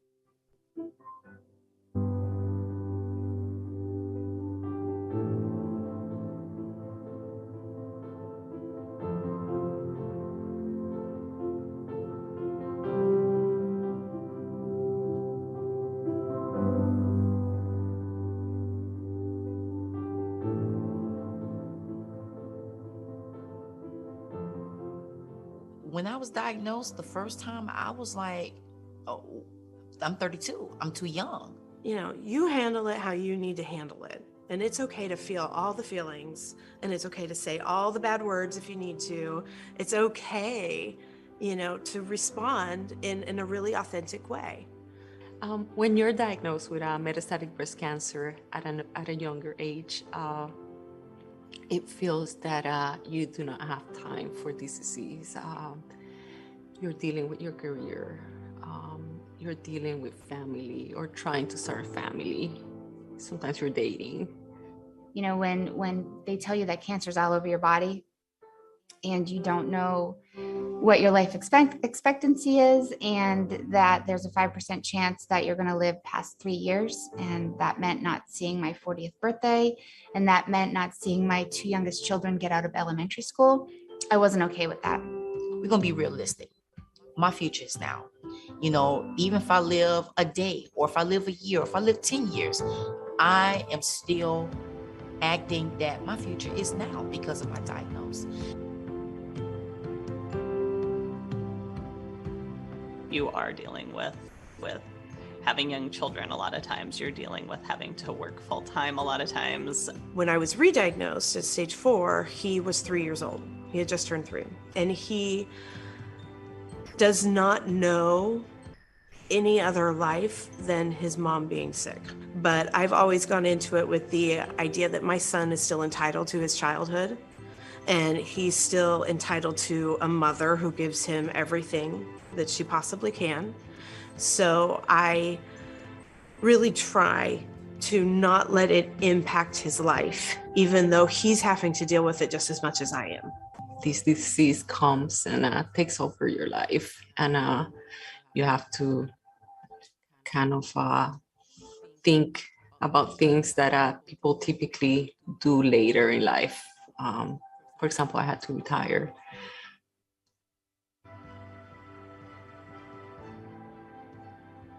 You have to find a team, an oncology team that you trust, that you feel respects your opinions. You know, that's why I chose my team. It really helps when you have a voice, when you feel like you're being heard, when you feel like you're being listened to. And so there's always ways to find that information. It isn't always easy, but it's worth the effort. Once you find the right team, it is a huge stress relief. And somebody that listens and gets to know you a little bit, that way you can work together. I know it sounds like, oh yeah, a team working together, but with metastatic breast cancer, I do not see how you can just sit and do the regular disease. Okay, do this and you're done. No, you have to work together and figure things out.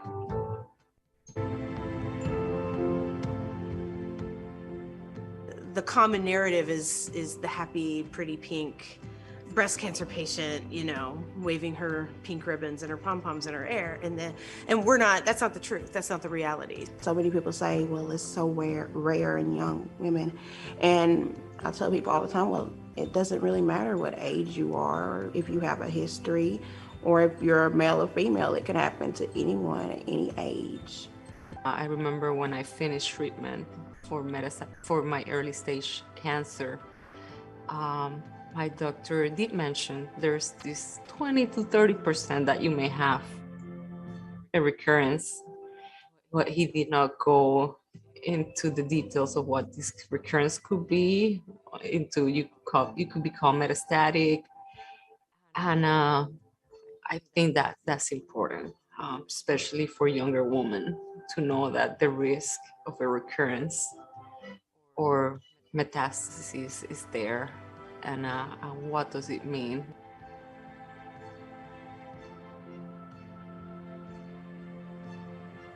Learn and educate yourself when you're diagnosed. Every breast cancer is different. You have to write your own story. Because this treatment worked for someone, it doesn't mean that it's gonna work for you. So that's why education is so important. To know that you're writing your own story. There's no book. It's okay if everything doesn't go perfectly, and you just have to learn to roll and accept that and go on. And it's not a big deal, and nobody expects you to be perfect. But don't be afraid to say what you need. Don't be afraid to say what you're feeling. There are going to be days where you feel awful, or you're moody and you're cranky, or you're angry, because I've had more angry days than I've had sad days. Because at the end of the day, it's not fair. It's not fair that any of us are having to go through this, but it's not fair, and it's okay to say that.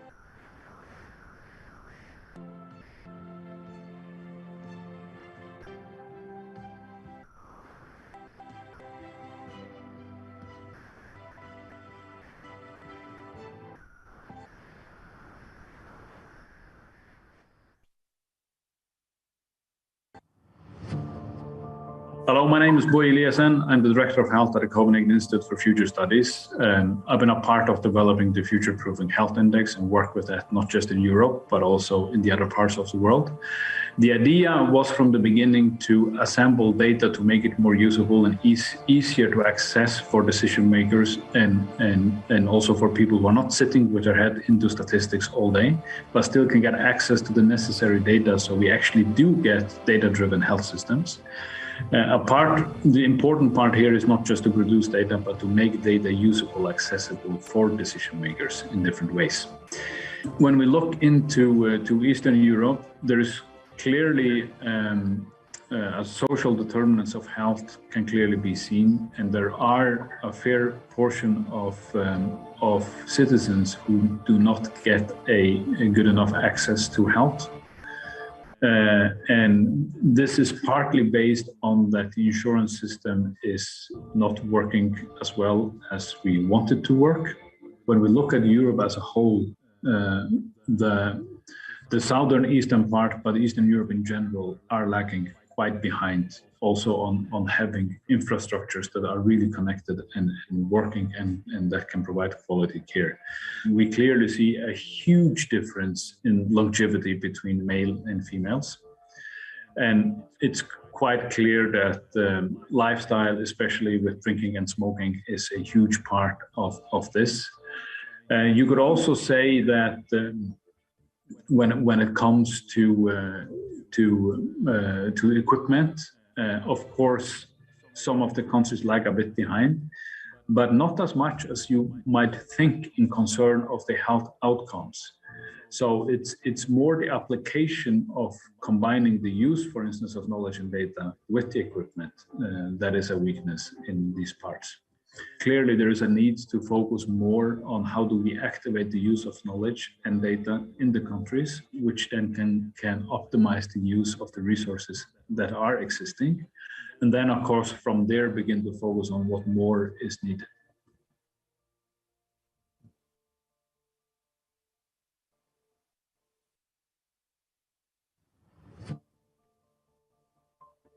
When we talk about inequalities in medicine in Latvia, there are many things we can discuss.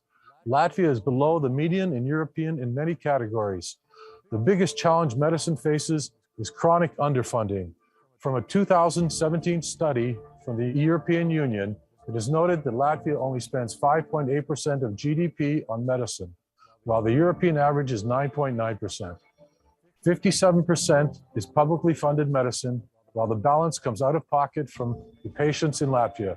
This has led to severe accessibility issues. With cancer representing almost 25% of all medical issues in Latvia, it is up to the patient organizations to come together, present new ideas to the government, and the government must heed these new ideas and work together with patient organizations to create a better healthcare system for all involved in Latvia.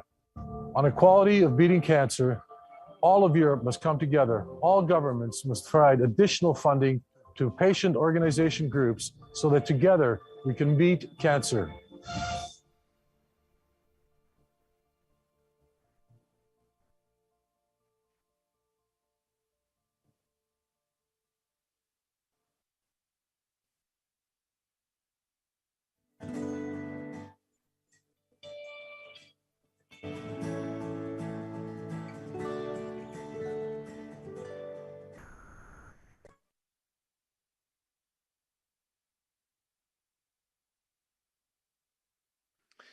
Well, good afternoon. Labą dieną, gerbiami kongreso dalyviai ir žiniasklaidos atstovai. Dabar mes kongreso spaudos konferencijoje, tai yra kovos su vėžiu, lygybė. Mes turime 6 dalyvius. Tai ponas Helmuts Bekis, Latvijos onkologinių ligonių organizacijų asociacijos Onko Alliance valdybos narys. Bettina Ril, tai melanomos pacientų tinklo Europoje įkūrėja ir buvusi Europos Sąjungos vėžio misijos tarybos narė iš Švedijos, advokatė Fausta Šimonelytė, Lietuvos vėžių sergančių pacientų koalicijos patarėja teisės klausimais, Tanel Kik, tai Estijos sveikatos ir darbo ministras. Toliau ponas Daniels Pavliuts, Latvijos sveikatos apsaugos ministras ir Ivars Ieps, tai Europos Parlamento Specialiojo komiteto kovai su vėžiu, pirmininko pavaduotojas iš Latvijos. Tai mes turime porą minučių, kad kiekvienas dalyvių pateiktų savo pastebėjimus apie kongreso svarumą ir taip pat kokių reikėtų imtis tolimesnių žingsnių ir tada bus suteikta galimybė auditorijai užduoti klausimus žiniasklaidos atstovams, tai pakelkit ranką, taip pat dalyviai per Zoom. Mes turime keletą žurnalistų per Zoom formate, taip pat pakelkite ranką arba parašykite savo klausimą pokalbių skiltyje. Taigi, pradedam nuo Helmuto Bekio. Taigi, nuo ko pradėsite? Žodis jums, ponas Beki. Tai pirmiausia, norėčiau paminėti, kad šis kongresas tai istorinis žingsnis, kalbant apie lygybę kovoje su vėžiu. Tai visi vėžių sergantieji, jie nusipelno vienodo gydymo.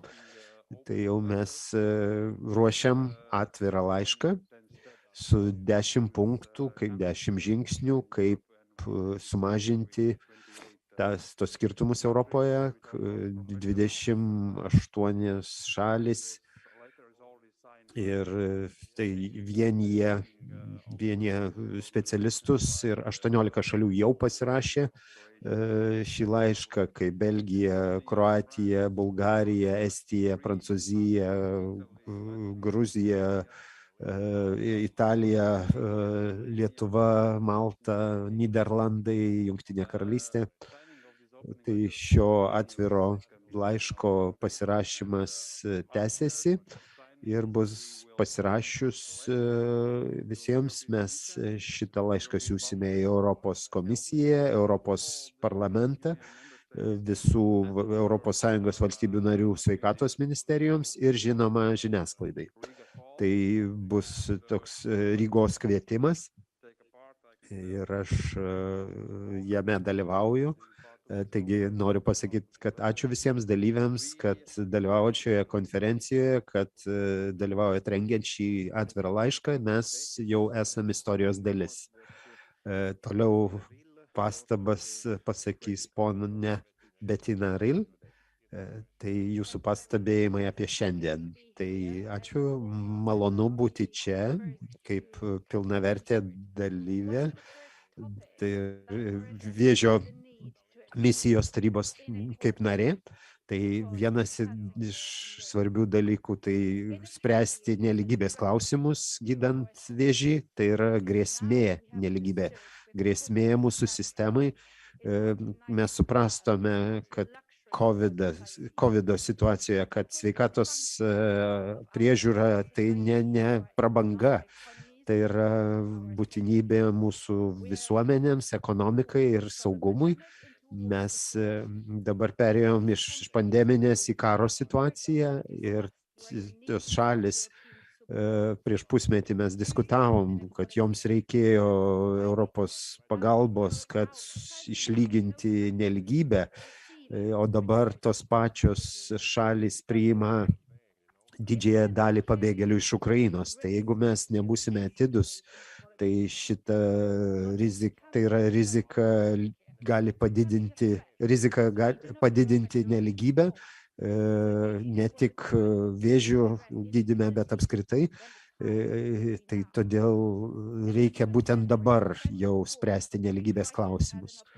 Kaip kažkas sakė, kad kiekviena krizė tai ir galimybė.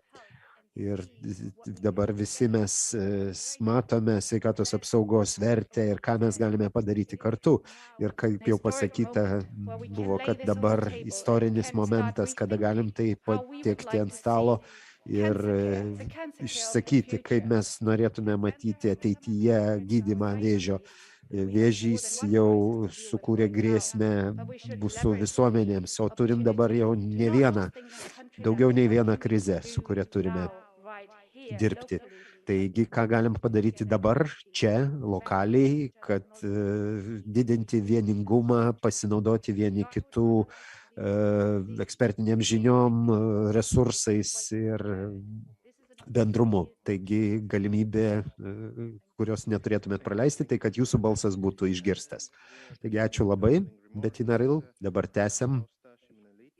Žodis Faustai Šimonelytei. Tai Lietuvos vėžių sergančių pacientų koalicijos patarėja teisės klausimais. Tai aš labai džiaugiuosi, būdama čia šiandien, kaip nevyriausybinės organizacijos atstovė. Mes turime daugiau kaip 28 tūkstančius mūsų bendruomenės narių.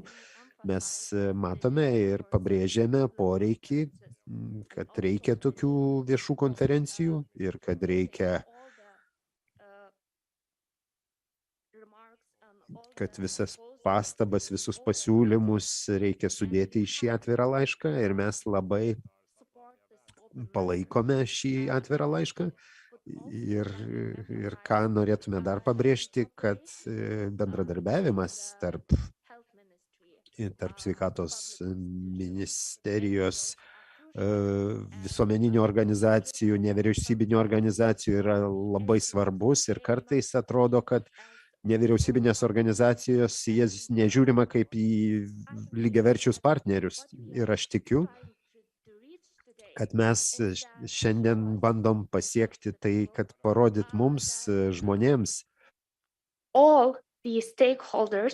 kad visos suinteresuotos šalys bando pagerinti sveikatos apsaugą ir jų pastangos yra svarbios. Tai ne tik NVO, ne tik ministerijos, bet ir kitos suinteresuotos šalys. kaip universitetai, gydytojai ir taip toliau.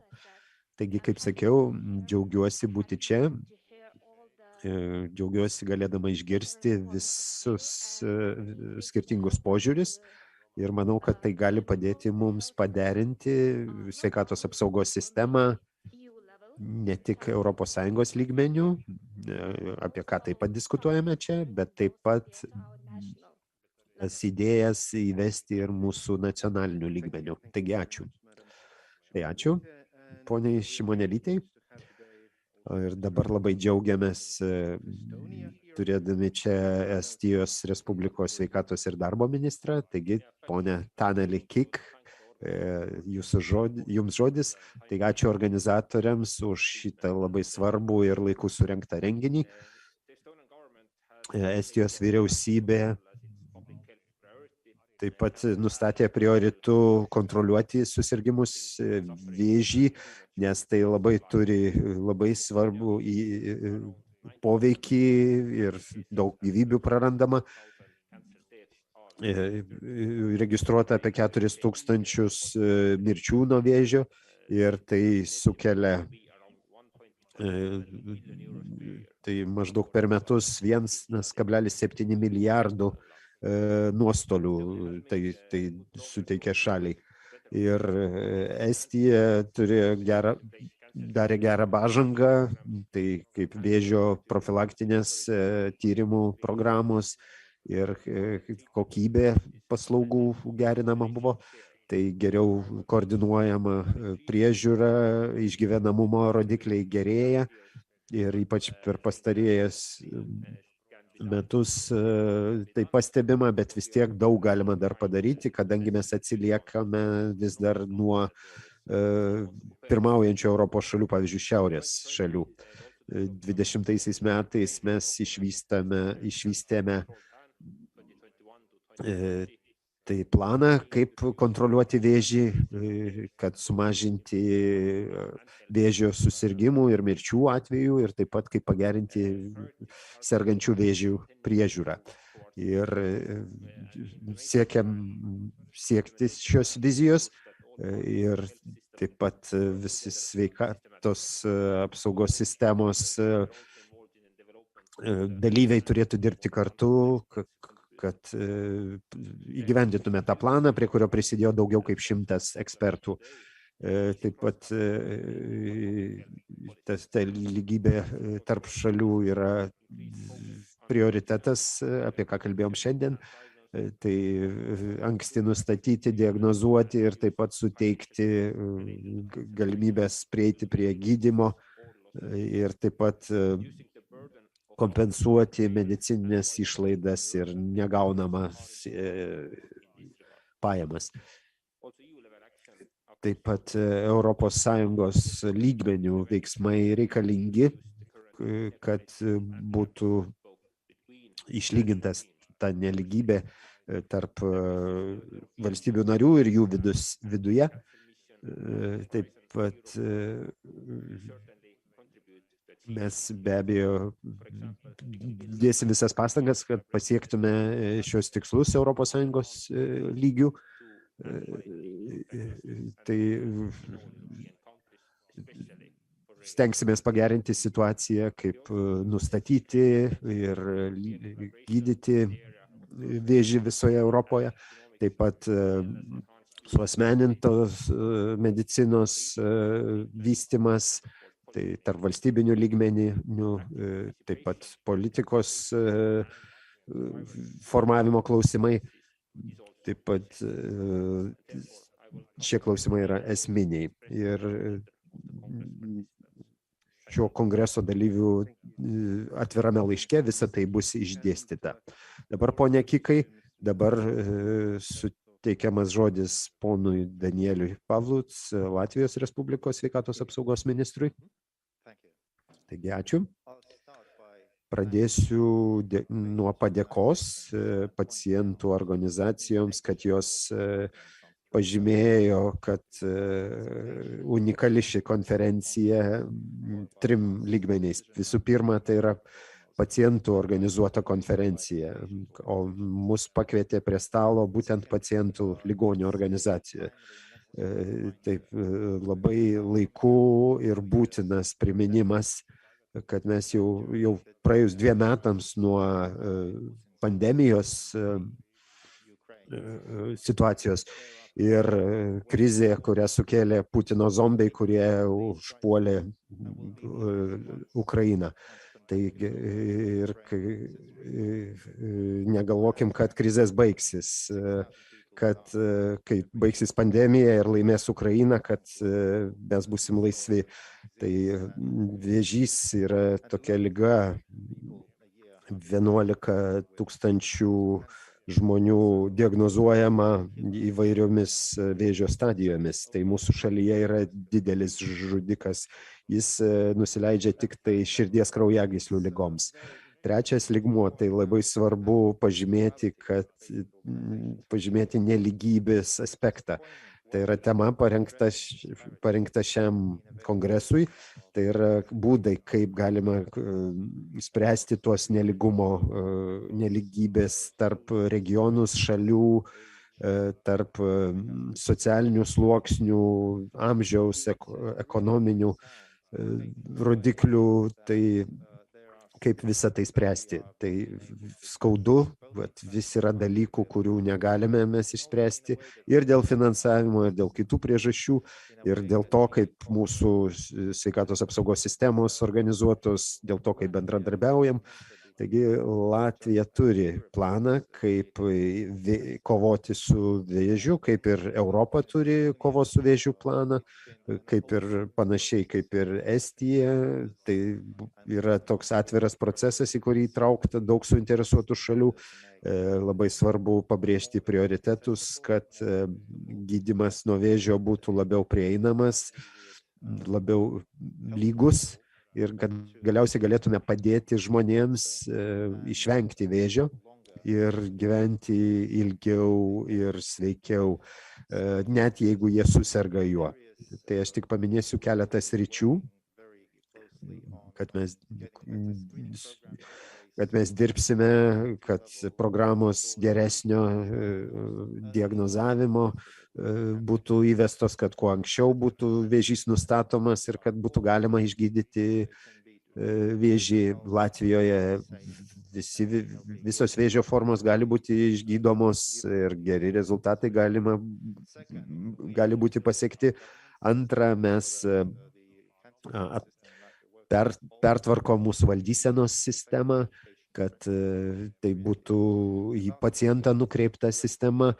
Ir dar kas svarbu, kad mes skiriam finansavimą ir ypač finansavimą, ypač iš ekonomikos gaivinimo ir atsparumo didinimo fondo. Tai skaitmeninis aspektas, kuris padės mums valdyti duomenis, kad pasiektume geresnį gydymą. Tai ačiū labai ministrui, ponui Pavliutui. Ir dabar žodis ponui Ivars Ijaps, kuris yra Europos Parlamento Specialiojo komiteto kovai su vėžiu pirmininko pavaduotojas. Taigi, kai aš moderavau pirmąją dalį, diskusiją, tai buvo klausimas, kurio negalėjau užduoti. Tai ar galima atskirti nelygybės vėžio srityje nuo kitų nelygybių, kurias patiriame savo visuomenėje? Ir manau, kad tai labai komplikuoja apskritai šitą klausimą, be to, kad jis ir taip jau yra sunkus. Tai kokius tikslas daryti europinių lygmenių, kokia pridėtinė vertė? Tai turiu pasakyti, kad daug įvairiais aspektais yra ta europinė pridėtinė vertė. Tai mes komiteto kovai su vėžiu mes jau priėmėm tokią programą, kuri gali kovoti su ta nelygybė įvairiais lygmenimis tarp Europos šalių ir taip pat tose šalyse. Ir tai veikia daug įvairių sferų, kadangi Europos gyventojų, piliečių požiūrių, tai yra labai didelė nelygybė. Pavyzdžiui, 100 kilometrų atstumu jūsų išgyvenamumo rodikliai tam tikro vėžio tipo skiriasi kartais 5 kartais ar daugiau, o tai yra didžiulė nelygybė ir didelis neteisingumas Europos lygmenių. Ir yra daug kitų sričių, kurias paminėjo, taip kaip minėjo ponas Pavluc, tai prevencija, kad žmonės būtų šviečiami apie galimas karcinogeninės medžiagas ir taip pat reikia informuoti žmones, tai yra ženklinimas maisto produktų, taip pat yra problema, kad kuo anksčiau būtų pradėta gydyti, tai yra tyrimai ir tas liečia ir tyrimų kokybę. Ir tai būna gan problematiška ir taip pat priėmimo rodikliai, kiek žmonių priima, kiek sureaguoja į tos kvietimus. Ir jis gan yra žemas. Ir tai yra problema, apie kurią reikėtų pagalvoti, kaip padidinti tą sureagavimą rodiklius. Ir taip pat vaistų prieinamumas. Mano kolega Stefanuto Nikolas minėjo diskusijas, tai yra Europos komisija, kad bendri pirkimai viešieji Europos Sąjungoje, kovai su COVID-u, tačiau tai ne vienintelis dalykas, kaip krizinis, tačiau taip pat ir su kitais vaistais galima užpirkti ir daryti tai bendrai Europos lygmeniu. Latvijoje mes, pavyzdžiui, turim atidarytą tokį visapusį vėžio gydymo centrą. Tai skirtas tiek pacientų gydymui ir taip pat tyrimams. Ir kad būtų sudaroma bendra duomenų bazė, renkamos bendros žinios apie inovatyvius metodus, kaip gydyti vėžį, kaip jį anksti diagnozuoti. Taigi, mano nuomonė, tai yra viena iš problemų,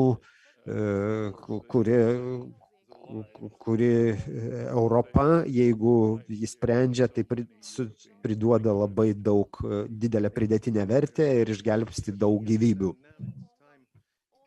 Na, o dabar laikas išgirsti žiniasklaidos atstovų klausimus.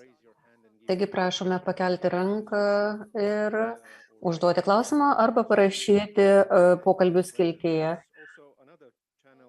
Taip pat mes turime dar vieną moderatoriaus kanalą, kurį aš kartais naudoju. Ir aš pradėsiu nuo klausimo, kurį man uždavė, kurį aš perskaičiau ten. Aš bandysiu išversti iš latvių kalbos į anglų. Tai klausimas apie nevyriausybinės organizacijas. Ko jūs norite iš vyriausybių? Ką jūs norėtumėt, kad vyriausybės padarytų, kad įgalintų nevyriausybinės organizacijas geriau atlikti savo darbą? Taigi, gal nevyriausybinio organizacijų atstovai galėtų dabar pakalbėti apie savo norų sąrašą? Kas norėtų atsakyti? Taip, Helmuts, prašom. Taigi aš gal sakyčiau, kad aš esu vienos iš svarbiausių nevyriausybinių organizacijų Latvijoje atstovas ir kiekvieno proceso pradžioje norėtųsi, kad vyriausybės sprendžiant sveikatos klausimus, mes turėtumėm kalbėti ne apie tai, kaip mes gyvensime geriau, kad mes nebūtumėm gydomi mūsų neklausant, kaip mes norėtumėm, kad tai būtų padaryta. Mes visada atviri diskusijoms, mes Norime pasakyti, kad mes darome tos pačius dalykus, kurie yra daromi kitose šalise. Mes norime būti proceso dalimi, kada mes kalbame apie sveikatą. Tai viskas, ko mes norime. Ačiū. Fausta, gal jūs? Aš norėčiau papildyti, kad pacientų organizacijos taip pat norėtų būti įtrauktos į teisės aktų rengimo procesus, nes mes manome, kad mes susidurėme su pacientų problemomis tiesiogiai. Mes matome tą nelygybę, su kuria jie susiduria. Mes suprantame tas problemas gana giliai ir aš galiu pasakyti, kad nevyriausybinės organizacijos gali pateikti tam tikrus pasiūlymus, kaip kažką patobulinti. Aš galiu pasidalinti savo gerąją praktiką. Mes tai darėme. Mes inicijavome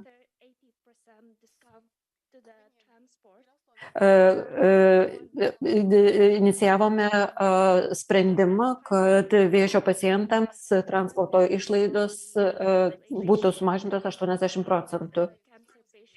Ir mes pasiekėme, kad mūsų vėžio pacientams naudojimasis visuomeniniu transportu atpigtų 80%. Taigi taip, mes norime būti išgirsti, mes norime būti įtraukti į teisės aktų kūrimo ir kitus procesus. Ačiū labai. Betenaril, aš įsteigiau tinklalapį po to, kai 2012 metais mano vyras mirė nuo vėžio ir aš noriu pasakyti, kad aš niekada neplanavau tapti pacientų interesų gynėja.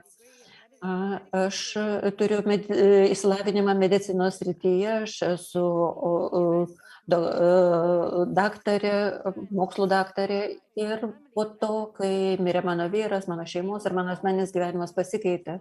Ir mes visi turime patirties su sistema, patirties, kurios aš nenorėčiau linkėti kitiems.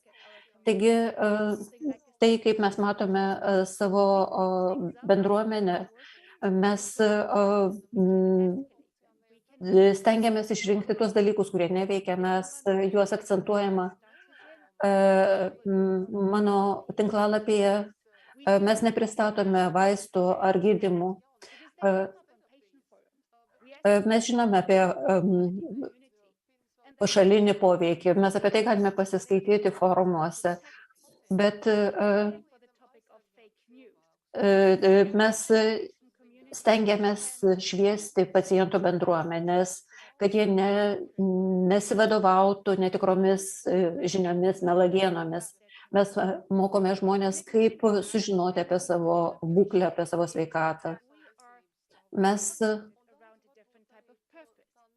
turime specialų tikslą. Jeigu mes žiūrime į profesionalią bendruomenę, visi turi universiteto diplomus ar kažką kito. Mus visus vienyje liga. Bet tai reiškia, kad mes turime visiškai skirtingas profesinės patirtis. Ir jeigu jūs pasižiūrėtumėte į bet kokias inovacijas, ekosistemas, tai yra būtent tai, ko yra norima. Turėti bendrą tikslą, kuris apjungia visus. Aš manau, kad tai yra neatsitiktinumas, kad ši organizacija, ši platforma dabar jau gali apjungti tiek daug suinteresuotų šalių. Taigi mes esam galingi, mes galime sujungti įvairias suinteresuotas šalis. Ir aš manau, kad tai, ką mes turime daryti savo bendruomenėse, mes turime naudotis įtikinėjimo gale. Taigi, prisiminkime karo Ukrainoje pradžioje, kas buvo žmonės, kurie stovėjo prie Ukrainos sienos pirmosiomis dienomis. Tai buvo privatus asmenys. Jie padėjo žmonėms gauti pagalbą, gauti būstą.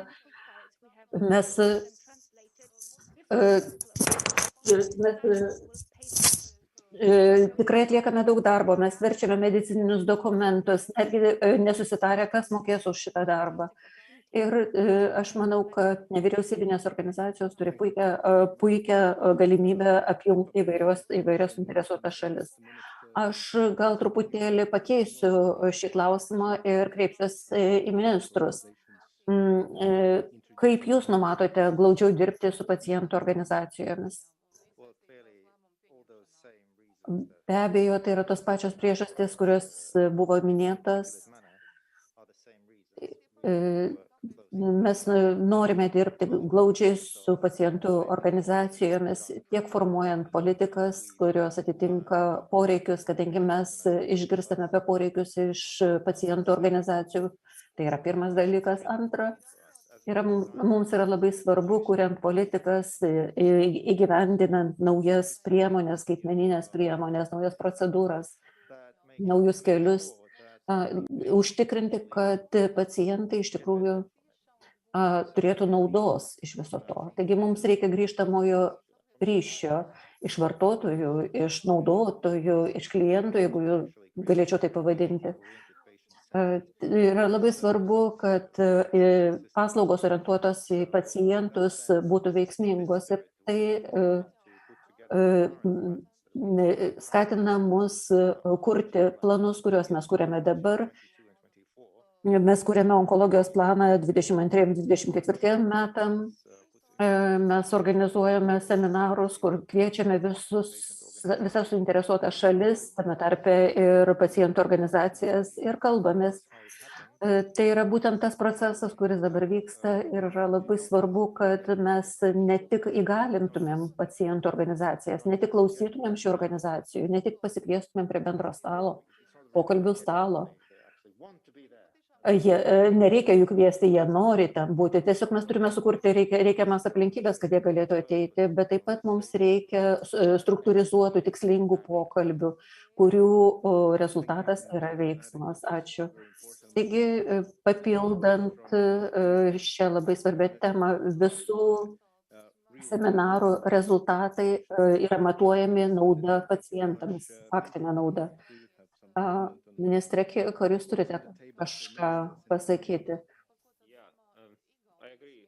Aš sutinku su tuo, kas buvo paminėta, kadangi valstybei taip pat yra labai svarbu įtraukti šias organizacijas, nes jeigu būtų kitaip, tai nebūtų jokios prasmės, nes pacientai yra tie klientai, kurie moka už paslaugas ir todėl mes turime šias paslaugas orientuoti į pacientas kaip galima daugiau.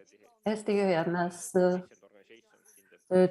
turime pacientų organizacijas, pavyzdžiui, sveikatos draudimo fondai ir kitose organizacijose, kur šios organizacijos išsako savo nuomonę ir duoda grįžtamą į ryšį. Taigi, man, kalbant apie sveikatos apsaugos iššūkius, galėčiau pasakyti, kad nėra tokių iššūkių, kuriuos valstybė arba nevyriausybinės organizacijos galėtų išspręsti atskirai. Mes turime bendradarbiauti ir siekti, kad žmonės gautų geriausią gydymą, kad būtų vykdoma atrankinė patikra. Ir šiem tikslam pasiekti yra būtinas bendradarbiavimas.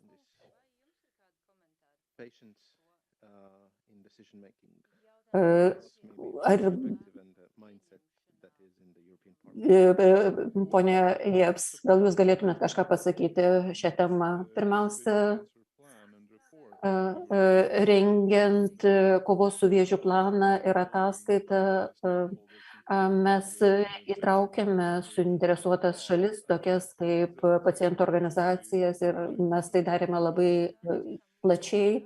Ir mes manome, kad tai yra būtina, be abejo, jūs galite viską susiplanuoti popieriuje, bet yra svarbu, kad tas žmogus, kuris turi tikros praktinės patirties, kuris susidūrė su ta liga, tiek pacientas, tiek gydytojas, galėtų jums pasakyti, kokia yra tikroji situacija.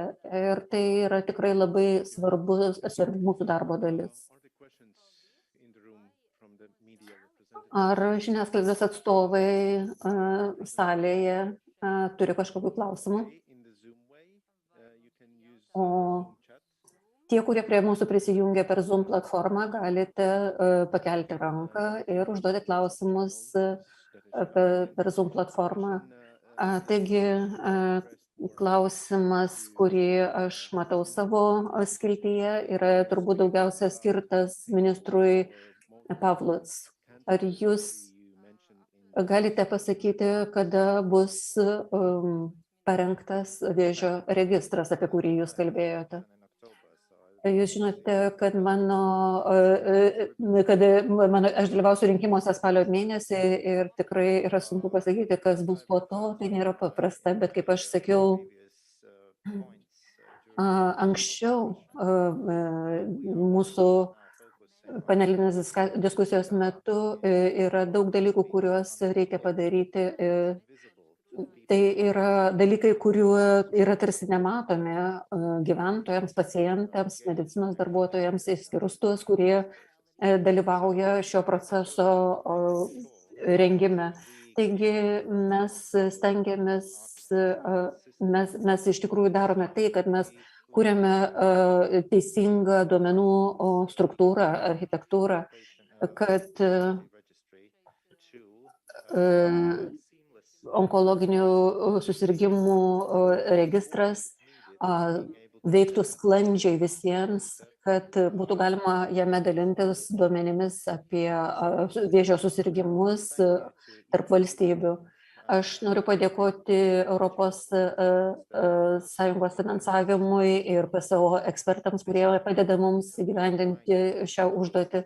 Šiuo metu mes kūrėme skaitmenines sistemas, kad jos veiktų teisingai, užtikrinti, kad visi standartai būtų įgyvendinti, kad mes galėtumėm parengti sprendimus, kuriuos jūs galėtumėt naudoti savo telefonuose, kompiuteriuose ir kad tai būtų prieinama tiek šeimos gydytojams, tiek klinikiniams specialistams,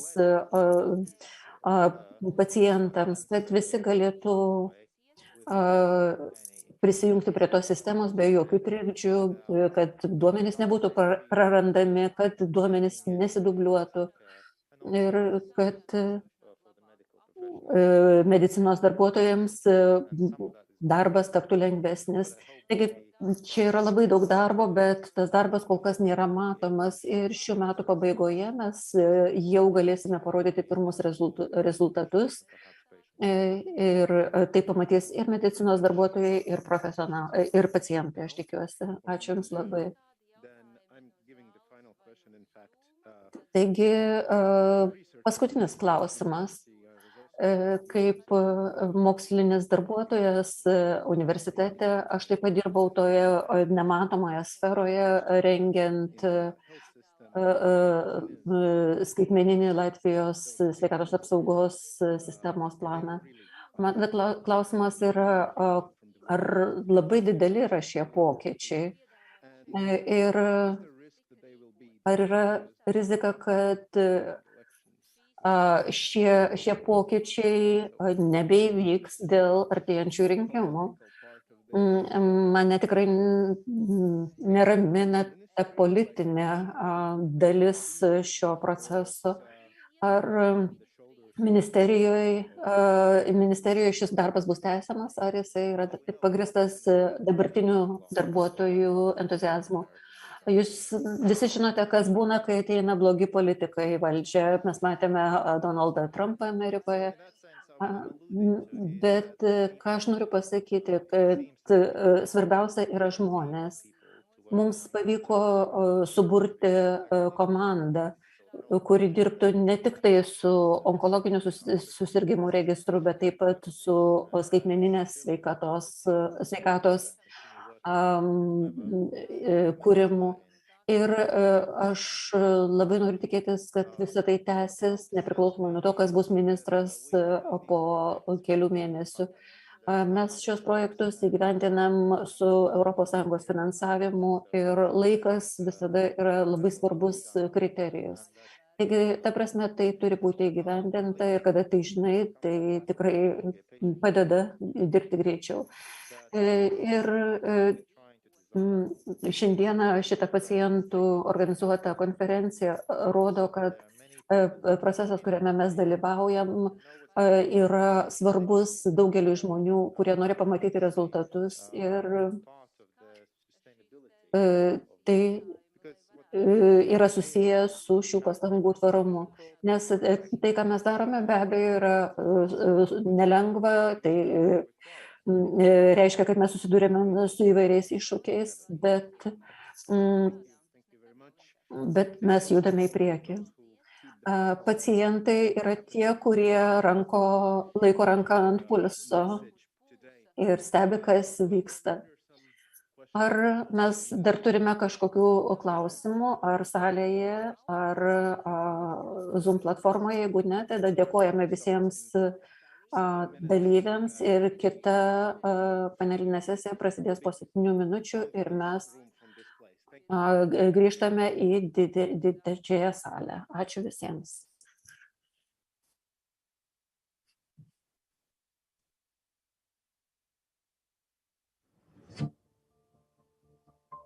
Ir brīži, protams, kad terapija pacientam nav pieejama. Plaušu vēža gadījumā joprojām ir tie brīži, ir situācija, kad viens pacients ar diagnozi saņem valsts apmaksātas zāles, un otrs pacients, kuram ir tāda pat diagnoze, nepieciešams tās pašas zāles, bet tāpēc, kā noteikumos tur rakstīts tas, un viņam agrāk ir bijis šitas, tad viņš tās zāles nekā nesaņem valsts apmaksātas. Ja? Mans skatījums ir, ka tās zāles viņas jau aptiekā stāv, pacients viņas teorētiski var aiziet un nopirkt, viņas tur ir. Jautājums par to, vai viņš var to samaksāt, tad vienam valsts maksā, otram nē, ja? un tur tā nevienlīdzība kaut kādā brīdī parādās. Un, protams, katra tā individuālā reize viņa ir sāpīga, un ja šī pozīcijā situācija uzlabotos, mums vairāk cilvēki palikt dzīvi. Un tas būtu brīnišķīgi. Pēdējo 3 gadu laikā ļoti daudz cilvēki ir palikuši dzīvi, jo progress plaušvēža jomā ir fantastisks. Un viss, kas ir nepieciešams šo progresu turpināt un to nevienlīdzības plaisu ar bagātajām valstīm samazināt.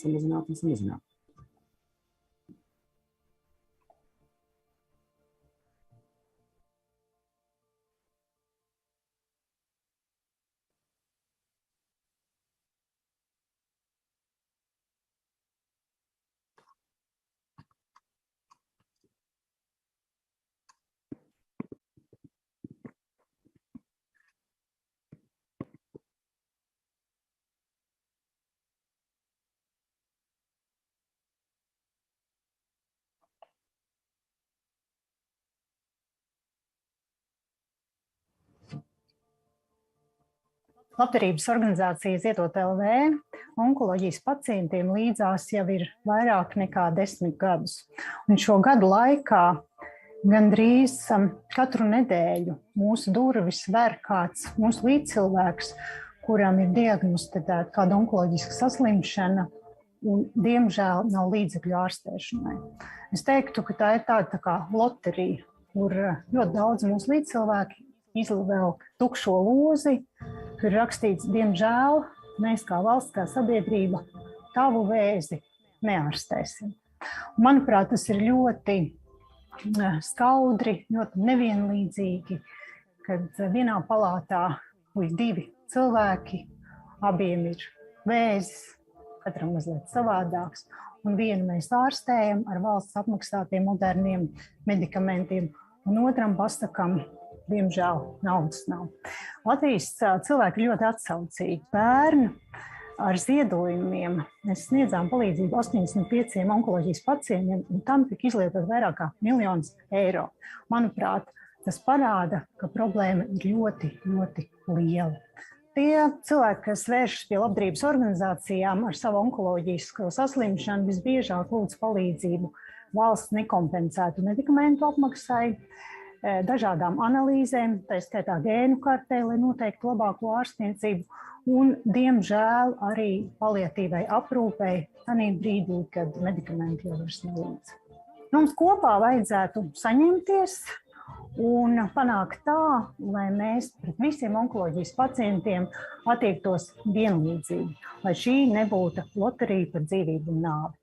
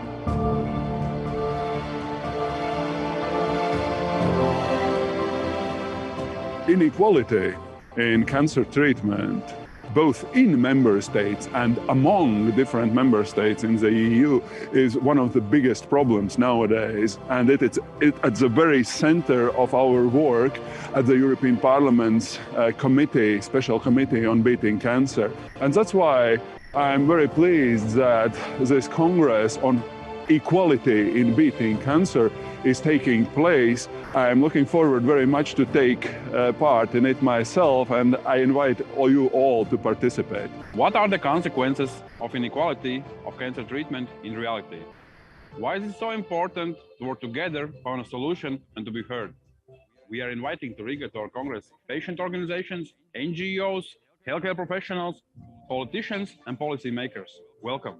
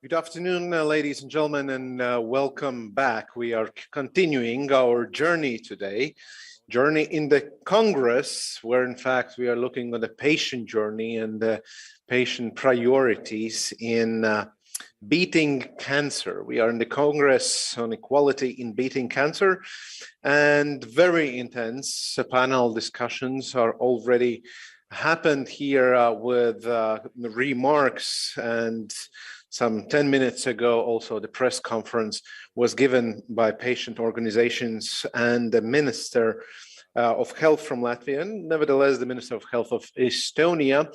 Indeed, together we are covering a very wide geography, and we are covering also a very wide issues in the field.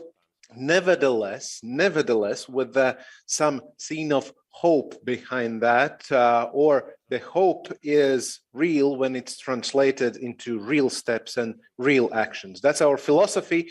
We're going to continue also in the next plenary session, looking on the issues, but also making the bridge, linking them together with the possible action plans. Plenary session, the role of patient advocacy in reducing cancer care inequalities.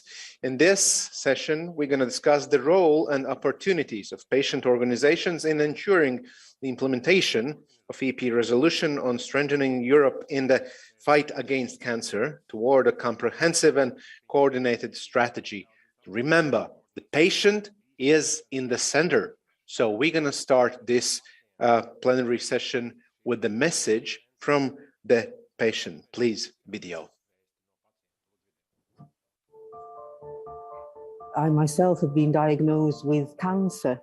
In 2013, breast cancer, and then in 2019, I was diagnosed with a malignant tumor in my right cheek. When visiting my friend in Germany and visiting the oncology clinic, I was very much surprised by the amount of care and attention awarded to the privacy and the emotional well-being of patients. We have amazing doctors and wonderful medical staff, but the main oncology clinic in Latvia is understaffed, overcrowded, and patients often say that they feel like they are on a conveyor belt. So really are quite far from personalized, individual patient care, which takes into account also the privacy and emotional well-being of patients. For example, in Latvia, 1 in 3 women diagnosed with breast cancer will not survive this diagnosis, as opposed to Sweden, where it's 1 in 6 women will not survive the diagnosis. So we need to ask the question why this is, why the mortality rate is higher in Central Eastern European countries than in the Western Europe.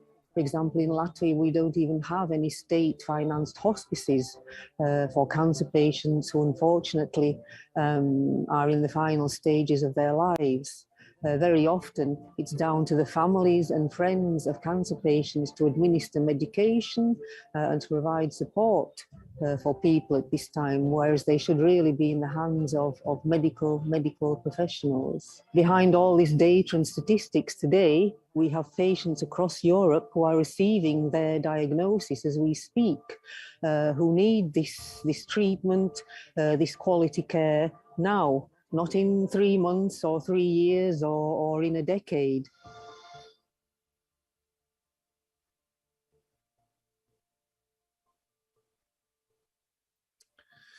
Thank you very much, Madam Uskale, for sharing her story, and she will be also present in our panel discussion in a very short time.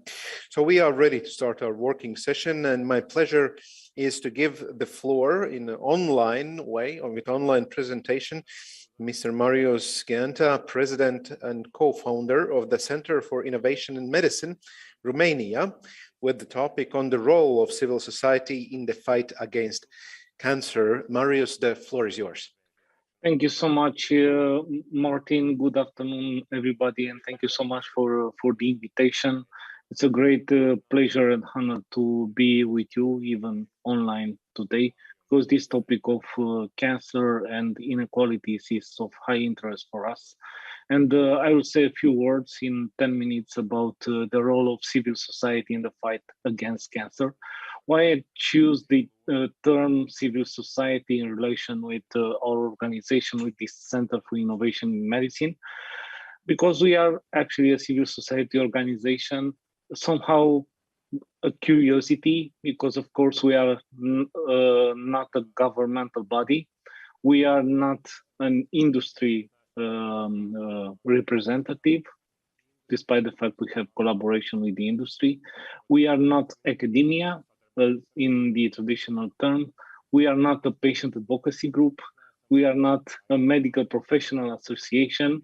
We are not a charity, but we are a not-for-profit organization dealing with innovation and trying to make innovation in healthcare and with a strong focus on cancer and personalized medicine, part of the health system and part of the society. In other words, in 2014, 8 years ago, when we decided to set an institution in Romania, we had in mind that this institution, Center for Innovation in Medicine, would be the, let's say, the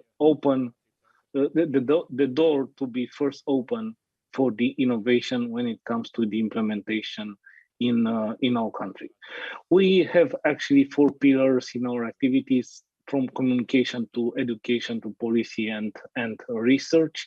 And I think the most important thing we did in these 8 years was our activities in the context of the Romanian presidency of the EU Council.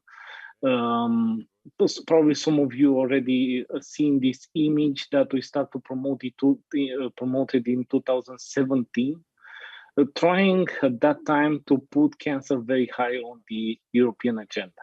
And many of you know how difficult was at that time to propose a disease, even cancer, who benefit for a lot of innovation in the last decade, with a big burden of the disease, with big cost and big money around the cancer. But despite all of this, was very, very tough to convince the decision makers at the local level as well at the EU level to prioritize cancer. And but to use this context of the Romanian presidency of the EU Council, knowing that usually in the context of the presidencies, the civil society is invited to present the priorities. And the main priority the civil society in Romania presented was the cancer. And the effect was that in June 2019, we organized a big event, one of the biggest before the pandemic, on the cancer topic. And we proposed a new vision for cancer in the European Union based on data and technology and human touch. And I heard the words of the patients earlier today, and this idea of human touch or empathy, I think it's a key one and should be part of all our strategies. And I'll refer a little bit later on this. But our vision, we split our vision in 2 parts. One is the patient-centered vision, a true personalized medicine for patients. And the second part is based on how the health system should transform based on data in order to accommodate, in order to incorporate the innovation. We have been very happy 1 year later in 2020 to see the announcement of the European Commission that will be launched not just the Beating Cancer Plan, but as well a cancer mission. And in 2021, we have been part of the public consultation around the Beating Cancer Plan, as well the cancer mission. And our main idea was to tackle the inequalities from the perspective of the innovation, or in other words, how to use innovation in order to close the gap, not to increase the inequalities. And this is, I think, the most important thing. And part of the consultation, we propose some very concrete measures to be part of the Beating Cancer Plan and roadmap and implementation at the national level. Having in mind a very good assessment, I think, of the local environment in Central Eastern Europe, it's clear that the role of the new players like the NGOs, like the civil society, should be recognized as well in funding and being part of the big projects.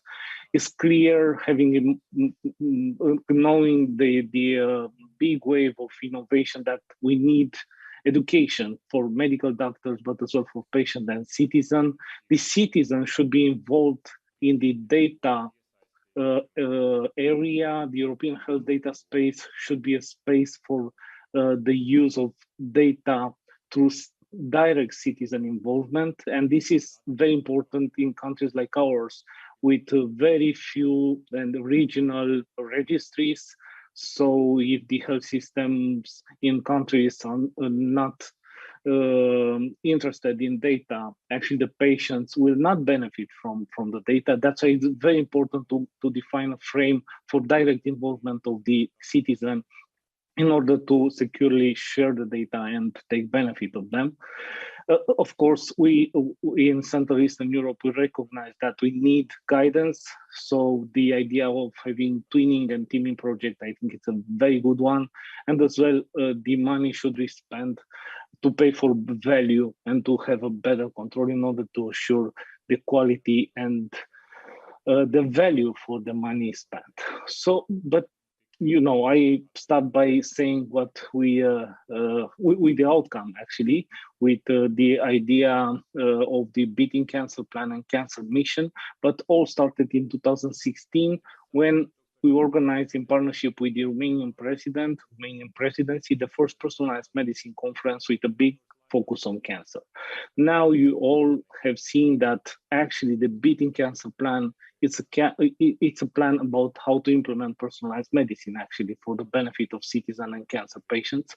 And why is so important this moment in 2016? It's important because the Romanian president last year catalyzed an working group for our first ever national cancer control plan. And the plan was launched in January this year. I'm very happy to be part of the working group. And my task was to make sure that innovation and personalized medicine are part of the National Cancer Control Plan and are there, but as well to connect the National Cancer Control Plan with the main priorities from the European Beating Cancer Plan and as well Cancer Mission. And our plan that will go to the Parliament to be approved in the months to come have very clear links with the European initiatives, creating the synergies and I think the opportunities for our country to implement this type of innovation in the years to come through the European projects.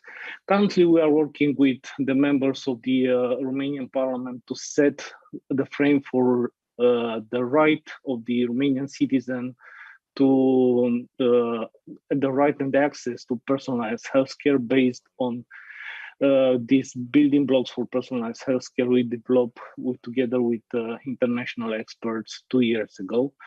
And you can see that a lot of challenge, but most important thing is that this is patient-centric. And if we discuss about personalized healthcare, we should as well consider the genomics, but as well important is to be able to assess and to include in the personalized medicine approach at the individual level, so as well the attitudes and perception and behavior and emotional intelligence and empathy. The patient, before my presentation, already very, very well explained how important it is to include in the decisions all these, let's say, emotional biomarkers are not biological biomarkers. Currently, we are working to set the Cancer Mission Romania, trying to put together decision makers, academia, civil society, medical professional, and industry. And this informal group that will be catalyzed by the Center for Innovation in Medicine will be launched actually officially next week, and will be the interface with the European Commission and with Cancer Mission Board in relation with the implementation of the Cancer Mission recommendation at the national and hopefully regional level. One last slide and something new as well for us. I will raise your attention to our open letter in this context of the war in Ukraine. It's very important, I think, to have a prioritization of the funding for our countries in Central Eastern Europe in order to help in the current situation with the migrants and healthcare challenges coming from this reality, but as well to build to rebuild strong health systems for in the near, medium, and long term. It's clear that we should rethink the post-war situation in the region, and as well to have in mind that it's actually a crisis at the EU level, and European institutions, I think, should focus on our region in order to build the right partnership and the right transformation. The open letter, it's open, really open to any one of you who would like to join us, to sign it, and to see it implemented. Once again, thank you so much for the invitation.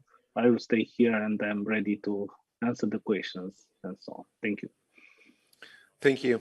Applause in the house. I hope you can hear this in the Zoom. Thank you, Marius. We're going to do the Q&A session during the panel discussion. Thank you very much. Nevertheless, the giving questions, the rules of the game are the same. You have a number on the screen, send your questions to this number, and we're going to open those questions up during the panel discussion time. The next speaker is Mr. Stanimir Hazardiev, Secretary General of the Patient Access Partnership and Managing Director of Bulgarian National Patients Organization, Bulgaria, and his topic will be on the uniqueness of the patient's expertise in the patient organization of the future. So, Stanimir, we see you well, we hear you well. The floor is yours. Thank you very much, and sorry that I'm not in person there, even though I wanted to be, but I had a small injury on my head last weekend, so I had to stay in Sofia. But obviously, I'm recovering quite fast, and luckily, so hopefully this presentation would be useful for the participants of the conference. Just a second to share my screen.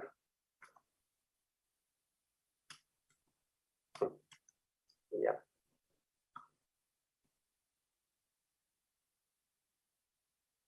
Can you see the screen now?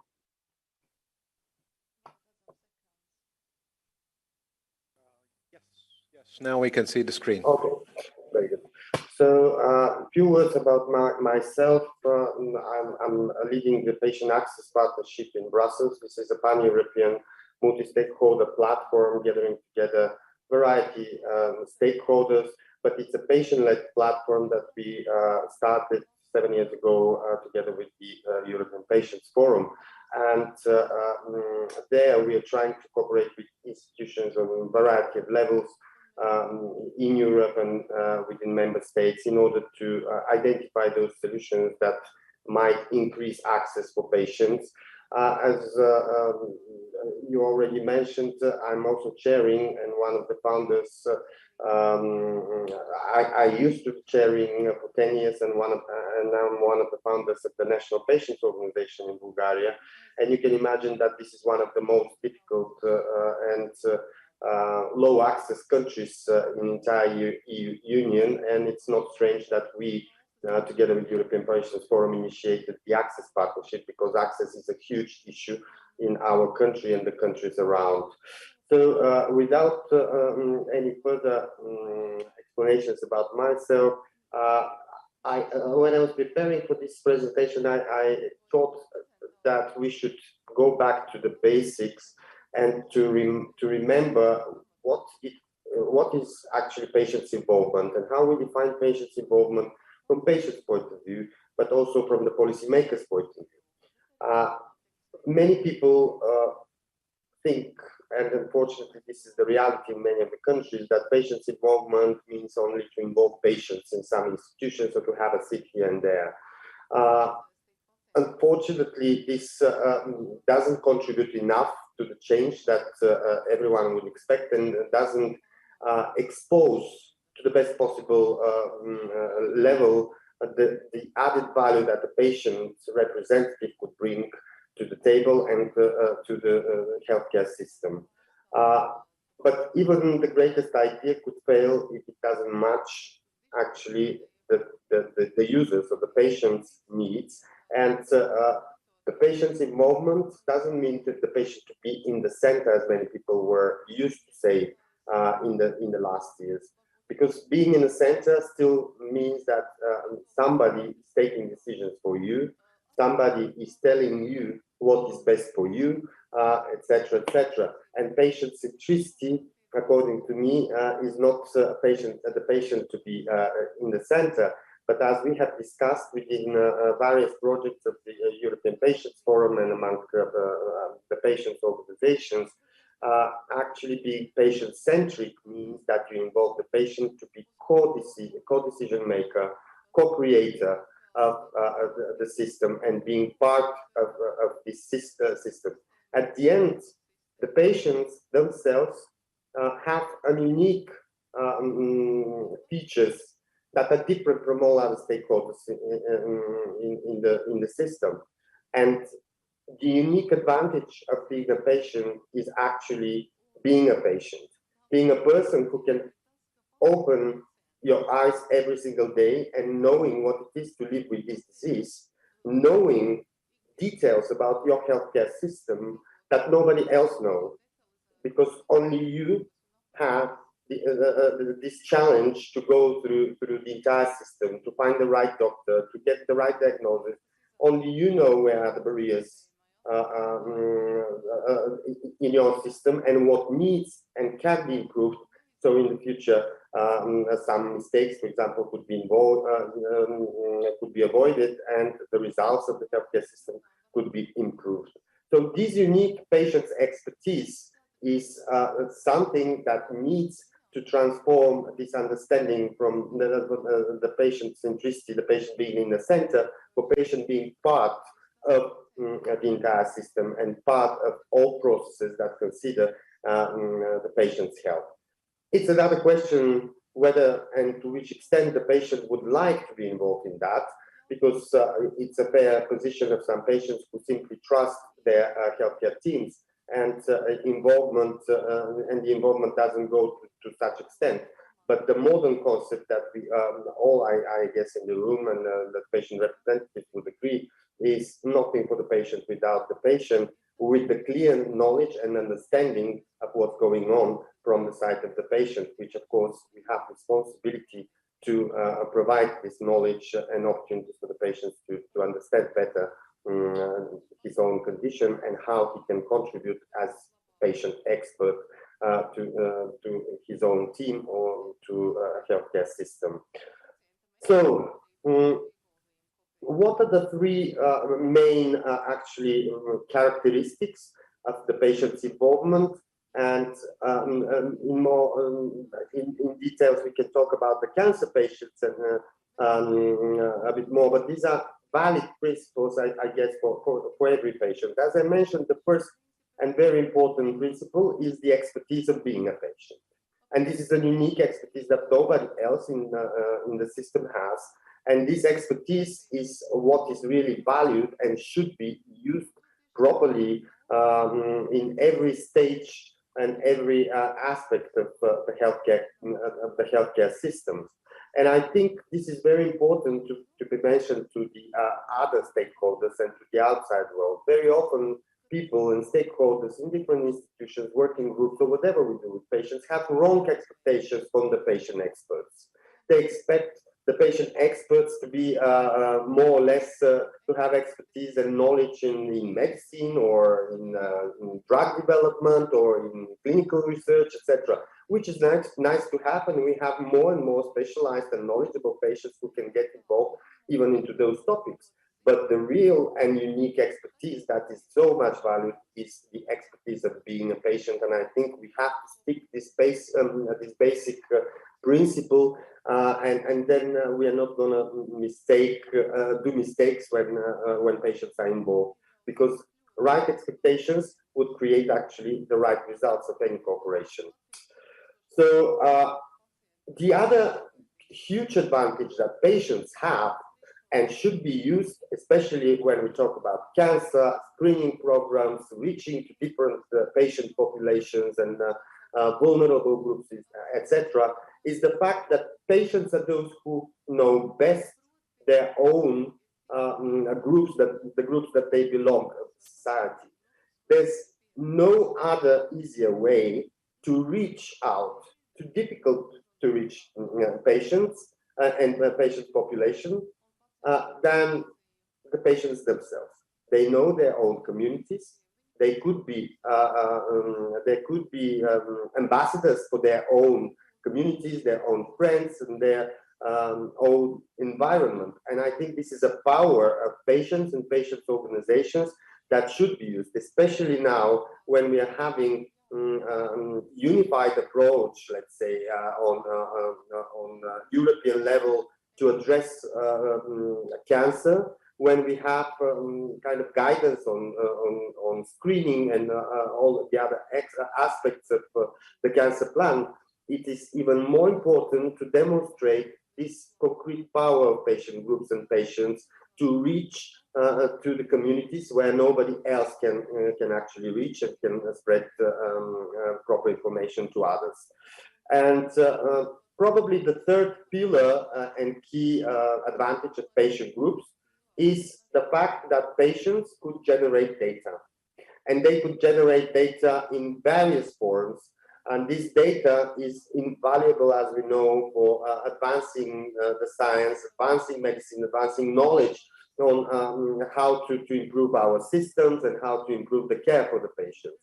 And this data could be, of course, there's huge potential for development, of course, in this direction, because we are still not where we want to be, but the patient-reported outcomes and the patient, the real-world data that could be collected, the patient experience data, this is all invaluable data that we still are missing, and only small part of it is captured, analyzed, and there's huge potential for us to develop in this direction. And this is kind of a unique advantage that patients and patient groups could provide to the implementation of any plan, but in our case, the cancer as the first and should be really good example for other diseases from now on, how things should happen on European level. So with that, actually, I just wanted to have two last slides on the role, not so much the role of patient groups, but the future of the patient groups. We live in very, very dynamic environment right now. We saw only for the last 2 years the huge shift towards digitalization, and even I'm sure that if this conference was only 2 years ago, probably we wouldn't have been so many people digital right now and joining remotely, and also this conference most likely was not going to be accessible for many patients, but only for those who can travel and be in person there. So digitalization is definitely all around us, and it creates, of course, some challenges. But besides being quite challenging for some people, digitalization creates huge opportunities that are underused currently. And I think in the next years to come, we will see how technologies not only would enter our lives, but would help us to be much more effective in what we do and to be much more independent as patients. So technologies are coming to really help the patients. And I always say to myself, because I'm involved in many new technologies, the development of many new technologies, because of my personal interest, but also because of the patient group that I represent. And I always try to advise those who develop technologies, please don't do complicated things. Make it simple, make it natural for the patients so the patients can use it. Because the technology shouldn't be creating more burden on the patients and their daily life. It should be on the opposite. It should facilitate, it should remove burden from patients, and it should be an easy way for the patient to forget about the disease, not to constantly be reminded about this and overwhelmed with other duties to be doing. So in the future, I think we have a great chance now with the funding, especially that's coming for the cancer patients, to try to develop patients-led and patient-inspired technologies that would really serve the patients and would really help the systems and the governments and the experts to have better understanding of patient needs, to have better understanding of gaps and barriers, so they could better address some of the issues in the future. I think, yeah, this is my last slide. This is also focusing on the digitalization and the challenges it puts in front of patient groups. So the traditional patients organization is not going to be what we used to see and to understand the traditional patient organization. Nowadays, more and more patient groups simply appear in the online platforms, for example, or out of online debates, etc.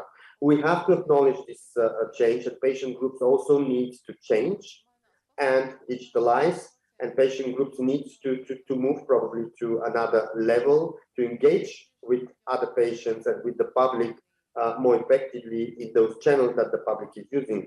So I question, and I'm really keen to listen to the others what they think about the patient group on the future.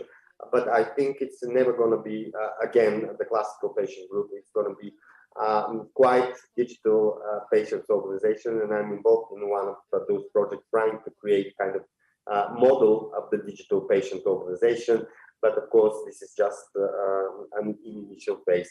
Thank you very much. I hope this presentation has been helpful, and happy to answer questions. Thank you. Thank you very much, Stanimir. Applause goes to you, and we're going to take the questions during the panel discussion. So thank you very much for your expertise and also outlining the questions we will definitely discuss in a panel discussion, for instance, the future of patient organizations. Next speaker, the floor goes to Toivo Tanavsu. I hope I'm pronouncing it correctly. Very good. Founder of Estonian Cancer Treatment Charity in Estonia, and Estonian experience of how they have in 7 years practically eliminated the modern cancer care inaccessibility problem. So intrigue is huge. Please welcome with applause. Yeah. So hello, ladies and gents. I thank for this opportunity to be here and present some real steps, real action, as mentioned before.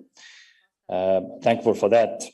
So yes, I'm going to talk about how we have practically eliminated the cancer treatment affordability, accessibility problem in Estonia, and have granted the best treatment for all the patients, regardless of their social status or how much resources they have. This is actually a story of my mother, my dear mother, who was diagnosed cancer at the age of 65. And as it normally goes, she received different standard treatments. She went through surgeries, chemotherapy, radiation, and battled with the disease for altogether 8 years. But in 2013, she was in a really devastating condition. She was about to give up fighting, and the doctor told us that we have run out of all the options. We have tried everything, and all the treatments that are reimbursed by Estonian National Health Foundation have been tried and have been ran out.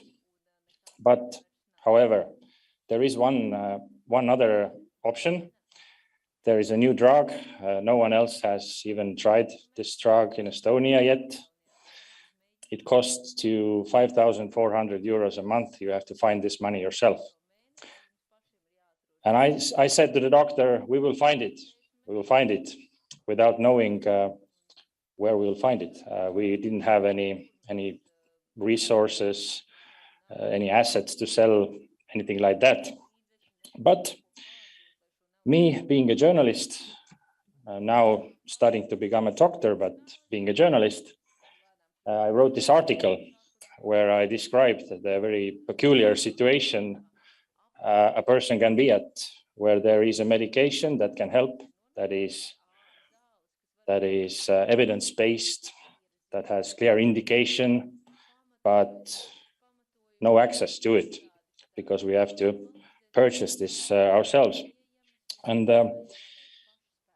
because of this article, and because of the fact that my mother's battle became such a public issue in Estonia, many people started offering us help, our relatives, friends, colleagues, but also complete strangers from all over Estonia. So she received this treatment, and it made really miracles with her. Many of her dreams, her last dreams, became reality. She was able to spend time with the 2 boys and her grandchildren. And shortly before she passed away, because the drug turned out to be ineffective at some point, it kind of hit us that there are many patients in a similar situation as my mother, who cannot afford their life-saving, their absolutely necessary treatment. So we started Cancer Treatment Foundation Kingitud Elu. This is our opening press conference in Estonia, a room full of media. I mean, the interest surprised us. How big is the interest? And my mother passed away pretty soon, but the foundation really took off from that point in 2014. And some of the principles, I'm not going to read everything, but we support oncological, hematological treatment that's clearly evidence-based, that has indication, and that is not currently reimbursed by Estonian Health Foundation. And we do that when we have enough resources, the donations that we collect. And we have a supervisory board of the best doctors in Estonia, best experts who help us evaluate the applications. So we have granted access to the best treatment for so many people. There are just a few examples here. And it has been really a remarkable journey. We have given a precious time for so many families together with their loved ones. We have prolonged the lives of so many people. We have even recoveries from the disease. And what's even maybe most important is that we have given this hope in the midst of total hopelessness for so many people. And this is where we stand currently after 8 years. We've been working, 1,500 beneficiaries, even more. And the emphasis here is that we haven't had to leave anyone, behind the door for the reason that we don't have resources. And we have not been forced to choose between the patients who deserves the treatment more, because we have had sufficient funds to support everyone. And the last point here is also very important, that we shape the whole society with our work. It's not only giving the treatment to these beneficiaries. Groundwork, we have lots of volunteers from all over Estonia. They participate in hundreds and hundreds of different events all around. They collect spontaneous donations by cash or even by credit card. And they listen to people, what the people has to say about our mission and about the disease. They have even been to Latvia a few occasions. We were at the Ed Sheeran concert a few years back, and we collected donations at the liquor stores near Ainaži. They were quite famous at some point. So instead of giving their money to buy the booze, they gave the money to us so that we can support the patients. And some out-of-the-box operations as well. Here, pictured on the right, is our former Prime Minister and current Speaker of the Parliament, Jüri Ratas, who is the most famous volunteer we have. We gave him the box, go to the mall and collect some money. And pictured on the left, it's a current Prime Minister here. And when we have elections in Estonia, we visit, we have this delegation, we visit all the parties, we collect all the money, and we go to the next party. So we're like Robin Hoods. We take from the poor, from the rich, and bring the money to the needy. So, yeah. My concluding remarks are here. Not all the solutions to big problems have to start from the governments. Governments are often slow. Systems are often incapable. We currently have many crises ongoing, hands full of work with the COVID crisis, for our government at least. And I know for sure that we can be much more effective, much more cost effective. We know the patient better. We know his or her needs better. This is the personalized medicine, what we talk about. And we currently are trying to establish the mission here in Latvia as well, with the help of some great Latvian doctors whom we have on board already. There's still lots of preparational work to do, but we have this great benchmark, this great experience from Estonia, and we try to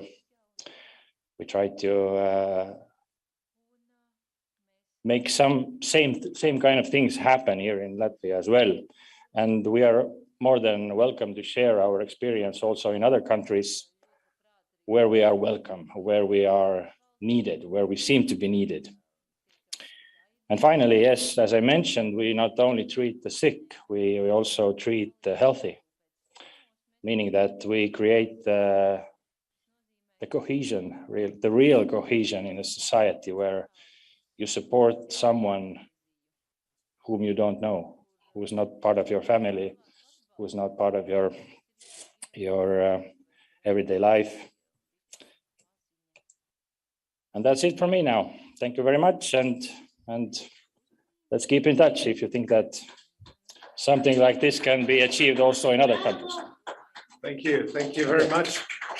And I can only quote Madam Irina Januma saying, bravo, thank you. Very inspiring and very, very, I believe also idea sharing to take over, maybe not in the precise way, but enthusiasm on the field. Thank you very much. Now we are switching over to panel discussion mode, which means I'm asking here in front of our stage, Madam Fausta Šimunelytė, legal advisor of Lithuanian Cancer Patient Coalition, Lithuania.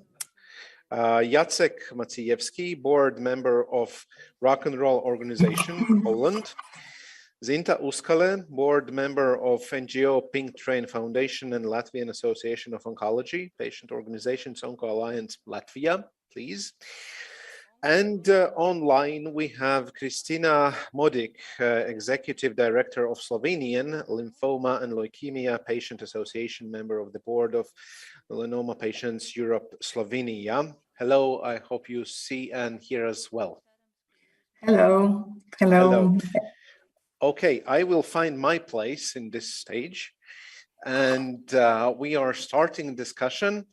And while we are starting discussion, you can easily send your questions to the number which is seen on the screens down there if you are watching us online, or here on the screens from in the right on left screen down there. So please share your questions, and we're gonna take them in. It's already happening, so very good. But I will start with some question on the opening remarks. So from your perspective, what can make the NGOs even more strong, and what all society should understand on this topic? So we're going to start with our online guest here, Kristina Modik. The floor is yours.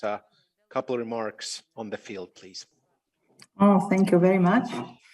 I think that strong patient group need a strong staff, with different knowledge, with different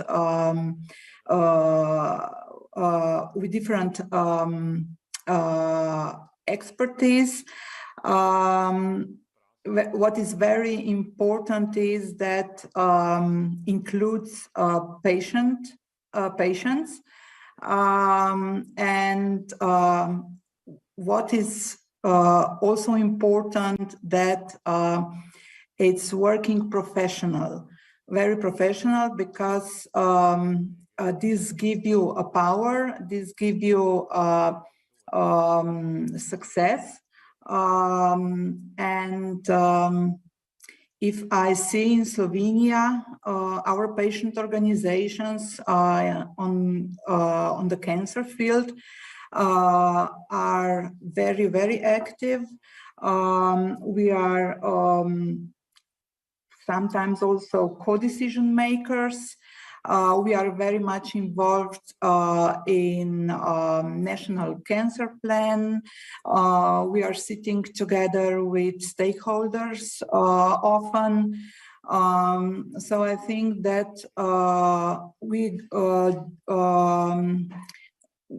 we communicate with the public very often through the awareness campaigns, through the open letters, and all these give us a power and a strength when we speak with national health policy makers. So I think the most important is to be active, consistent, professional, and open to the public. This is my opinion. Okay, thank you very much, Christina. We're going to continue in very short time with several messages you gave, also in Q&A session. Fausta, your remarks on the general picture we are discussing here. Well, I couldn't agree more that the patient organizations, they should be active, but also, well, since they are a public voice of the cancer patients, they should also be heard by the national public institutions. And sometimes we kind of feel that we are not really heard. And we do understand that the COVID caused us this crisis, and now we have these huge things in Ukraine, which we are facing those terrible things there. But I think the NGOs, especially cancer patient organizations, shouldn't be not heard sometimes. And I believe that, well, I can share the experience from my NGO, which I've been involved for more than 4 years. What we do, we do a lot of different things. We make these sessions with our cancer patients. We have more than 28,000 community members, and we are working in more than 30 cities of Lithuania. But we also are pretty active in advocacy.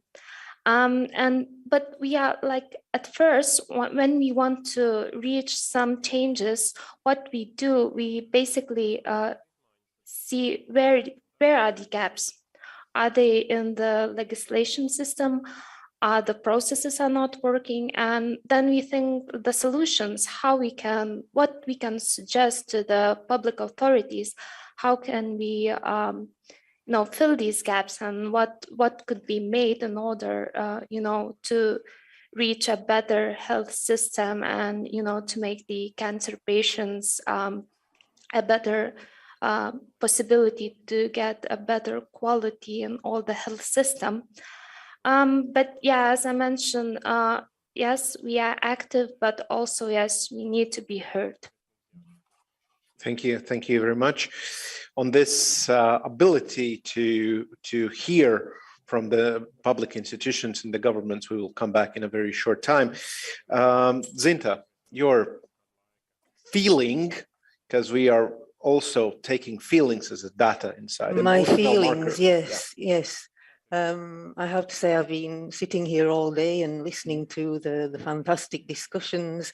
And before I joined, when I discovered I was going to be participating in this panel discussion about the role of NGOs in implementing the EP resolution, I thought, well, I better do my homework and I better read this resolution. And I have to admit, I didn't get beyond paragraph C. And I think this is, with this, I want to illustrate the point that many people involved in NGOs, they are not professionals in the field. They are not specially educated in the field. I don't know how it is in other countries, but in Latvia, many NGOs are formed by patients because they have gone through this process themselves. I can say from my experience with the Pink Train Foundation, when I went through the experience, there was very little psychological support for cancer patients, which is why we created the Pink Train Foundation. So initially to provide support. After that, it was a natural step to try and help other women and raise awareness about this issue. So we started to create campaigns.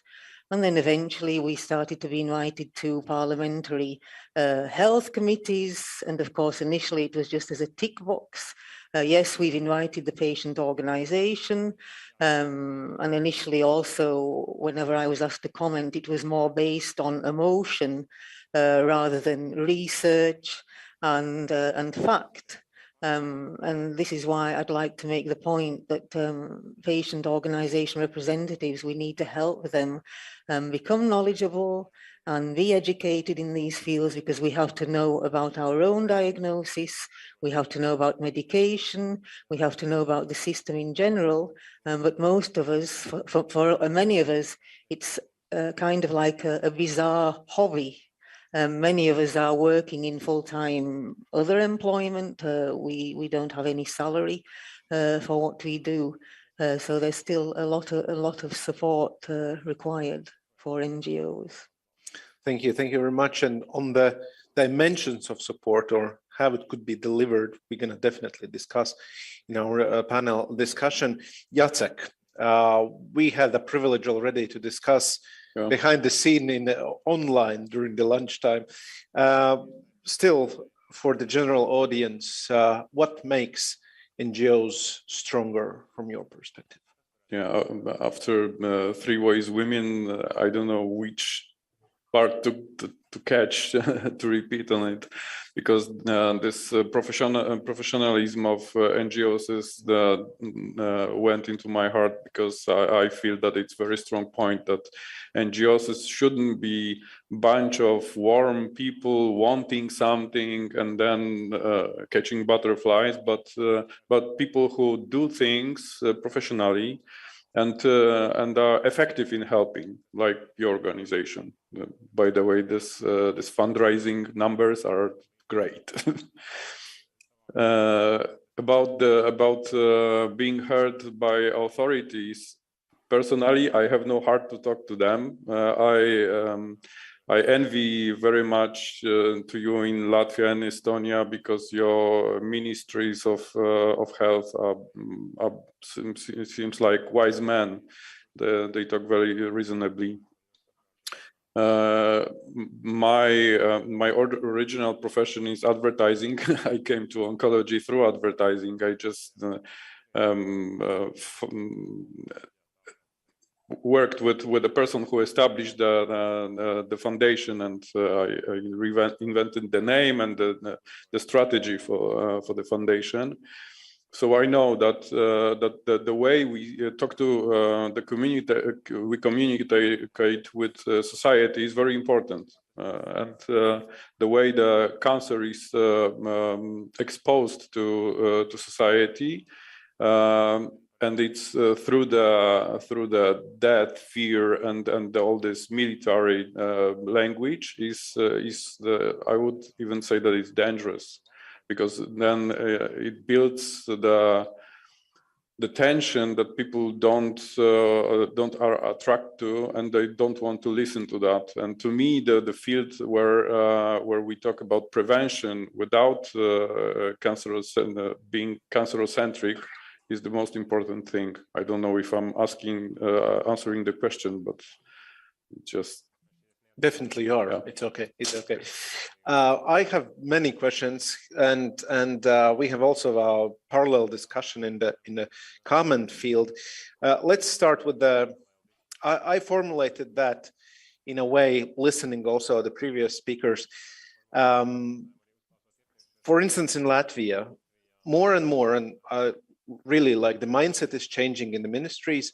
Patients will be taken into decision making more and more. The flip side of that, how to avoid, or how you see this inclusion is proper to avoid exploitation of patient organizations. Because from time to time, at least as a mediator in those processes, I have a feeling that patient organizations, at least in Latvia, now they are taken on a full scale. You have to be everywhere. You have to share everything. At the same time, you're human, which are totally in this with your own resource and organizational resource. What would be the proper way not to be exploited, and the proper way of the interaction in between the ministry, state, public sector, and the organizations? I believe this is a big philosophical question, but still, what would be ethical collaboration between state and patient organizations? What are you waiting for? We're going to start with Christina. She's online and she's privileged always to start answering the first one. Yes, thank you very much. Yes, I think that patient organization must act in the communication with the government or with health policy decision makers constantly. Critical, but not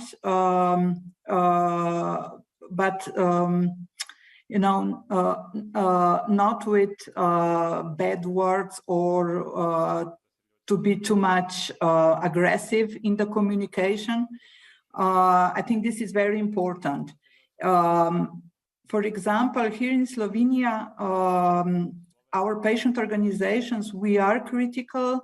As I said, we write open letters, public open letters, where we suggest what should be done, what should be improved. But we are never aggressive, and this is very important. This makes changes. And we are in good cooperation with, for example, Ministry of Health. We are part of different working groups. We are part of the National Cancer Plan. But at the same time, we are also sometimes critical and say what we see that it's not okay. And they find us as a partners, not that we are that we want something from them. So I think the most important thing is that you are criticism, but on the right way. And this open doors, and you can have good communication. So, and also the results. Mm-hmm. Thank you very much. This time we're going to do the opposite circle, Jacek.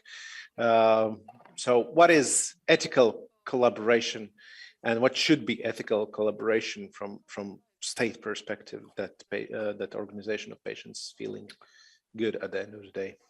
I think each partner should care for themselves. I mean, our organization cares for psychological treatment for our employees. There's 20 of us, so It's not big organization, foundation, but each of them has a chance to talk to psychologists every time he needs. And I think this rule that we hear on the airplanes, that first you put the mask on you and then on children, is the same here. I mean, we are helpful as long as we can be operating effectively. So we should take care for ourselves. Nobody, I don't think our authorities will make anything to care for us. Yeah. So self-care first. That would be the main idea. Thank you, Zinta.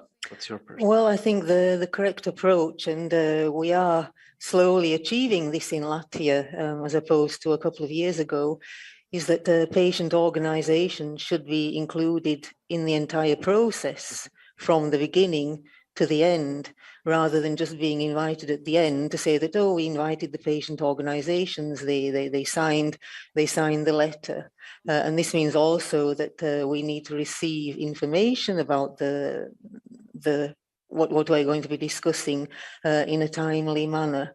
And on the other hand, the actual patient organizations also need to be prepared. And as I said initially, in my own experience, my reactions were more based on emotions than fact. But we do need to educate ourselves and become knowledgeable in this field. And what we've also done recently in Latvia is that many of the cancer patient organizations, we have come together under this umbrella organization, the Onco Alliance. And this is also a huge factor because we're not pulling the blanket in various directions in competition against each other, but we're finding our common causes, common problems, and working together to solve them, not against each other. So inner cooperation in the field and being present in the whole process, not just at the beginning or just the end of decision making. Thank you very much indeed. Fausta, the perspective from Lithuania. Well, I highly support the ideas that was mentioned, but you can look into this question in different aspects. I believe that the NGOs, they also should, the NGOs, they should do their homework, and we can understand that we cannot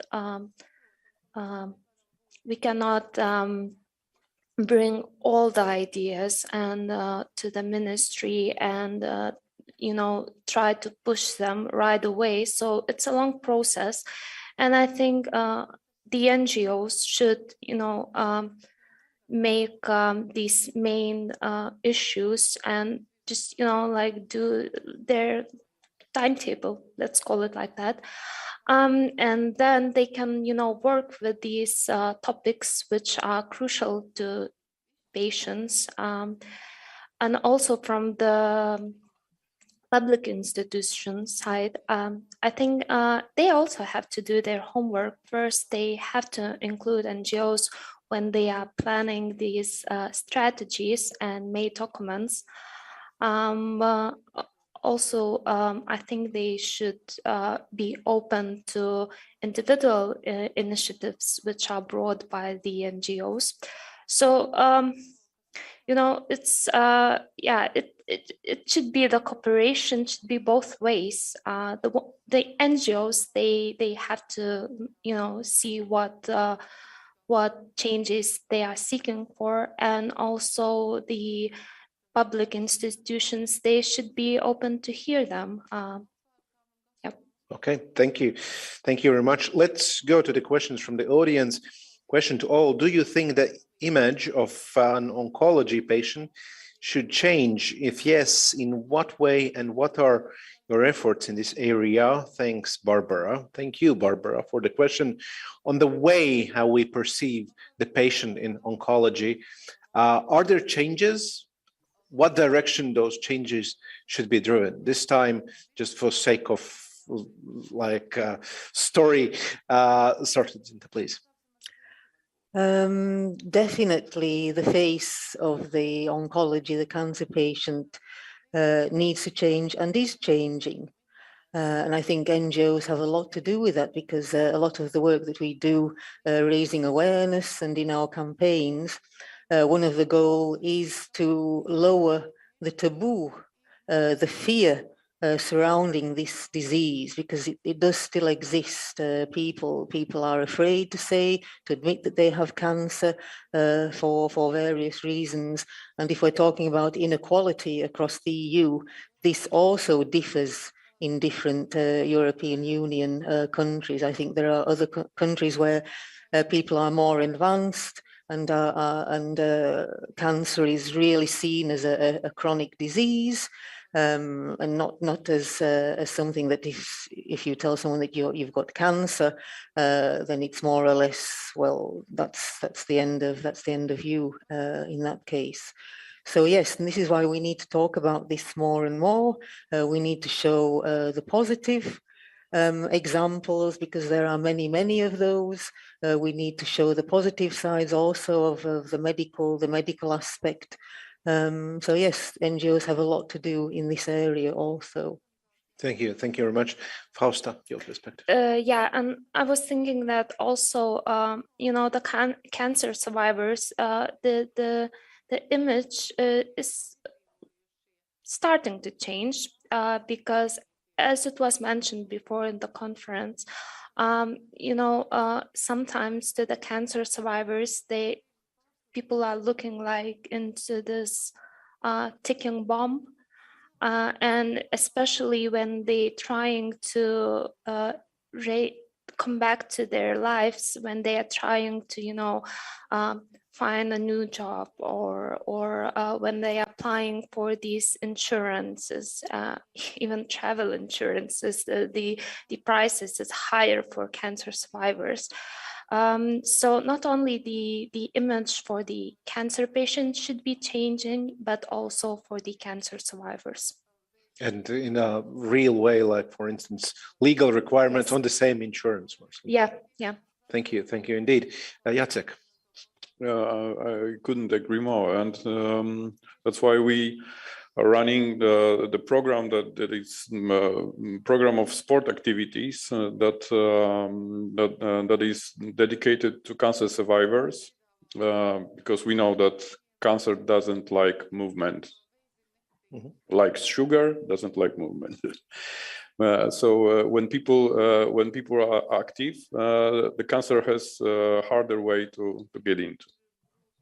So we promote sports and activities among cancer survivors. There's a lot of people that take part in this, and they're running on the mountains. They do the biking. They walk, they Nordic walking and stuff, and we promote this among other activities of ours, just to show people that people after cancer are lively people that having a happy life, and it has much to do with life, nothing to do with death. Because this is the problem with the word cancer, that people connect this with something that's stressful, that they don't want to listen then.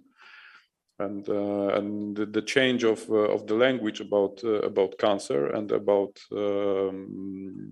cancer survivors is crucial. Thank you, Jacek. Christina, your notions on this? Yes. I completely agree with all my colleagues in the panel. If we speak about cancer patient image, I think that, yes, patient organization, we did a lot to aware public that cancer is not the end, that every third, that patients are between us, that almost every family has a cancer patient. But cancer survivor image is not so well known. We have to do more on this field. in our organization, we do a lot for secondary prevention, but we have one awareness campaign, but I think we have to do much more. Maybe also all in the CE region, we have to do more about the right to be forgotten. This is very important for young patients. Now we are trying to aware our health policy in Slovenia about this, and things are changing, and hopefully in a short time, also our patients, our survivors, cancer survivors, will have this right to be forgotten, because it's very important for their future. Thank you very much. Well, we are slowly coming to an end. The comment, which also going to lead to the question. I have a comment about the Estonian cancer charity in Malta. We have something similar, the Malta Community Chest Fund, which was set up in the 1990s. The concept is good, but we feel that the fact that patients have to seek the support of charities for the treatment is reducing the patient from patient status to beggars. Governments have to shoulder bigger responsibility and be more transparent on public spending. Thanks. The question of, and I'm translating that, no need, but maybe I'm translating that, is about how to not lose somewhere on the way respect, and how to give enough respect on the way how we organize things to the patients. Maybe you can give some comment and recommendations for each other, because we have a wonderful network here of all Europe here, how not to lose respect of the patients on the way. So who want to start answer this? Zinta, please. Well, if we're talking about donations, it's true that in Latvia, if we look at our one of our main donation portals, Ziedot.lv, Donate.lv, it's actually full of projects behind which are real people, cancer patients who our budget, our government has denied. Our minister this morning said that it's very painful to have to deny money to help cancer patients, but how is it for those cancer patients and their families who in already a very difficult situation, in addition to that, have to go public with their disease, with their diagnosis, and ask for help from other people for money for the medication they've been prescribed. I don't really see how you can call this respectful in any way whatsoever. And if we're looking at the amounts, the money, it's not so huge. We've shown that in different crises during the pandemic, during the present crisis, the war in Ukraine, our governments are very good at rallying, finding the money, but why can't we do this for our own people who need this? Let's really talk. I know personalized medicine means something else for scientists and for specialists, but for patients, for people, personalized medicine means if I get sick, if I am diagnosed, if the doctors have said that I need this kind of treatment or this kind of therapy, but I will receive this, and that's it. There's nothing really else to be said. Thank you very much. Just adding a bit, this morning there was this wonderful metaphor of building, which is very high and not working. In fact, another thought was in my mind that the cost of the building, maybe we should not make a huge building, but diverse the cost to deal with the real issues on the table, like Zinta mentioned. Thank you very much. Christina, your perspective on keeping respect in the system. Yes, I think that cost of the treatments should be covered by the government, by the national health insurance. and we have to have in our minds that donations, okay, maybe solve the problem at the moment, but not in the future. Patient organizations, we have to fight for the proper cancer care, for the treatments, and I think that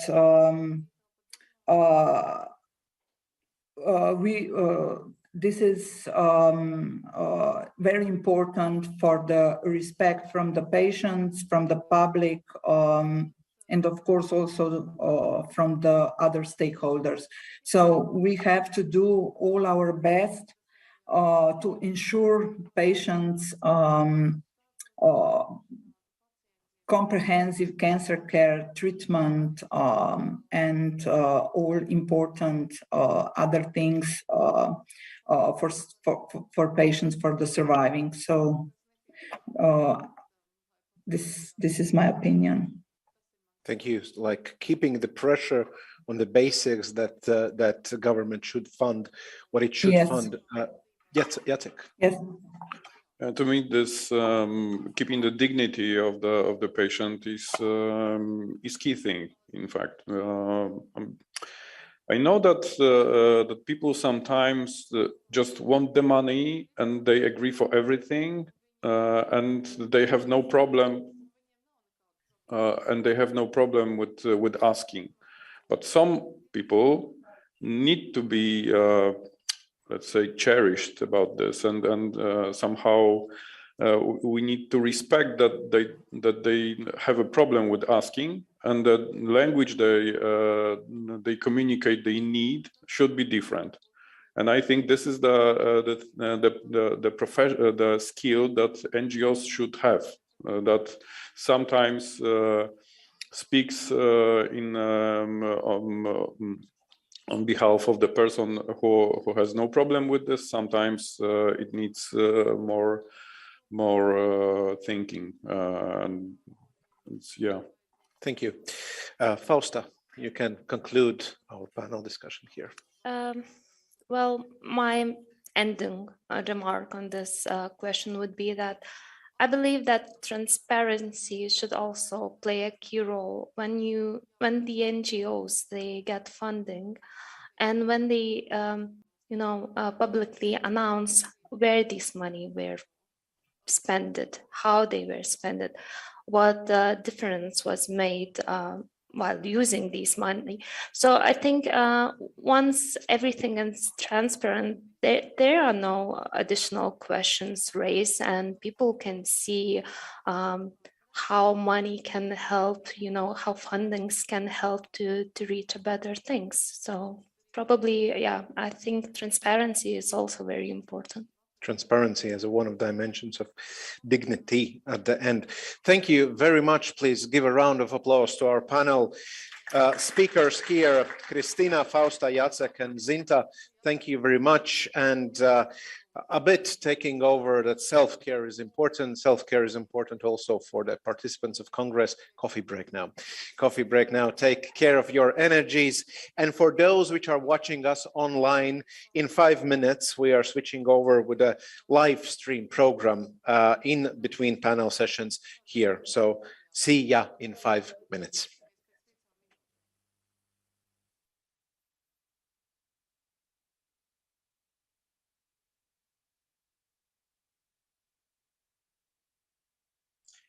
Sorry, is there anyone? Can you listen to me? Hello? Hello, is there anyone? Hello? Excuse me, this is Dr. Curigliano from Milano. Is there anyone?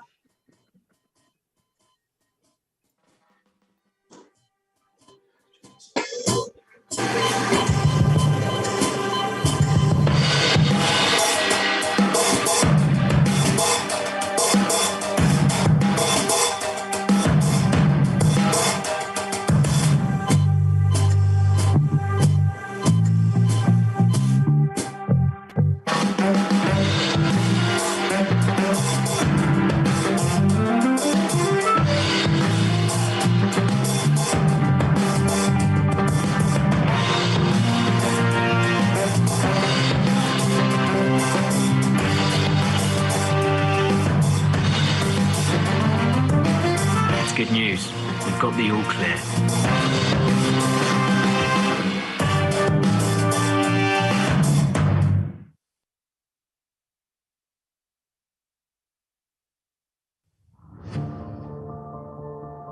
Mans melanomas stāsts ilgst jau 4 gadus, un savā pieredzes ceļā esmu saskārusies ar nevienlīdzību.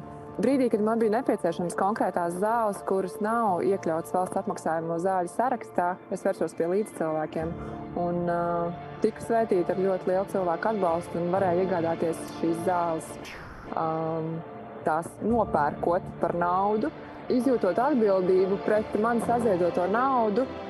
Es meklēju lētāko variantu, kuras varētu šīs zāles iegādāties, un tā, diemžēl, nebija Latvija. Tādēļ kādu laiku savu zāļu terapiju es saņēmu Igaunijā.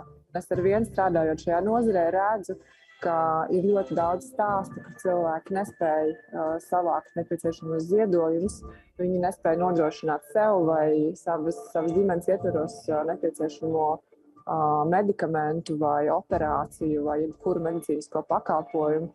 Un cilvēks, pacients jūtas pazudis sistēmā, viņam nav pie kā vērsties. Es esmu novērojis, ka diezgan populārs ir tas viedoklis neko neteikt un par to nerunāt un mēģināt pašiem tikt galā, kas, protams, ir apsveicami šī drosme pašam visu izdarīt.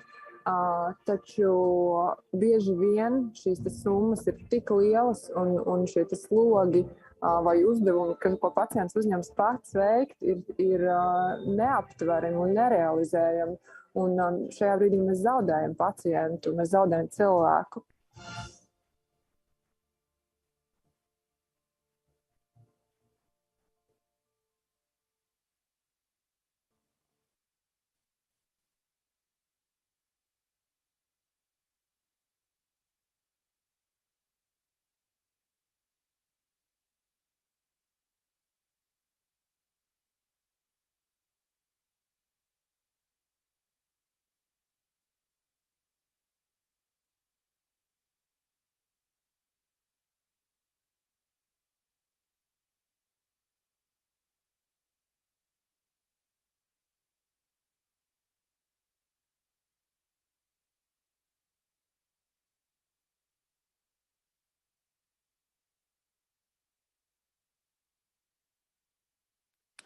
Good afternoon, dear audience, participants of the Congress, and of course those who are watching us in practically all of the Europe. Just sharing some facts behind tens of thousands of the audiences today together with us, and that's a really impressive number. We are now here in between session studio where we have more informal talks with the professionals and those who have really deep expertise to share with you in between sessions. And my pleasure is to introduce here in our studio Professor Gunta Purkalne, who is oncologist, chemotherapist at Paula Stradinč Clinical University Hospital, professor at Riga Stradinč University from Latvia. Happy to have you here. Good afternoon. Good afternoon. Well, we have a chain of questions and a very limited time. The main question is about this multi-discipline approach, the team approach to decreasing the inequality in cancer beating, cancer treatment. So maybe just describe what it is, the team behind the cancer treatment. Today, multidisciplinary team in oncology is absolutely crucial. If we look back to the last century, is that the main person in oncology was surgeon. But nowadays, we need team in order to achieve the best results. We need team.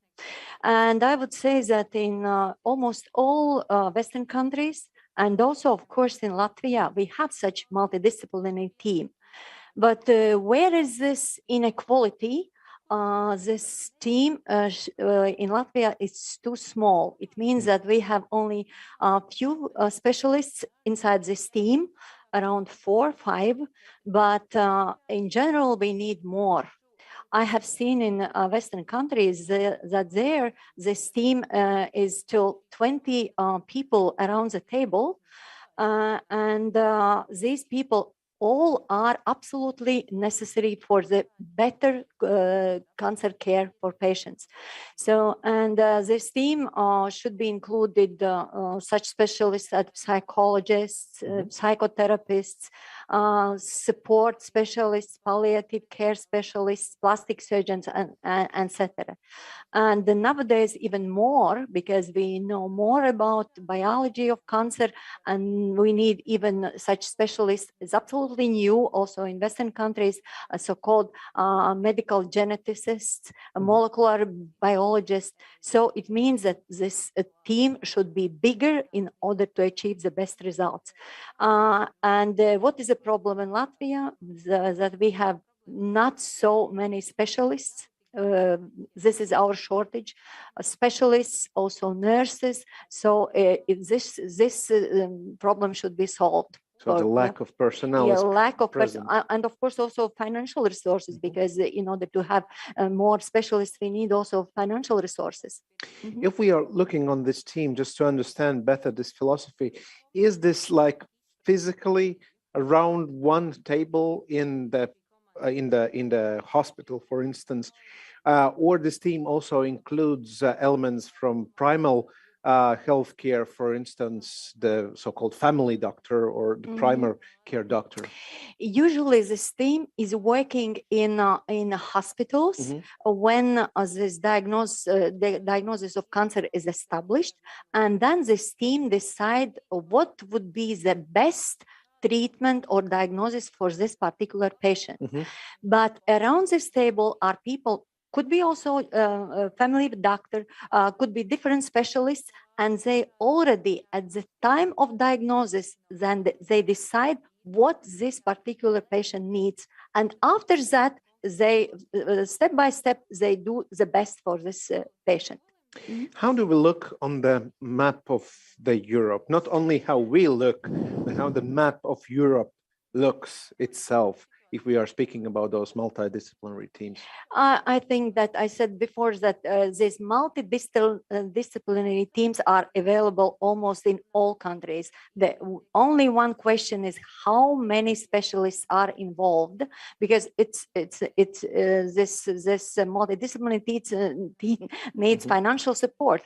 And I said that in Latvia we are only 4 or 5 people. It means surgeon, medical oncologist, radiation oncologist, diagnostic radiologist, and pathologist, yes or no, and that's it. That's it. But we need more on routine basis. Of course, it's possible if the patient needs this psychologist, it is available, but not on routine basis. Patient should go, should look, should ask somebody. But in Western countries, usually it's a routine procedure that everybody, every patient can go to the psychologist immediately if it's needed. Social worker is working with this individual patient. So it is on routine, it is a basis, it's standard procedure. And this routine most probably is also the answer how to reduce inequality, because one patient will have more resources to choose his pathway, but if there is a routine available, then inequality is reduced in the core. Absolutely. I have seen such work of multidisciplinary team in US, and there is a team included also the social workers. And the social workers, during this hospitalization time, they make this social support for this patient. So this is very important, because everybody, psychologists also, they start at the beginning of diagnosis. If the patient doesn't want that, it's his or her choice, but it is absolutely available free of charge for every cancer patient. And we need the same in Latvia. Does this also include, and that's our final question, a person which is so-called patient coordinator? Because we have, for instance, in a breast excellence center in Latvia already available the patient coordinator for some patients. Is this also present in this team, which leads also through those called bureaucratic jungles, the people in yes, I absolutely agree that we need additional staff, because nowadays almost everything is done by doctor, or by nurses. But we heard today that we suffer from lack of personal resources, of medical people. So we need this coordinator. It could be not medical person at all, but could help in many, many directions for this team to work the best way. And supporting the philosophy that doctors should have time to treat people, and the all administrative burden goes. Exactly. So we tried to talk with our administrative people to offer such a position, coordinator, what is absolutely needed in order to give the time for our doctor to read medicine, because they don't have time. They are overloaded. They don't have the time to read, to go to conferences, because they no capacity. So this coordinator could help. Yes. Thank you very much for discussion here, and thank you, Professor Purkalna, and wishing you very, very well and luck spreading the message in the Congress in the rest of the day. Thank you very much. Thank you. So here we heard that the multidisciplinary team has an answer for crucial questions: how to decrease the administrative burden, how to increase efficiency and capacity of the doctors and the healthcare systems overall, of course, in the interests of the patients. Another, of course, a way where to look for leverage in the field is definitely the digital solutions and technologies, how those are acting and interacting in the fields which is such a high importance as a data exchange, personalized medicine, the e-health and e-medicine all across the Europe. It is my pleasure to have here in our studio Mr. Rolands Lapute, who is a smart technology advisor to the President of Latvia. Good afternoon. Good afternoon. Well, we are discussing in this Congress the patient in the core, and also inequality, which is coming from the different approaches. So if we are looking on technology, how data, how governance of data, how the big data can help in cancer beating all across the Europe. First of all, I would like to thank Professor Purkalna for what she said, because it is the right basis to keep on then to the next level of digitalization, which is only an instrument to serve what has been said before. Big data, not everything is big data. Let's start with data. But a lot of the problems that were mentioned beforehand can be partly solved with technology. I was thinking, for example, we know that in Latvia the medicinal infrastructure is decaying in the regions. How can it be compensated, at least partly? Well, if you have, like I am working very closely to the Children's Hospital in Riga, if you have one university hospital with the main staff, professors, surgeons, etc., but you have a patient 250 kilometers away, do you need to bring this child to Riga in order to cope with the situation? Well, with the proper technology, you can have partly first telemedicine. You have a medical doctor on the spot.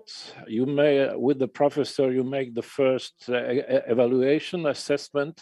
Then if you have those data and big data, you need a proper connection, 5G connection very often, if it is a big quantity of data.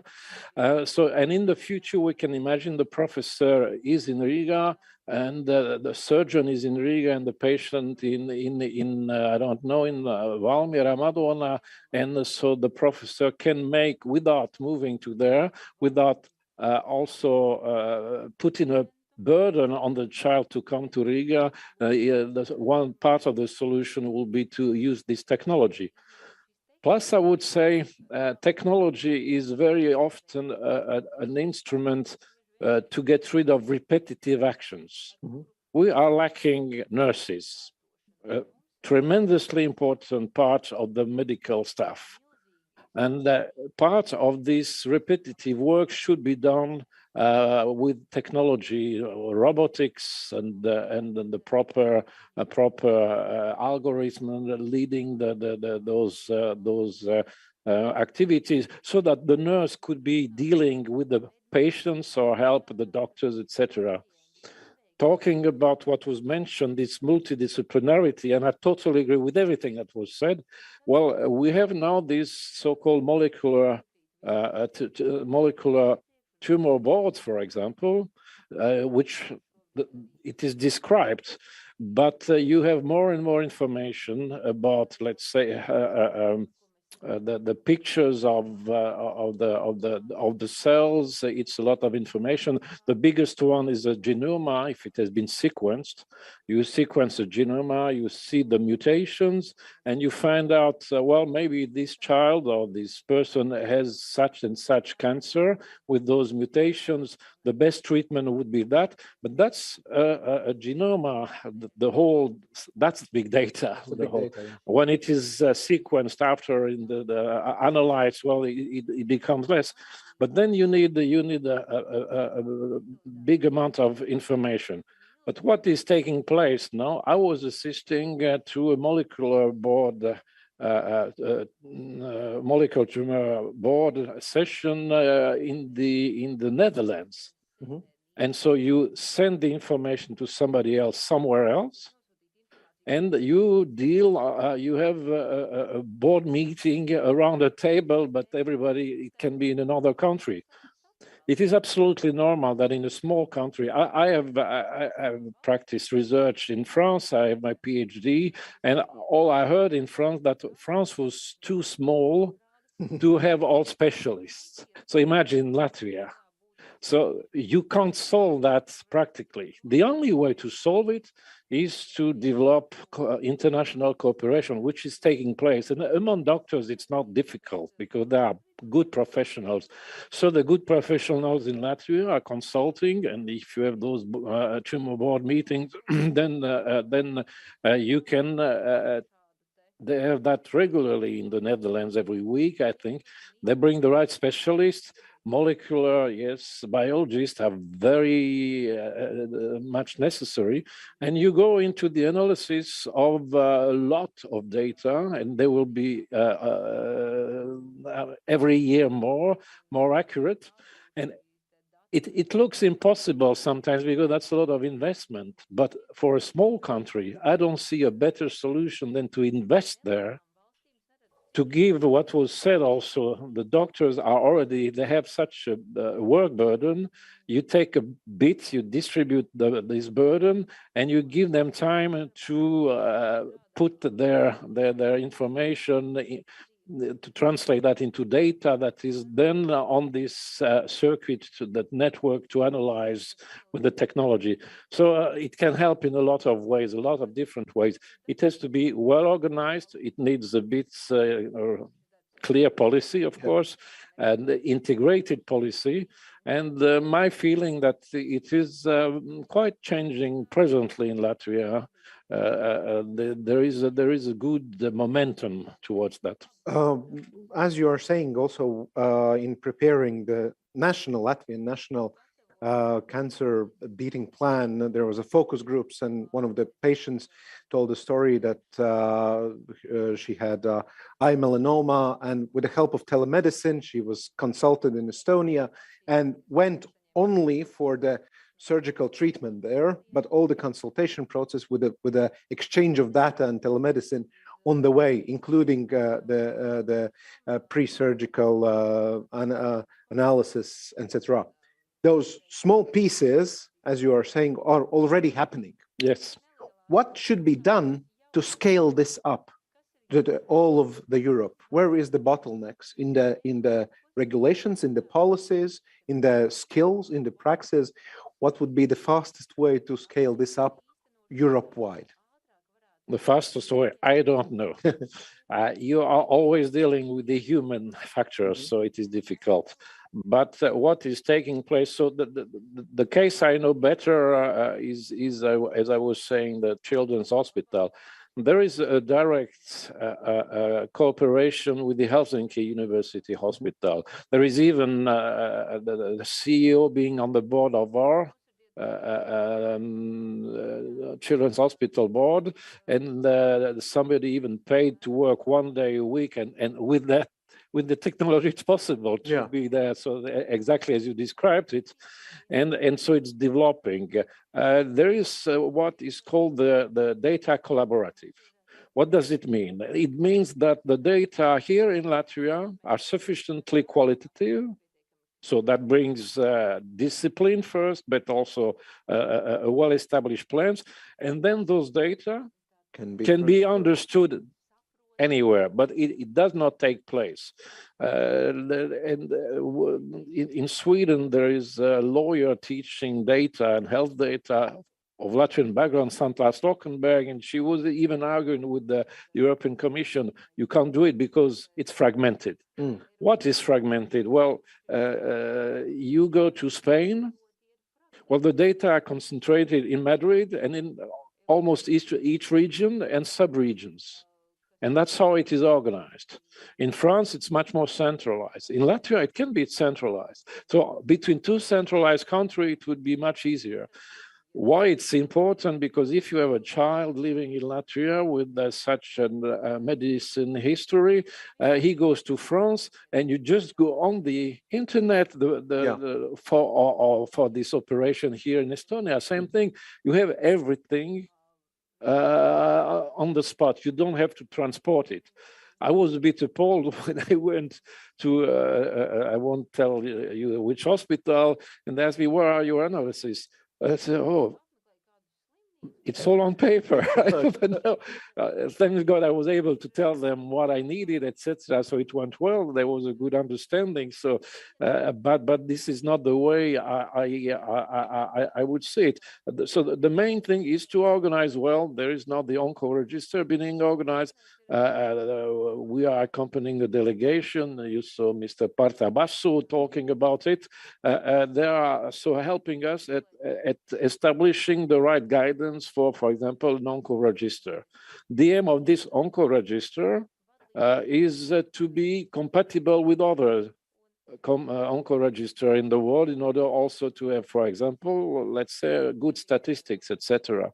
So the challenge is human. You have to get used to the fact also for medical doctors, they are not only curing. Medicine is changing. Precision medicine, that's one aspect, but also we have to think, we have to communicate with the public, with the future patients that they should be doing that and that. You have to organize better screening in order to avoid, for example, ladies to have a breast cancer. Breast cancer, so if you do a good analysis of the genome, there are some ladies who have much higher probability, risk factor, let's say. So they should start those preventive actions when they are 20, not wait until they are 50. So I don't know what is the main, I think the main priorities I see is to organize it well according to international standards. And I think we can do that. Standards and quality and all the levels possible. Thank you very much. We were discussing with Roland Slapute, Smart Technology Advisor to the President of Latvia. Thank you very much for your time here in our studio. And thank you very much. Thank you. And we are continuing with the plenary session considering innovations and data and technologies. Thank you very much being with us here, and continue with the main plenary sessions.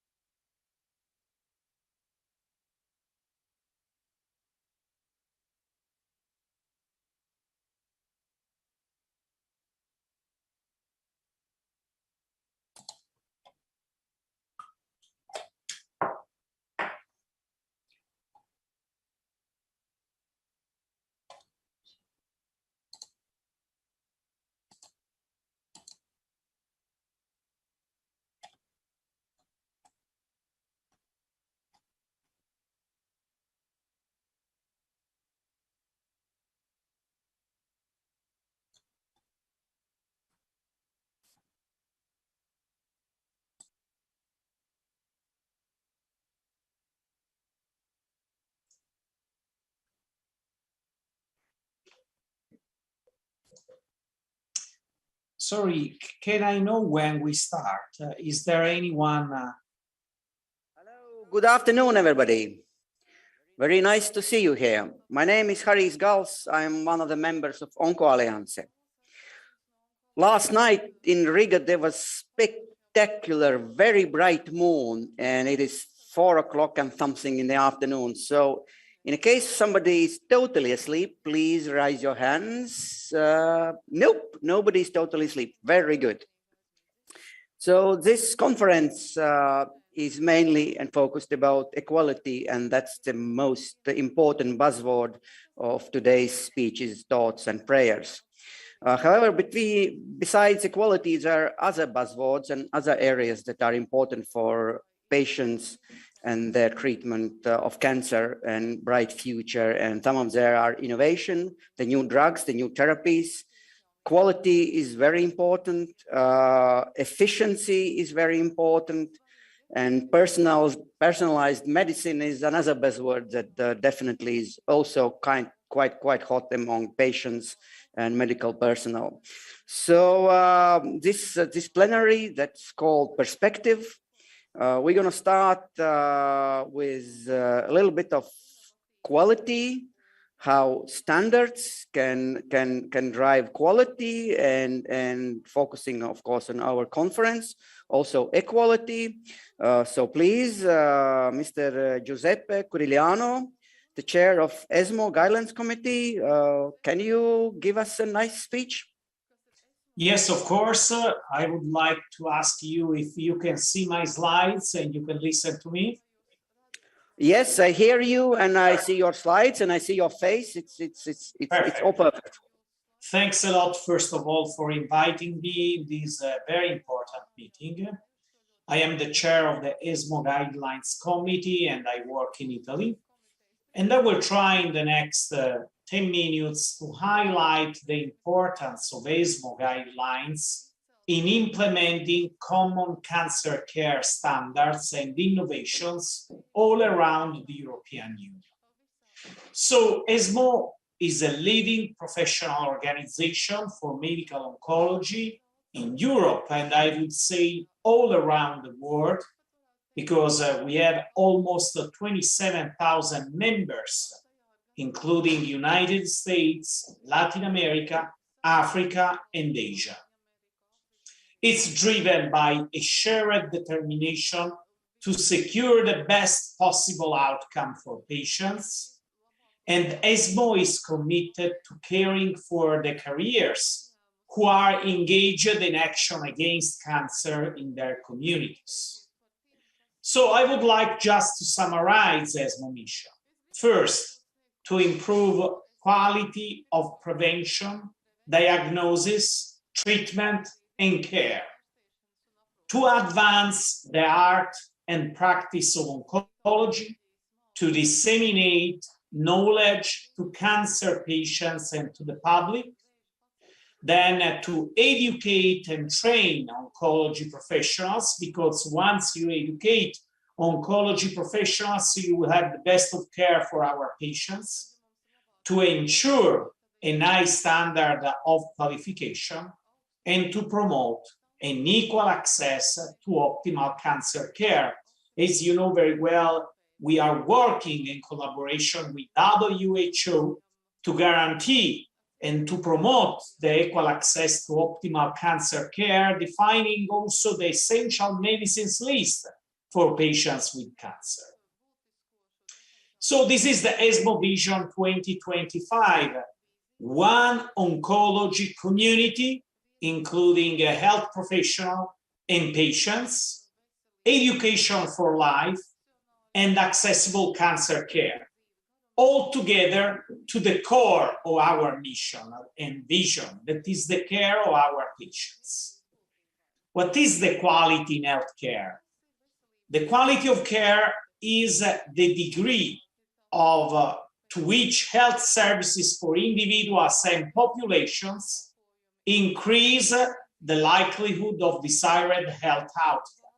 So for any patients in the curative setting to be cured, to any patient in the metastatic setting, because we have also patients in the metastatic setting, to receive the optimal care that will guarantee the best outcome. So any approach in quality healthcare should be people-centered or person-centered and should be timely, effective, integrated in terms of a multidisciplinary approach, efficient, safe, and most importantly, equitable. You know better than me that in the European Union, not all patients have access to the high quality care. There are drugs included in the essential medicines list that even in Europe are not accessible. So in some countries of Europe, you have access in a timely manner. In other countries of Europe, you don't have access. And just to think about what's going on actually in Ukraine, you can understand better than me that many patients with cancer in that country will not have access to a timely, effective, and integrated cure. Access and quality of care is unevenly distributed. So you will see in Eastern Europe, some countries will not have access in terms of quality index. And the access and quality indicator that is based on tracer matrix for selected tumor types, as I said before, have variabilities across the countries and are multifactorial. In some population, you have screening programs that are not so efficient. And then in other countries, you have evidence-based cancer treatments that are not very high in terms of access and quality indicators. And this is the scenario in Europe, according to the data set of the global burden of disease in 2016, that has been published on the Lancet in 2018. So quality of care is a major determinant of cancer health outcome.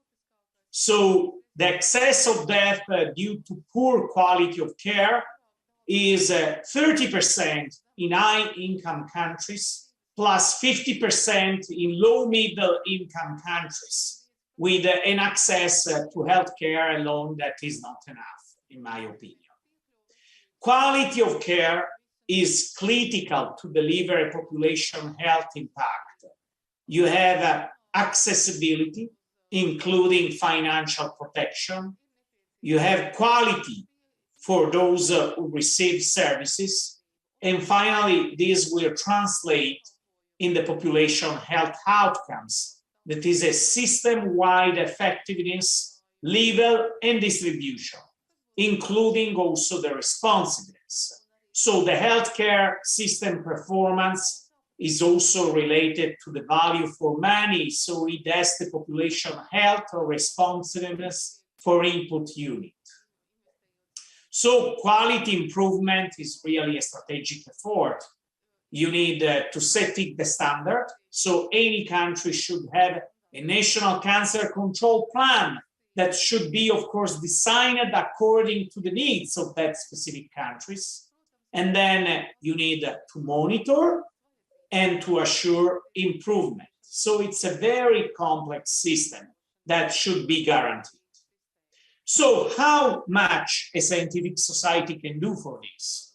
So we deliver guidelines, and the guidelines should guarantee the optimal screening program, the optimal diagnostic pathway, and finally the optimal treatment in any setting for early cancer and metastatic cancer. So you would agree with me if that you don't have compliance guidelines, you will impact negatively on the outcome of those patients. So adherence to quality is an evidence-based treatment, is associated with an improvement of 33% of the cancer survival. So if you will not adhere to the standard of care, you will have a higher mortality rate. Not all the guidelines are the same. The ESMO guidelines are based on the level of evidence and the grade of recommendations. So we provide guidelines to guarantee the best of care according to prospective randomized trial. And what we also do are adapted guidelines for those countries with low or middle income. We provide advice, at least to have access to the essential medicines list. Not all the medicines are essential, but some of them are. And this is really important because this activity of ESMO is a unique activity all around the world. ESMO guidelines is an evidence-based tool based on the level of evidence, the grade of recommendation, and recently to the SCAT, that is the scale of actionability of molecular targets. You know very well that there are many precision medicine applications, and we also define the level of actionability of a specific target, integrating it on the impact of outcome. Just to remember to use some numbers, in the last year, in 2021, we delivered 6 clinical practice guidelines, 10 Pan-Asian adapted guidelines, 14 pocket guidelines for patients, and finally 27 patients' guides in more than 14 languages. So our activity is not only for health professionals, but is also for patients. So this is the ESMO magnitude of clinical benefit scale that is also used in some countries in Europe in order to reimburse specific agents. And you will see here that is delivered for patients in the curative setting and for non-curative setting. And this is an integration of efficacy in terms of long-term outcomes, so overall survival and progression-free survival, toxicity and quality of life.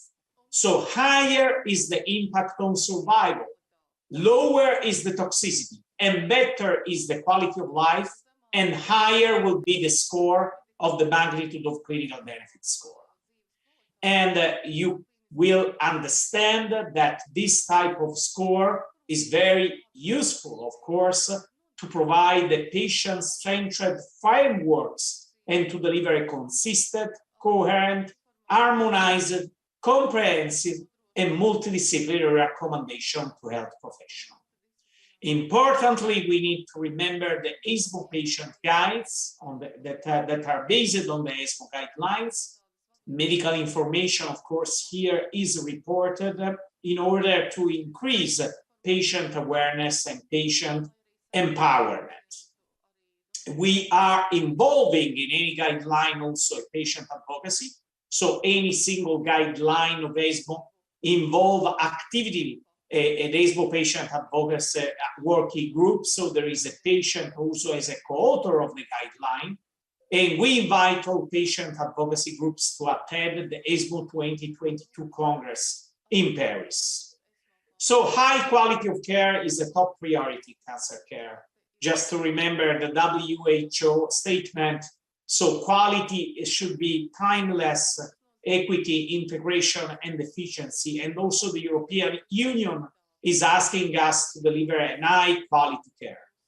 And when we consider the ESMO Vision 2025 and our president, Solange Peters, no matter who one is or where one lives, everyone deserves access to accurate information on cancer and quality care service in prevention, diagnosis, treatment, and support.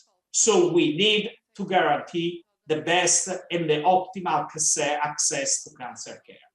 So thank you very much indeed, and I will be very happy to take questions. Whatever you talk. Now, our next speaker, as I see from my notes, should speak about possibilities of progress, future, and maybe some new treatments and new prevention methods. So Chin Yong Park, scientist in early detection, prevention, and infectious branch at the International Agency of Research of Cancer. Please have your floor. Are you here with us? Chin? Not yet? Hello, good afternoon. Oh, we hear you. Yeah, do you hear me well? And then you have my presentation all right? Oh, now we see you. Okay. Nice. Do you see my screen? Yeah, well, I see your face. You look very good today. But And now it's your presentation as well. Okay, great. Yes. Okay, excellent. So good afternoon, everyone. My name is Jin Young Park. I'm a scientist working for the International Agency for Research on Cancer of the World Health Organization. I'm pleased to meet with you virtually and participate in this important congress. Today, I'm going to give you a talk on recent progress in gastric cancer prevention and also the G-STAR study. I declare no conflict of interest. So the outline of my talk has three major parts. Firstly, about gastric cancer, why it is important, and then also why understanding of its etiology matters. I will then introduce you briefly proposed strategies for gastric cancer prevention, mainly population-based test and treat programs of H. pylori, and then also gastric cancer screening programs. And I'll finish my talk by introducing you briefly about the G-STAR study that the University of Latvia is coordinating in collaboration with IARC as a European model for gastric cancer prevention. Gastric cancer remains an enormous public health problem globally. It is responsible for over 1 million new cases in 2020, making it the fifth most frequently diagnosed cancer. And it is the fourth leading cause of cancer death after lung and colorectal, with an estimated 770,000 deaths. And this equates to 1 in every 12 cancer deaths globally. This graph shows incidence on the x-axis and the mortality on the y-axis. You can see the incidence is very closely aligned with the mortality rate in many countries, showing limited survival in the most countries and absence of preventive measures. Exceptions for this includes Korea and Japan, where screening programs are in place for gastric cancer. As you can see in these two dots, Korea and Japan has significantly lower mortality rate compared to the incidence rate. It is well known that gastric cancer incidence has been decreasing in many countries, and this has been called unplanned triumph because this occurred in the absence of active primary programs and population-based screenings outside Japan and Korea. However, despite the decreasing incidence trend, we need to keep in mind that this cancer is still the fourth most common cause of cancer death worldwide and affects every year more than 1 million people. And its absolute burden will only increase due to aging and growth of the world population, as you can see in this prediction. So in 2040, we foresee more than 1.77 million cases. And 1.27 million deaths are expected to occur. And chronic infection with H. pylori is carcinogenic to humans and is responsible for 90% of new gastric cancer cases. And H. pylori infects more than half of the world population, and estimated number of H. pylori positive people in the world was 4.4 billion. Although comparable data are limited and prevalence decreases in most countries, infection seems constantly high, especially in low and middle income countries. H. pylori infection is the biggest contributor of the total 2.2 million cancer attributable to infectious agents. So given that H. pylori is the major cause of gastric cancer, population-based H. pylori test and treat programs have been proposed for gastric cancer prevention. While H. pylori accounts for the majority of gastric cancer, it is known that 30 to 40% of gastric cancer may be prevented by H. pylori eradication. So to evaluate H. pylori eradication as a strategy for preventing gastric cancer, IARC convened a working group meeting in 2013. The working group recognized that gastric cancer is a large and persisting global burden on which urgent action is required. In addition, we know its principal cause, chronic infection with H. pylori, that is actually responsible for the majority of the cases and is actually treatable. This high global burden and known principal cause and the feasibility of treating its major cause makes gastric cancer a logical target for intervention. So based on the latest systematic review and meta-analysis, there's moderate evidence to suggest that the incidence of gastric cancer can be reduced by this eradication by 45% in healthy individuals from a limited number of clinical trials, as shown here. More importantly, the study suggested that more than 8.7 million disability-adjusted life years will be gained if a population-based test and treat programs were implemented globally.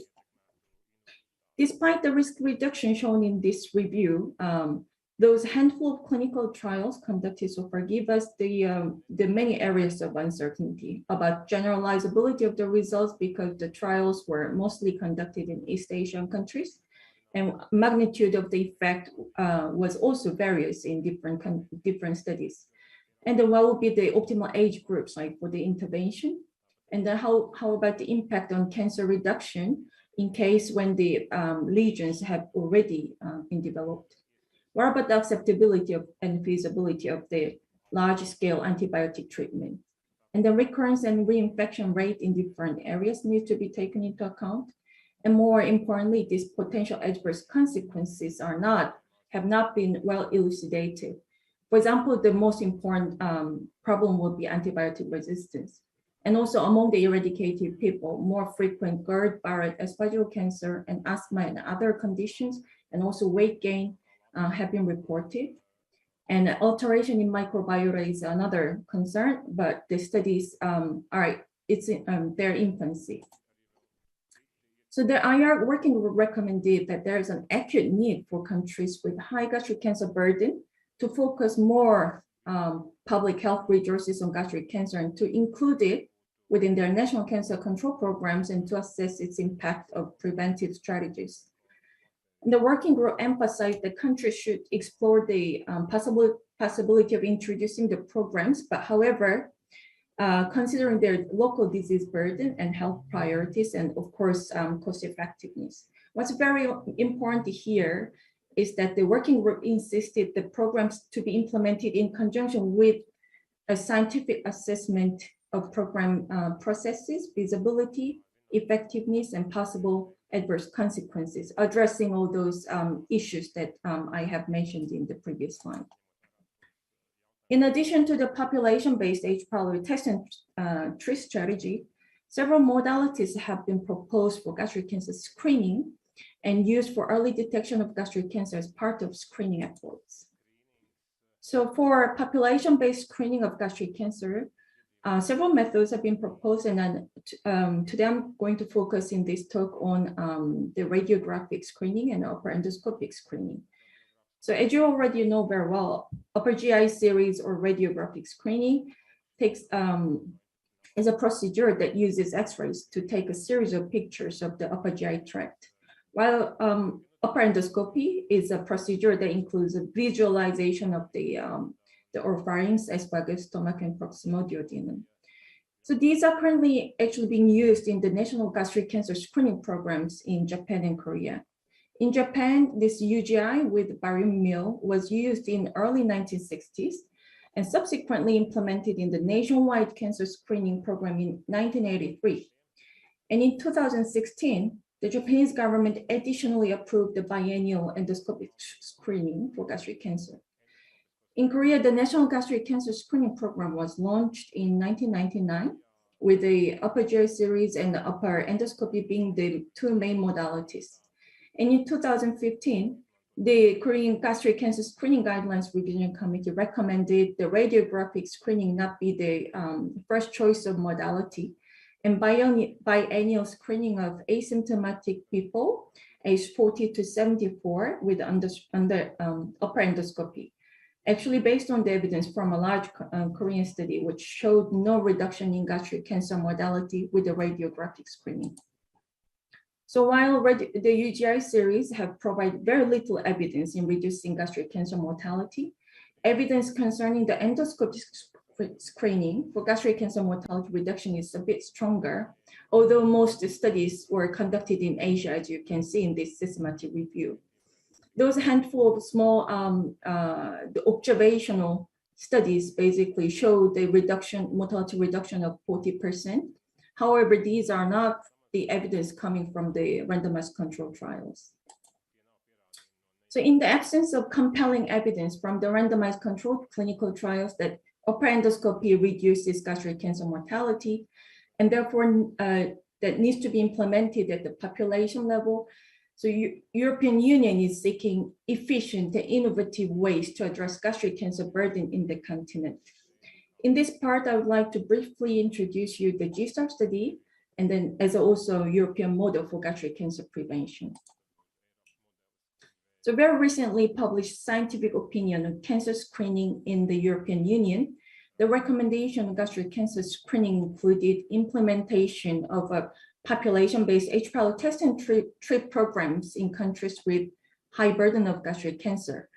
That's as part of gastric cancer prevention, but not towards the introduction of endoscopic screening. So they emphasized, they recommended that more for the H-pylori test and treat programs rather than the introducing screening for gastric cancer due to insufficient evidence.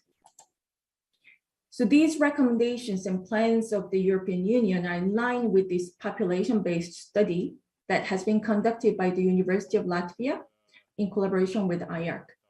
The GSTAR study aims to determine if H. pylori screening followed by eradication of positive people and endoscopic follow-up of those with the serological evidence of atrophic gastritis, which is a pre-malignant lesion of gastric cancer, reduces mortality from gastric cancer in a high-risk population in Latvia among 40 to 64 years old.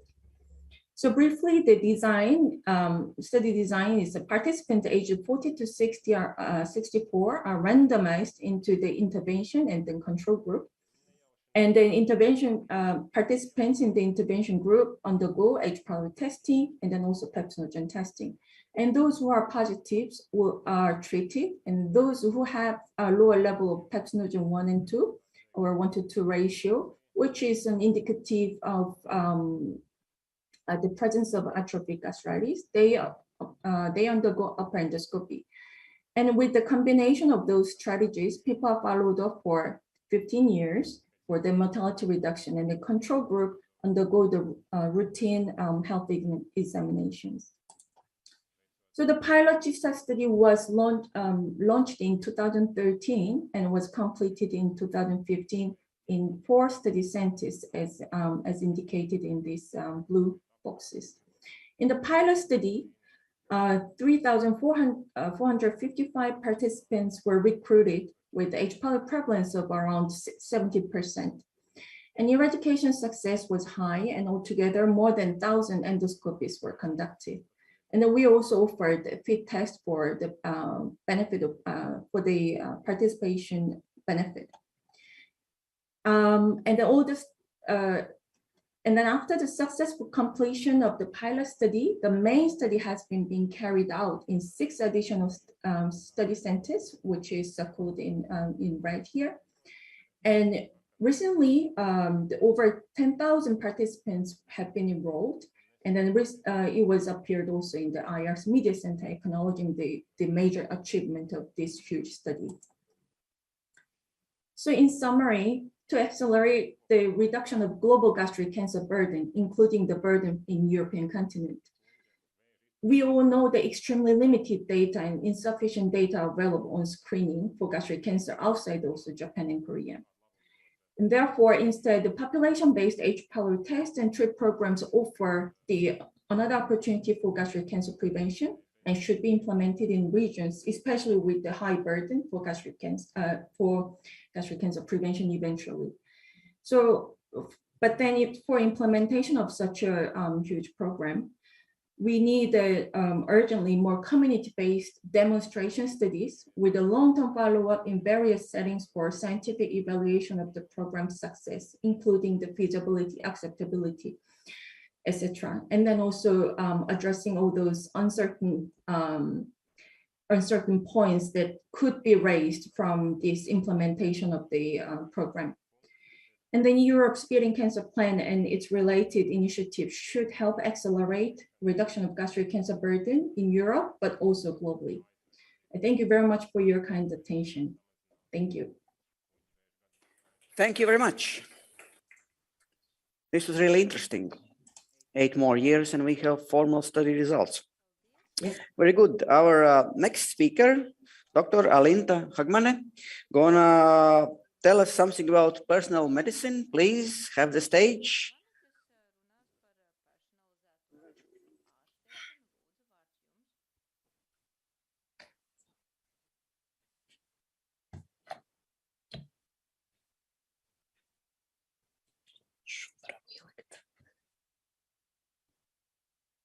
So, good afternoon, ladies and gentlemen. I'm a medical oncologist from Riga, Latvia. I'm working here in Riga, and it's my honor to be here today. So these are my disclosures. And my topic today is very broad, but I will focus on personalized medicine. And as we all know, every person is unique, and so is every cancer. When we are saying lung cancer or breast cancer, we are actually saying nothing. We are just describing site of origin. And medicine is moving to personalized medicine nowadays. And what does it mean exactly? This is a form of medicine that uses information about person's own genes or proteins to prevent, diagnose, or treat the disease. In cancer, it uses information not just about patient genes, but about molecular changes in person's tumor as well.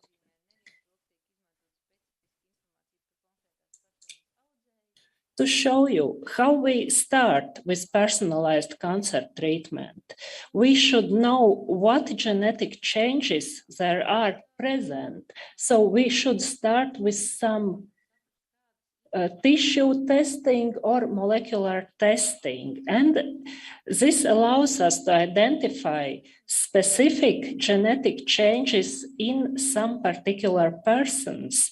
And there might be prognostic markers, markers predictive of drug sensitivity or opposite on drug resistance, and there might be markers that are predictive of adverse events. And this allows us to select the best treatment for the best patient, for right patient. And what I should say, at the moment, we are not ready to personalize treatment for every particular patient. We are able to select small groups of patients with some specific genetic changes and give right treatment for those patients, but not at the individual level at the moment. And I would like to say there are a lot of mutations in every person and in every cancer, but not all of those mutations are important. There are so-called driver mutations. These are mutations that are important for cancer growth and development. And there are mutations that are not there present, but they are not involved in cancer growth, and they are called passenger mutations. Even more, in case we identify driver mutations, we must be able to target this pathway somehow. For some mutations, we have drugs available, for some we do not have. So it's actionable mutations and non-actionable mutations. Let's move to some basics. How we diagnose cancer. Cancer is diagnosed by histological testing. This is the first step to diagnose cancer. And pathologists start with tissue examinations that is removed by biopsy or after surgery. And they start with just two colors, hematoxylin eosin staining. It allows us to identify cell structures. The next step is immunohistochemistry that identifies specific proteins on cancer cells. And personalized cancer medicine sometimes starts here. We doesn't need molecular testing to identify some specific groups that will benefit from specific treatment. Example is estrogen receptors for breast cancer that predicts efficacy of endocrine therapy, or HER2 receptors for HER2 positive breast cancer that benefits from anti-HER2 targeted treatment. And of course, PD-L1 expression that is exclusively done by immunohistochemistry. There is no role for molecular testing for PD-L1 expression. And this predicts benefit from immunotherapy in a lot of different cancers. But we can move forward with molecular testing. Molecular testing might be done in different ways. We can start with the simplest one, is PCR. So we can identify one or just some specific changes in one gene. This is fast, reliable, simple, and easy to understand for us as the clinicians, because answer is in general yes or no. We have mutation or we have not. Limitations, we can test very limited number of mutations at one time. If we want to test more, we have to repeat tests. It increases cost, it increases time, and it takes a lot of tissue that is not always available. If we want to test some more mutations at once, we should move to next generation sequencing. This is a method that allows us to test for a lot of mutations at the same time. It's a very good method. We use panels for specific type of cancer, let's say panels for or platforms for lung cancer, for colorectal cancer, for ovarian cancer, for example. It takes more time. It costs a bit more. And what is important, we can get information about a lot of mutations, driver mutations, as well as passenger mutations. And for us as a clinicians, the report is much more complicated. It takes time and expertise to get information we needed out of next generation sequencing report. And of course, there is a next level that is called comprehensive genomic profiling. This analyzes known cancer relevant genes. It's not tumor site specific. It analyzes some 300, 400, 500 genes at once. Do we always need this method? No, in some cases it gives us very valuable additional information. In some cases it's waste of time and money because we do not get information about driver mutations. There might not be driver mutations. We might find driver mutations, but drug is not available. And if drug is available, it might not be available for a particular tumor type. Back to real life and clinic. How can we use all this information? Germline mutations can be detected, and BRCA mutations are one of the most commonly detected mutations. If we have person with detected BRCA mutation, we can start screening earlier and with different method just to diagnose person's cancer in earlier stage when treatment results are much better. And of course, we can offer prophylactic surgery. I think almost all of you have heard about Angelina Jolie and her decision to undergo prophylactic mastectomies and ovarectomies because she's BRCA mutation carrier. And this is a way how it's possible to reduce the risk of cancer.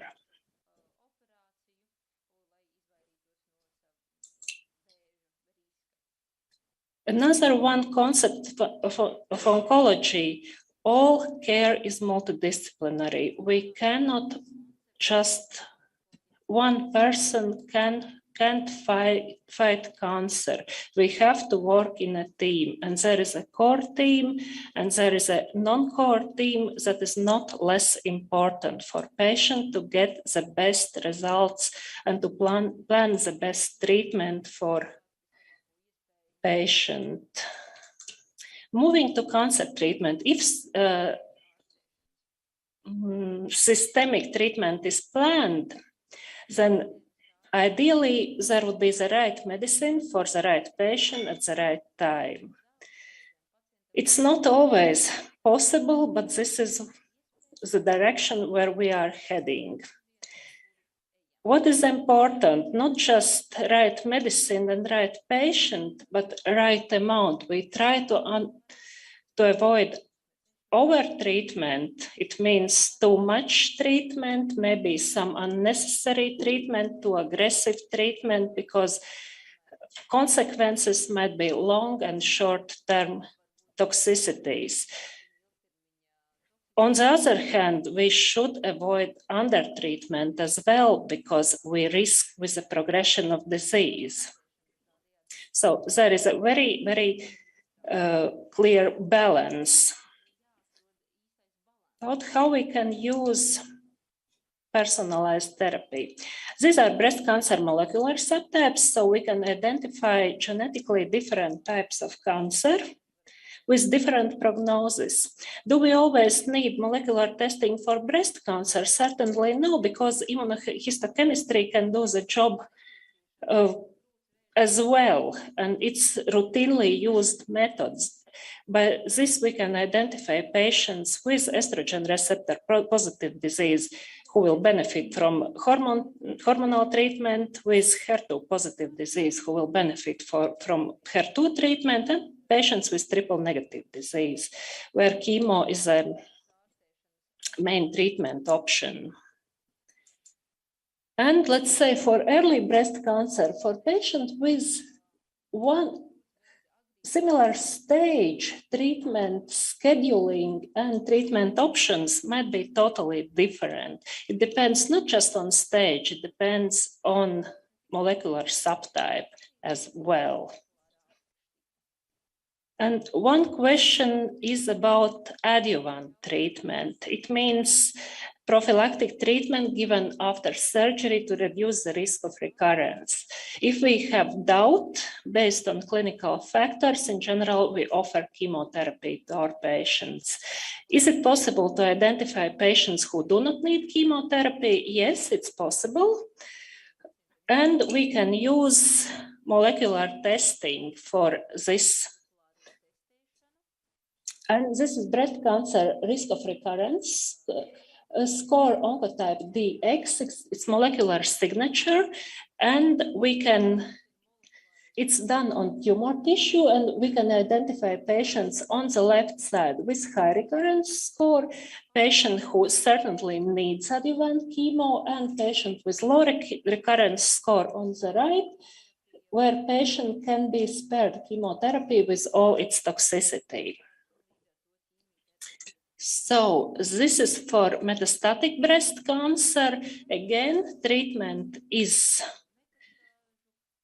selected based on tumor type. I think I have very limited time left, so I will move on with lung cancer. If for breast cancer molecular testing is not important, for lung cancer it's not the case. Here molecular testing allows us to differentiate different lung cancer subtypes with different treatment options, because metastatic lung cancer was a cancer with very poor prognosis. Some 10-15 years ago, median survival for metastatic lung cancer patients was less than a year. At the moment, there are trials that report 5-year survival results, so it's very, very big improvement. And how we can get it? We can get there by selecting specific treatment for specific patient groups. So if we have patients with EGFR mutated cancer, we can offer EGFR inhibitors with ALK rearrangements, ALK inhibitors. For patients with PD-L1 high expression, we can offer immunotherapy alone. For PD-L1 low expressors, immunotherapy plus chemotherapy is doubling survival when compared with chemotherapy alone. Unfortunately, this is not reimbursed. Combination is not reimbursed in Latvia. And The same for colorectal cancer. Molecular testing allows us to choose the right treatment for right patient. I think I have to summarize. So treatment decisions in oncology are becoming much, much more difficult, and we are moving from one size fits all to personalized treatment in oncology. Multidisciplinary approach is a key. There are advances in pathology and molecular biology, but there are some we have to bear in mind that not always actionable mutations are identified. Mutations identified might not be driver mutations, and just by identification of the target, it doesn't help and it doesn't improve treatment results if no treatment is available. Unfortunately, here in Latvia, we have considerable delays to get access to evidence-based cancer treatments, and it might take up to 5 or 8 years to get some evidence-based medicine made until it's accessible for cancer patients. And I would like to finish by quoting my patient, who is a doctor, and she has early stage HER2 positive breast cancer. And what she said was that she felt very lucky and very relieved that all treatment she needed is available. And I think we should work together, because this is what every cancer patient deserves, to feel the same way, that all treatment he or she need is available here. Thank you.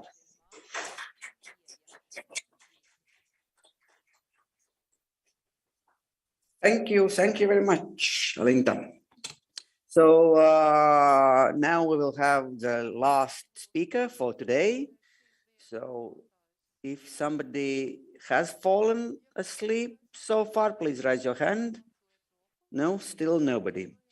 So the last speaker gonna touch another important buzzword for me, efficiency. There was something about a skyscraper in Dubai, and the fundaments or sewers were not working there good enough.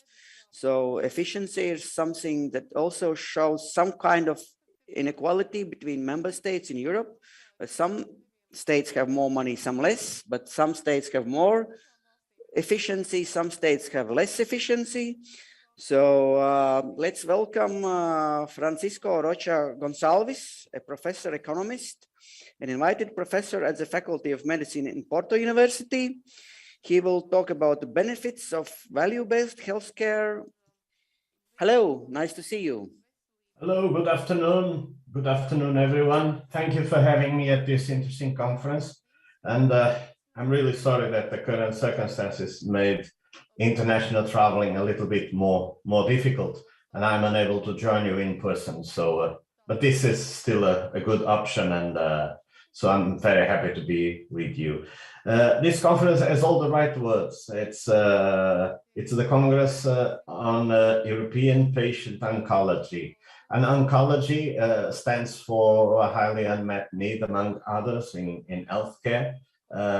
Patient is important, not just because we keep talking about patient centricity, but also because today here, or today and tomorrow, we'll be talking about ways to actually make that possible in practice, to make it happen, to have the patient at the center. And the previous speakers have talked about how to improve decision-making with the patient, also how to improve diagnostics.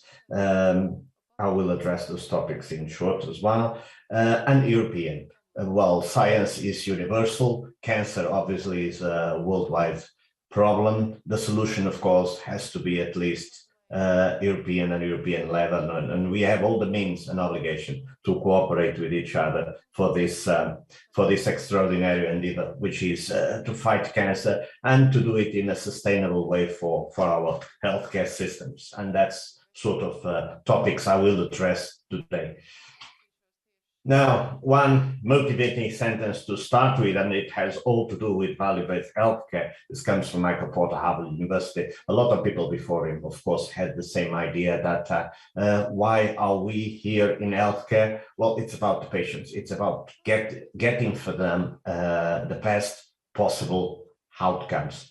And the question then comes, how do I do it in practice? How can I take my current healthcare system, be it the system in Latvia, the system in Poland, the system in Portugal, in France, whatever, and redesign it in order to make sure that it addresses at an even more proper way, at a different level, the patient relevant outcomes and the patient needs, while doing everything a healthcare system is supposed to do, which is to deliver healthcare, to do it in a sustainable way, to make sure that we have access or equity among the population, and to make sure that we have the best possible results as well. So question can be, where do we start? And because of course that's the time limit for this presentation, I chose to talk about a few initiatives I've been involved. There are many more, and there are many examples in Europe on how this is made, and to leave a sort of good practice list and some ideas on exactly where to start, and also to motivate people on the sort of results and outcomes that you can expect from redesigning healthcare in order to address, without fear, with courage, to address the patient needs. Now, the index for this presentation will be the following. I will talk about outcomes, and talking about outcomes is not just talking about where do we want to get to. It's about talking about our end result, of course, but it's also about inviting people to make the right questions, the questions on what matters to patients and on what's the differential role of different professions working in healthcare, the different role of technologies, also payers, governments in this value chain to make a difference. So outcomes is a very important topic. Second topic I will address is the topic of tumor councils, multidisciplinary decision analysis, and that's more or less obvious in cancer. Still, it will probably spread well to other disease areas. This is a basic concept, a basic infrastructure to have in order to deliver high quality care, because then we deliver high quality decisions to the patients. Talking also about the pillars to implement VBHC, value-based healthcare in practice, very easy to remember, and also very easy to start with some pilot studies and initiatives. And in the end, very important to leave a final message on what sort of footprint we want to leave in our societies and in healthcare, and the footprint of healthcare being, in my perspective and yours as well, being absolutely central and key to our societies. So addressing in a few minutes all of these four ambitious topics. Very visual presentation, don't worry, it's a lot of things, but we will be able to cover them all. Now, the pillars of value-based healthcare, just to recap them. Of course, pillar number 2 will be measuring costs and outcomes. I'll be very much focused today on measuring costs and outcomes. If you measure, you can manage. So everything begins with measurement. If you don't have measurement, if you don't have the outcomes, it means a lot of things. It means that probably you don't know where you are, you cannot make a proper assessment. And it also means that you haven't made the right questions. So, and making the questions, it's about having the motivation and raising the motivation and gaining adherence from your co-workers in order to introduce some level of change. So measurement is probably the most powerful tool in healthcare and in because we have to lead people, and the way to lead people is, of course, by example, by inspiration, but it's also with facts. And in healthcare, we are very much attached to facts, and it all starts with measuring things.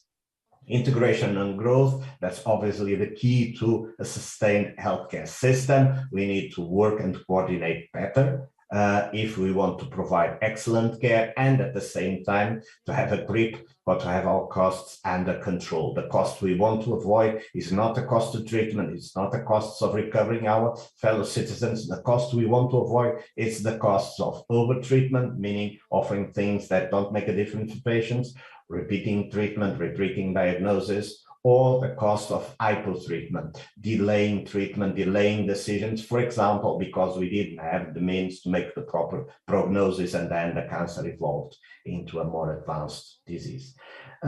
Also contracts and incentives, that's also very important in the management system, and the IT infrastructure. So we're going to see some examples in short. Now, where it all started, it actually started a little bit before this. We can even resonate with experiences on collecting data and collecting cases in patient care from the early 20th century, for example, in the United States, but also in Europe. But in my cancer institute, the page on your left side of the screen, well, that's from 2011. That's where it all started. Sitting down with physicians, surgeons, asking them, and that's in Portuguese, that I will tell you what's written there. It all started with asking people what's important to measure. We have an idea of the difference we make in patients. We have an idea of where we want to get to, but we really don't. We were in 2011 unable to produce a chart, a pie chart on the split of diagnosis, what's the percentage of new cancer types, what's the survival, what's the quality of life, what's the effectiveness of our current treatments compared, for example, with clinical trials. We were at the start. We knew how to organize an hospital, and then we found out that we needed to measure. So we thought of what to measure. And we came to the obvious, which was we need to measure the baseline of patients, we need to measure to identify the treatments we provide to patients, and of course the results and the outcomes of those treatments. This is important to measure, yes. In order for what? In order for us to know how we are using the resources, or where we are targeting, or where are we getting to with this.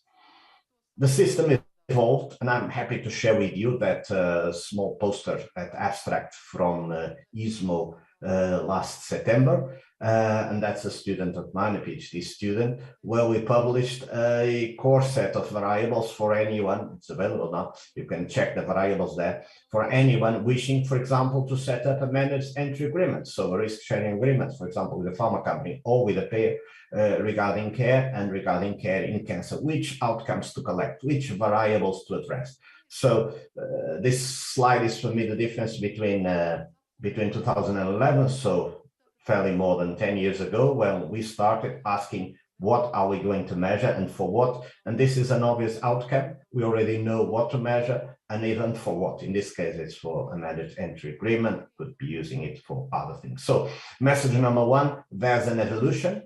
It starts with a very amateur, a very draft version of things, and then it evolves into the point where we must not be ashamed, and we can present the results in a peer-reviewed context.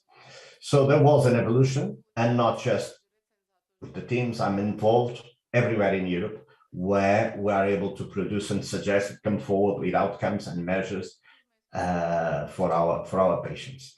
Just one final example from the Cancer Institute. This is where it was in 2017-18 when I left the Cancer Institute. I left it like this. So it started with a small page like that. A few years after, it was like this. The whole network of data of the hospital being stored in an SQL database. So it was possible, and this was a great accomplishment. We're now then collecting data on quality of life, complications on surgery, sort of treatments that were provided, and doing the follow-up for years on patients. So it was a great achievement. And with data, now why do we do this? Not just because we like the data. With data, we can make good decisions. We're going to see decisions in a while, just to show you some print screens of things we can do with data. This is, if you collect data on quality of life, for example, for the cataract surgeries, a typical example in value-based healthcare. And it's a typical example in value-based healthcare because you need quick wins. And if you're looking for quick wins, of course, you can look at a surgery as simple as a cataract surgery. Still very important, but simple, because you have a medical appointment, a surgery, and a follow-up appointment typically. And you can draw a chart like this. How was the patient before surgery? How it ended after the surgery? So this is a sample of 280 patients. And you can see, you can read, of course, the notes, but even without reading the notes, you can see that there has been an obvious improvement in all the outcomes relevant for patients in cataracts. But this is not just for cataracts. You can do a follow-up for more months, not just the short period of a cataract procedure, and you can do it with medications for cancer. This is for prostate cancer, advanced prostate cancer. And you can see here some outcomes that are reported for the patient, from the patient, his financial difficulties, pain, fatigue, etc., some clinical relevant outcomes, overall survival progression, and of course, the costs. And you can even compare treatments, or you can compare teams, or you can compare hospitals, or you can compare yourself over the years and see how much you have improved. So with measurement, you can tell these stories. These are very positive stories. They resonate well with our patients. They resonate well with our payers, because they get to see what they are paying for. And they also are a great way to show the wonderful professionals we have around. So this is one of the reasons why, and an obvious quick win, the ability to communicate what you do in a much more effective way. This is an obvious gain from implementing measurement programs. We did it in all cancers. We implemented cancer practice around skin cancer, and I hadn't the time or the opportunity to put it on writing, the experience of all the cancer practices. We put it together. But with the skin cancer team, we had the opportunity to put it on writing, and this paper is actually a report of the whole experience of assembling a dedicated skin cancer practice. We chose the subset of patients with melanoma to tell the story. And the story in the article, you can read it afterwards. It's about how we set up the practice for integrated care and the decision-making and the role of tumor boards. Everything is in there, just to focus with you on which outcomes, for example, we aimed at. Of course, there's a balance between what we wish and what's possible. Still, we got a fairly good result with this one. For example, one of the objects was access to innovation, and this is actually access to drug innovation. We must be able to provide the right patients with the right drugs. That involves, of course, doing the tests for the PD-1 medication, for example, for all, but also has to do with us being able to follow up on results. And follow up on results on skin cancer might mean, for example, to follow up on survival and quality of life. So let's produce results. Survival is easy. You just have to measure the dates, diagnosis until the very end, hopefully not. And quality of life has to do with conducting structured surveys next to patients every 3 or 6 months. And then you have in the article a whole list of outcomes, how we measure them, and of course the results of the hospital. Is there an implication on costs, on efficiency as well from doing this, or will this lead to spending more money in practice? It will lead for sure on you spending better the money. And this was the main conclusion we got. We actually saved some money in some areas, especially in areas of quality and in areas of waste. There was waste, and waste meant repeated exams, having medical appointments before the exam was ready, things like that. All of those waste costs were avoided. So, and you also organize better the agenda, so everything becomes more productive and your cost per case becomes lower. And of course, you avoid those repeated procedures and waste. That's basically where you get your money from implementing this. How much is the waste? Waste is typically between 10 to 20% of total care. So if you get a way to solve 10 to 20%, you already save a lot of money that you can use, for example, on drugs or even on hiring your staff. Now, tumor boards. Tumor boards and multidisciplinary data, it's about the system and the context where you take your decisions. So it's also about data. When in that measurement system, linking the various parts of hospitals, we were talking about bringing the data from pathology, from genetics, for example, which is important for the characterization of the genetic profile of patients and cancers and for the decisions. We had the surprise, we were doing everything for the first time then, it was a surprise for us, that data regarding genetics and pathology, because of the machines being used, because of already being a very computerized system, that data is actually very easy to retrieve.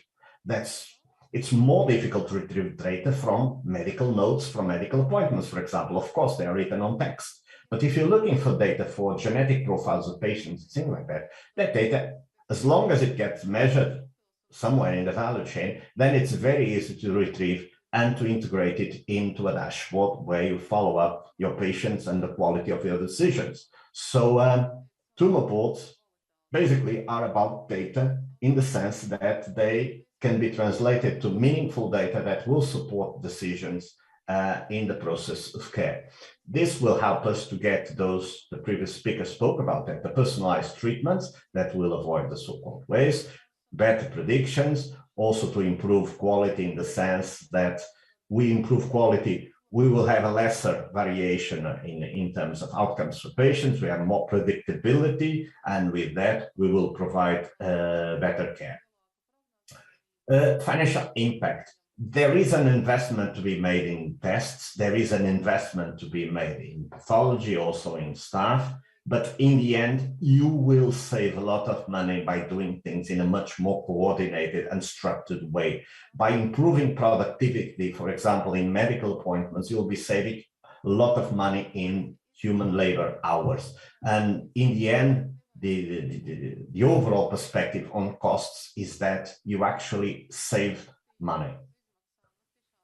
Now, some challenges to implement this approach. Of course, if you're talking about wanting some results for decisions, there's the topic of reimbursement for exams. You probably have to discuss that with your peers, depends on the system. There's also, once you get the results, having them made available and being used for all sorts of decisions and even analysis. So there's interoperability, IT interoperability there as well to consider. You won't be able to do it inside all hospitals. So probably for this sort of analysis, you'll be talking about integrating with other hospitals and centers so that, for example, there can be a national center to produce some sort of exams, but you also don't want to wait 2 months for the results. You want those results in 2 or 3 days, 1 week. So you have to integrate and create the workflows for that to work well. That's also a challenge. And of course, need for training, hiring staff probably as well, strengthening your profiles in terms of medical genetics and all the technical support that goes with the genetic department, again, which doesn't have to be inside each and every hospital, but we have to have a network with these reference centers for genetics. Now, and is there an opportunity here? Yes, because literature tells us, my own experience tells us that there's a positive cost-benefit profile for these investments.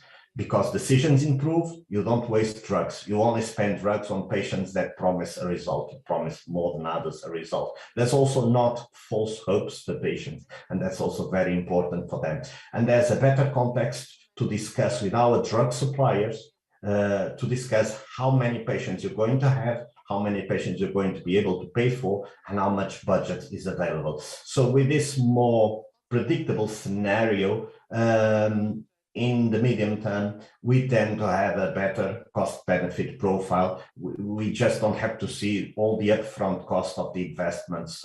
We need to see beyond those, and quality usually self-imposes on these initial investments.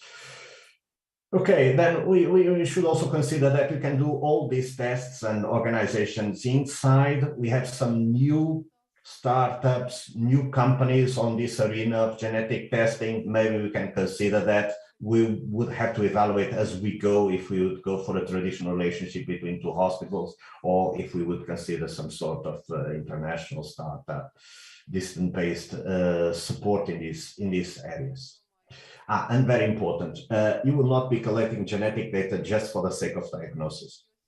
That database you saw, it was the database of the hospital. So it was important for management control. It was important for physicians trying to produce knowledge for the next medical congress. There was one single hospital database with all the data. This saves a lot of money because you only pay for one infrastructure and 2 or 3 salaries of managers or data managers to support that infrastructure. You don't have to replicate the infrastructure n times inside a hospital or n times across different centers. We can have a single database for this sort of information, and you save, of course, on the management. Now, my vision for Europe as well, and the most important next to Europe is that one that I posed in bold. Can we view healthcare in Europe as a self-sustained value chain? This is, for me, the most important question in this area, because if our decision makers, governments, European Commission, if we get taxpayers, individual taxpayers, if we are convinced that the value chain in healthcare in Europe is self-sustained, we will be able to see it not as a means to cost money to people, but as an investment, as a strategic investment and a priority, as a leverage for development of the whole continent and the countries. And quite frankly, if you see the macroeconomics of healthcare, we know that things are difficult in one country or another, but from the European perspective, Europe is sustainable, means it makes more, just from the financial point of view, it makes more money in healthcare than it actually spends. So healthcare at European level, it's already a viable investment. So it's a good area to invest. And also because literature also tells us there's an obvious multiplier in healthcare. Every euro, every million euro you invest in healthcare in Europe, you multiply it, depending on the area of the country, but you multiply that euro per 1.5 to 3 euros. So the investment in healthcare in some countries in Europe makes the triple that it costs. So it's an obvious investment. I don't see in my bank an option so attractive to invest as healthcare and healthcare in Europe. In order to achieve this, we have to make sure of three main pillars. One, that we actually are able to produce universal access in healthcare in Europe. Why? Because most of the return on investment in healthcare comes from having a healthy population. So the healthier the population, the more optimized is the investment. We have to discuss, and this is an ongoing discussion. There are no good guys and bad guys. This is a conversation between different agents and stakeholders in the value chain healthcare. The only foe in this equation is disease itself, and that's what we need to fight. But we have to talk about financial sustainability, for example, between healthcare insurance and hospital providers, also with suppliers. This is an ongoing discussion that needs to be made, aiming at an overall sustainability framework. And also we have to build in Europe, but that's probably with the European Commission and other speakers in this conference, to create an innovation-friendly environment. We have to create our own products in order to benefit from the results, the royalties and others of that innovation in European soil. So way forward, just to finish with some, and you'll be able to share the slide and also the conclusions with you. Some key ideas. We can use data also on risk-sharing agreements. That's a brief summary I did a few years ago, just to show you that we covered that as well. So risk-sharing agreements are a nice way to motivate people to do more measurement, to measure more outcomes, and also to benefit from a financial consequence of those outcomes. So I won't go through all these topics. I'm already on my time limit. Still, when we go to hospital these days, we still see that we are very much organized around the traditional functions and corporations inside hospitals. And this is obviously not an observation for our Latvian friends or whoever is watching the conference. It's my own experience here in Portugal and in other centers that I visited in the meantime. We have to go beyond that and organize ourselves around clinicals. And that example around skin and melanoma is a sort of everyone, surgeons, medical doctors, psychologists, dermatologists, all organized around that clinic, and they are employees of the patients of skin cancer, and they work around that. So we won't have so much fragmented deliverance of care. and then we can increase volumes. And by including volumes, we save money and make things more productive.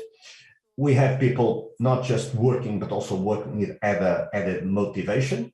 And of course, with commitment from all the professions inside the job. I know not everything inside the hospital exists, so we may have to work with even virtual partners or partners in other hospitals.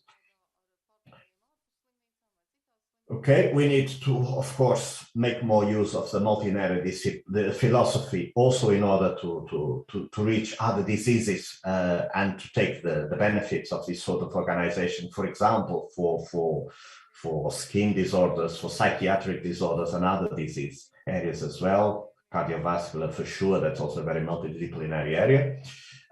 We need to work on quick wins, so we can start with very ambitious goals and eventually we'll give up in the between. We should start with quick wins. Cataract surgery was an obvious example, but we can start with centers and special pathology areas that are more or less organized and where we can collect some data and show our own proof of concept. This involves the non-clinical approach. I'm thinking of social workers, clinical psychology, but we're thinking of social workers, the managers, IT in healthcare, everyone on board, and then be ready to escalate the experience. And finally, keep rewarding not just innovations in terms of organization, but also those working and making an effort to make a difference. And this, in a nutshell, is a summary of my own experience and what we did at the centers where I have been in the past. And this is my email also for sharing in the future some experiences. So thank you very much for this little bit with you. Thank you, Francisco. So I would welcome to the stage Helmut Betis, our leader of OnkoAllianz, to wrap this thing up and sign the fabulous letter. Please. Yeah, ladies and gentlemen, it's nice to be here, and I think how I will start it, but Olga already did, and Bettina gave me a keyword, and I all the time think that I never ever guessed that in Oncology Congress, I will think probably it's easier to go to the toilet in Cosmos than in a higher building in the world, but I figured it out. But most important than my thoughts about toilets is that during this Congress and before it, together with 28 oncology professionals from 28 countries, there are even more of them, we made an open letter and we became heroes, history makers on equality of beating cancer. And it's like in fairy tale, there don't have to be boogeymen. All can be good ones, all can be heroes, all in here, all on the line. You can still sign it because already 18 leading organizations have signed it. And I will show you a video. They signed it what? They signed it 10 steps, our call, how we will start to make the steps on equality in beating cancer. So about clear plans, no fake information, about improvements. You can read it there, and those who are in person, you got this for a reason to take it with you, not to leave us, because we already know what we wrote there. This will be important because as it goes, the journey starts in last year when Olga told that we will make some little patient advocacy meetup just because we saw how others do it. And we just go a couple of steps further. And now we will be this first wave to make these changes. And the best part is that we are not the only ones who are like that. There are 18 other leading patient organizations which already signed, and this date is good because in 1963, I don't remember the date, Martin Luther King said that he had a dream, but we already having the starting date when we have to make these changes, and 18 countries, that have to be the map, already signed this 10 steps of how we can make changes happen. It's Belgium, Bulgaria, Croatia, Czech Republic, Estonia, France, Georgia. I'm reading because I don't remember all the country names. Hungary, Italy, Latvia, Lithuania, Malta, Poland, Romania, Slovenia, the Netherlands, and United Kingdom. And signing still continues. And it's good to be a hero just to sign something. And the main part is that you're not signing it for us. You're signing it for all the oncology patients, because this open letter will be sent to European Commission, European Parliament, health ministries of all of the countries, and to mass media. I think this is one of the easiest way how to make changes happen in real life. And I'm the one who can tell that we made a huge effort. I'm the one who can continue to speak 10 minutes or maybe 15 because we are just in the half of our Congress. But I can be the one who told that thank you all for coming. Thank you for taking the part. Thank you for being with us. Thank you for trusting us. And let's make these changes and equality. So those who are here, we will see in reception. Those who are online, thank you very much. It was a pleasure.